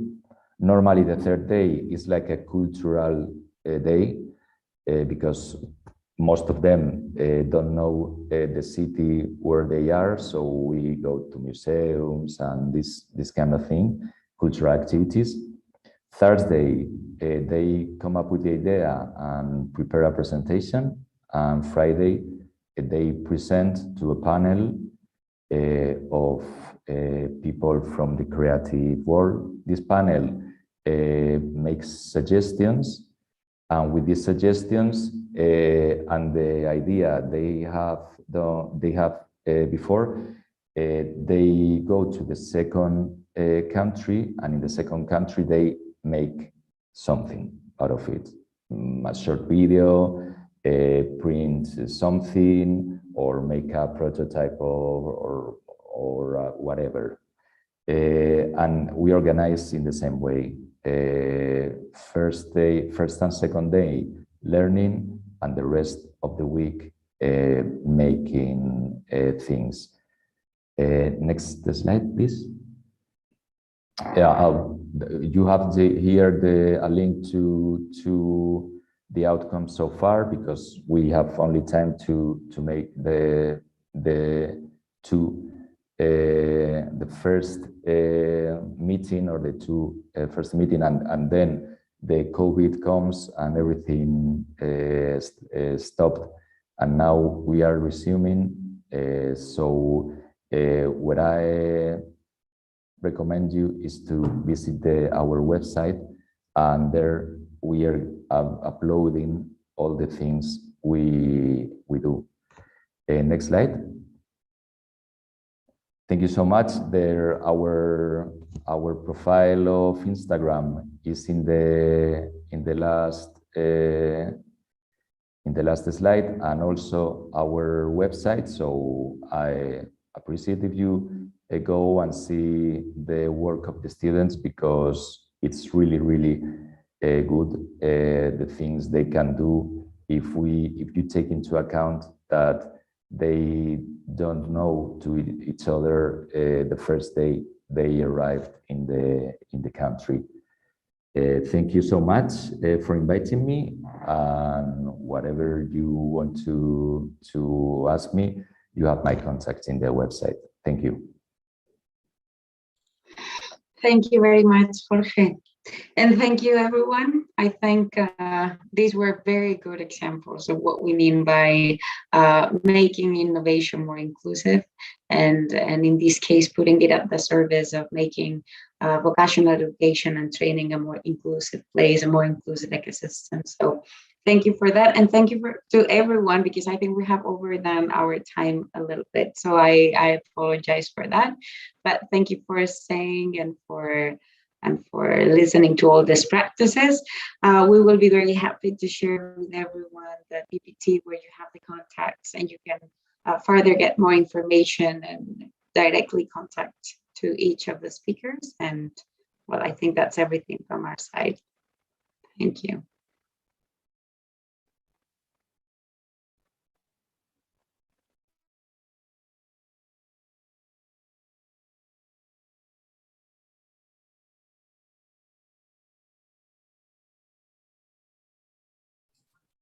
Thank you. Sorry, I had to go back to switch my microphone and to set to be online with you again. This presentation was very interesting, and I remark again that you have called back topics that are guiding us through the forum.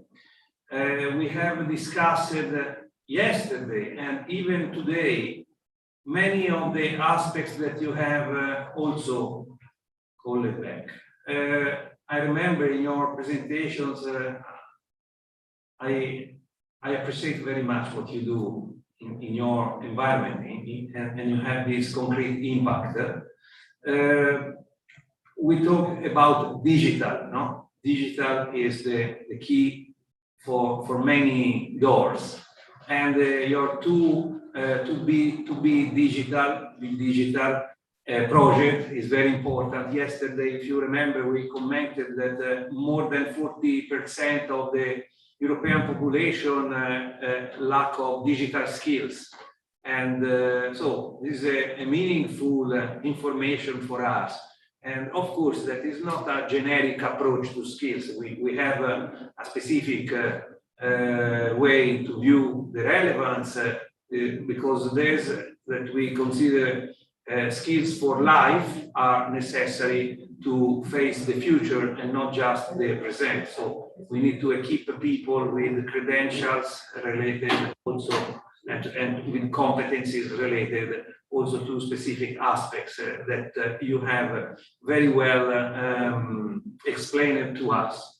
And the other topic, the mental health issue that is also was the focus of the previous workshop, the previous session.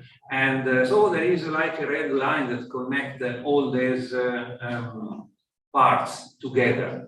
I have a question for your speakers, if they are still on, I suppose. Yes. I think that except for Ellen, who had to leave, everyone else is online. Yeah. Good. I would like to know because we have seen these fantastic presentations. They have given us the temperature and how they treat the temperature, no? Because they have identified the concrete needs and solutions.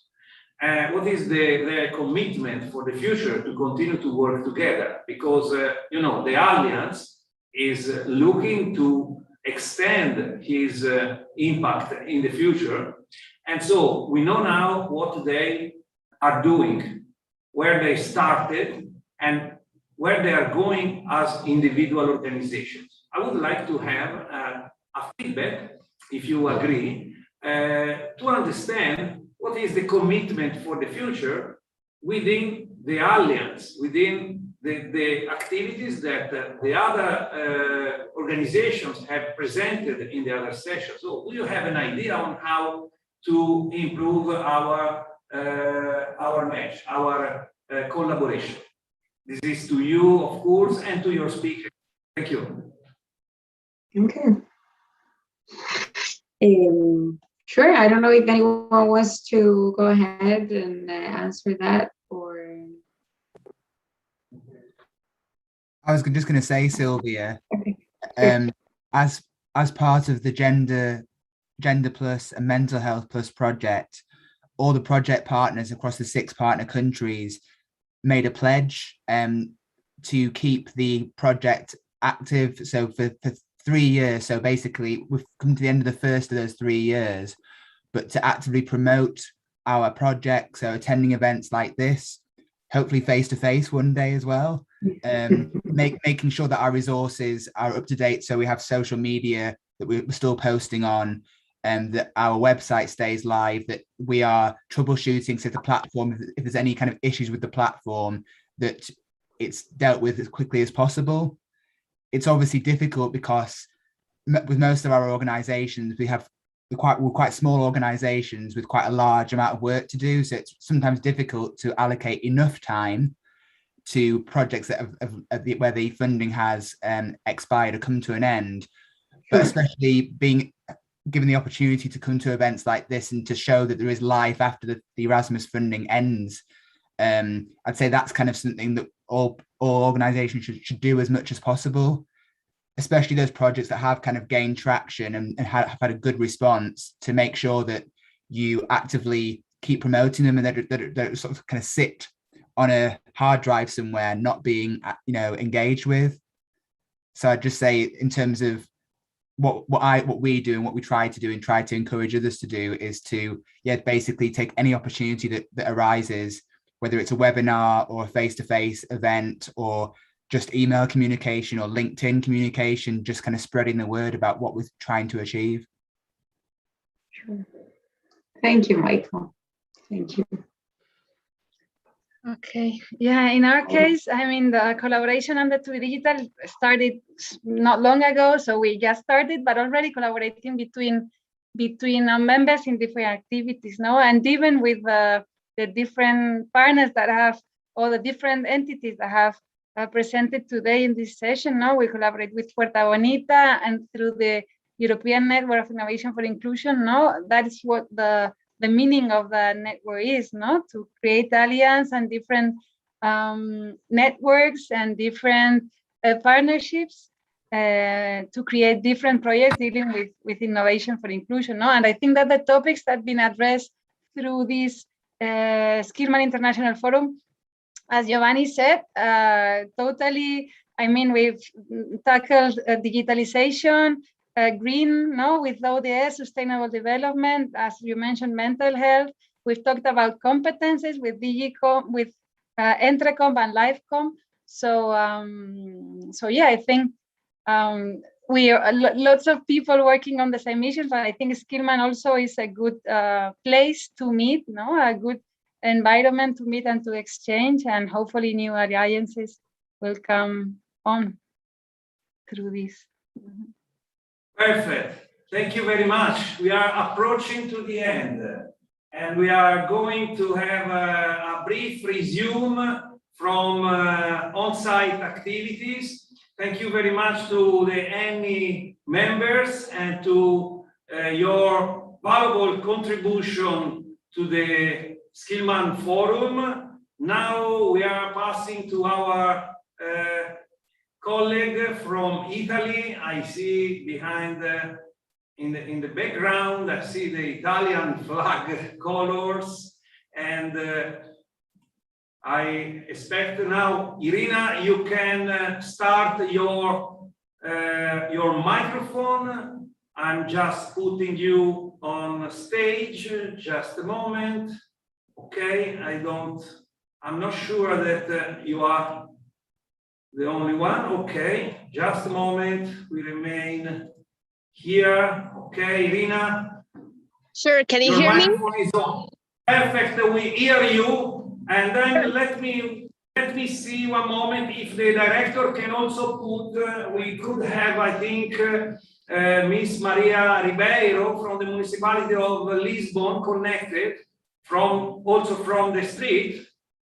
So Irina, please go on with the very short resume, but meaningful, because on-site activities that were running in parallel in two cities. So let us to know what you have done in Italy. Please, Irina, go on. So hello to everyone from the rainy Italy tonight. Today we had the intervention in Cento. It's Emilia-Romagna region. So today we had the whole day dedicated to the green immersion and to the green revolution. At the beginning of the evening, we had at the beginning of the morning, we had an intervention of Chiara Pancaldi of the Cento Forum, and also we had the presentation of Cento Cove. Later on, we had the intervention of different speakers that show us the importance of the green revolution and importance on the recycling. Later on, we had the study trip to the factory of Giudetti that are occupied for the recycling. They are preparing the machines for their clients that recycle different types of the electric devices, different types of the washing machines, cables, and so on. And their machine are able to, the most potential one, is able to recycle up to 1,000 kilos of cables at 1 hour, and it recycles to the plastic, crops, and iron and aluminium. So it was quite impressive view to see how everything works in reality. Great, thank you very much for this interesting and stimulating picture of this study visit, on-site study visits, and this beautiful background. Irina, thank you very much. I'm concerned because I see Maria Ribeiro in the list of connected people, but I don't see the camera. Maria, are you there? Do you hear me? I'm asking to activate the video of Maria and the audio, but probably some difficult in the connection. I know that she's in the outside.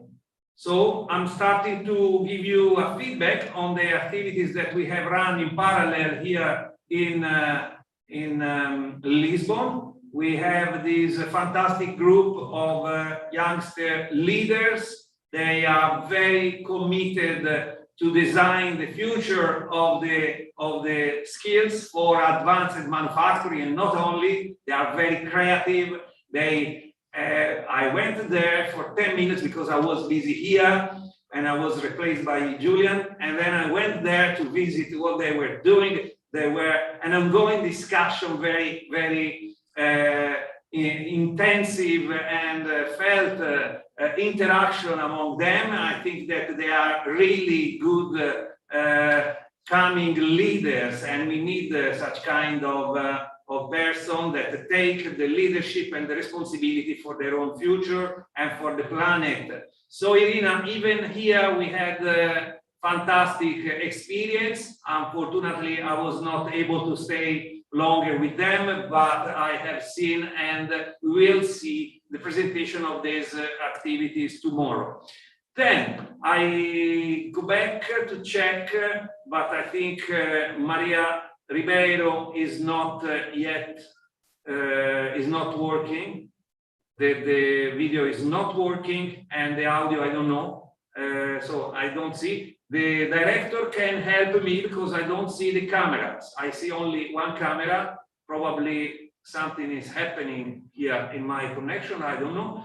So anyway, what we did today in plenary was also to participate to outstanding presentations that have given us the state of the art of the best examples in the world. We passed from China, Irina, to United States, and then we flown through Europe, the major capitals, our very important cities that we know for arts, culture, and for also mechatronic. Here in Lisbon, we have seen the presentation of the industrial associations that is our host, and we are very thankful to them.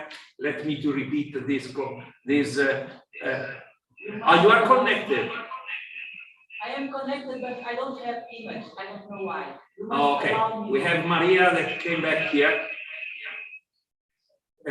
Is not working. Okay, let's go on with these final words on what we have done today. There is an echo. Can you switch off, please? We have passed, I told, from these fabulous cities, we have seen very interesting projects. The topics that we were discussing were linked. All the presentations were linking with different point of views, same aspects that at the end we can say that are really relevant for us. I don't want to repeat everything, but I would say that one of the leitmotifs of today under the sharing is caring idea was also the very high relevance of the Entrecomp framework. We have taken this comment of about the history and the creation and the contents of the framework, hearing the creators of this, one of the creators of this framework. And then we have found that many of our colleagues are implementing this. We have promised a commitment to involve our members in the benefit of the MOOC that is created to be able to implement, to know and implement the framework. Then we have seen how this framework brings us in the direction to consider that our work for the skills is more and more human-centered and more looking more and more to soft skills than to just technological skills. So even for manufacturing 5.0, we have reflected that is not only necessary to have technological skills. Even when we talk about digital skills, we see that there are very various aspects. So in a holistic approach that we usually discuss, that must be taken for the education and for TVET, as we repeat many times, we need to consider that not only technological skills are the good skills for the future, and we need to put in our basket different aspects regarding the skills. Then we discuss gender stereotypes, we discuss different areas, how different areas of the world face these the processes and the design, the co-design, the co-creative design. We have presented our model because we have got this model in our offer, the Fit for Fourth model for co-creative creation of curricula and design of co-creative design of curricula.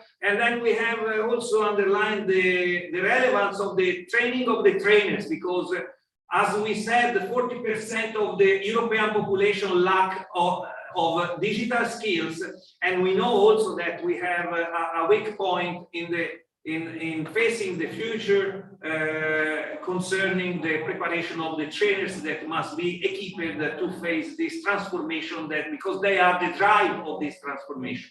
So thank you to everybody for being with us such long journey, even today I would say eclectic journey, holistic approach to consider all our ideas and to valorize differences and not to make barriers, but to make bridges across the world. Last part, particularly thanks to and remarks to the high-level contribution given by Dr. Claude Bayoun, bringing this group of newcomers of the Skillman network from China. We have seen a very impressive commitment because several directors of very important institutes were connected together to talk with us and to make their own pledge to collaborate in the future. We have taken the occasion to establish the idea to make a specific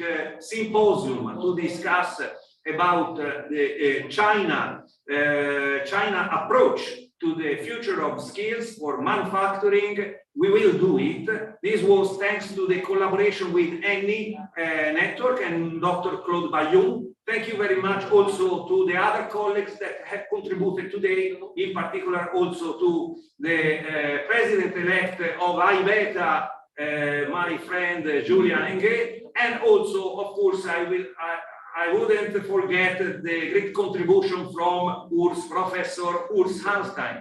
And finally, also, even today, great contribution from the European Training Network. We have taken this presentation from the two members of the self-assessment tool of European Excellence Network of ETF, and of course, the presentation of Julian Stalli and Doriana Monteleone were outstanding, and I was very impressed about this kind of capacity of Julian to interact with the audience directly using Mentimeter.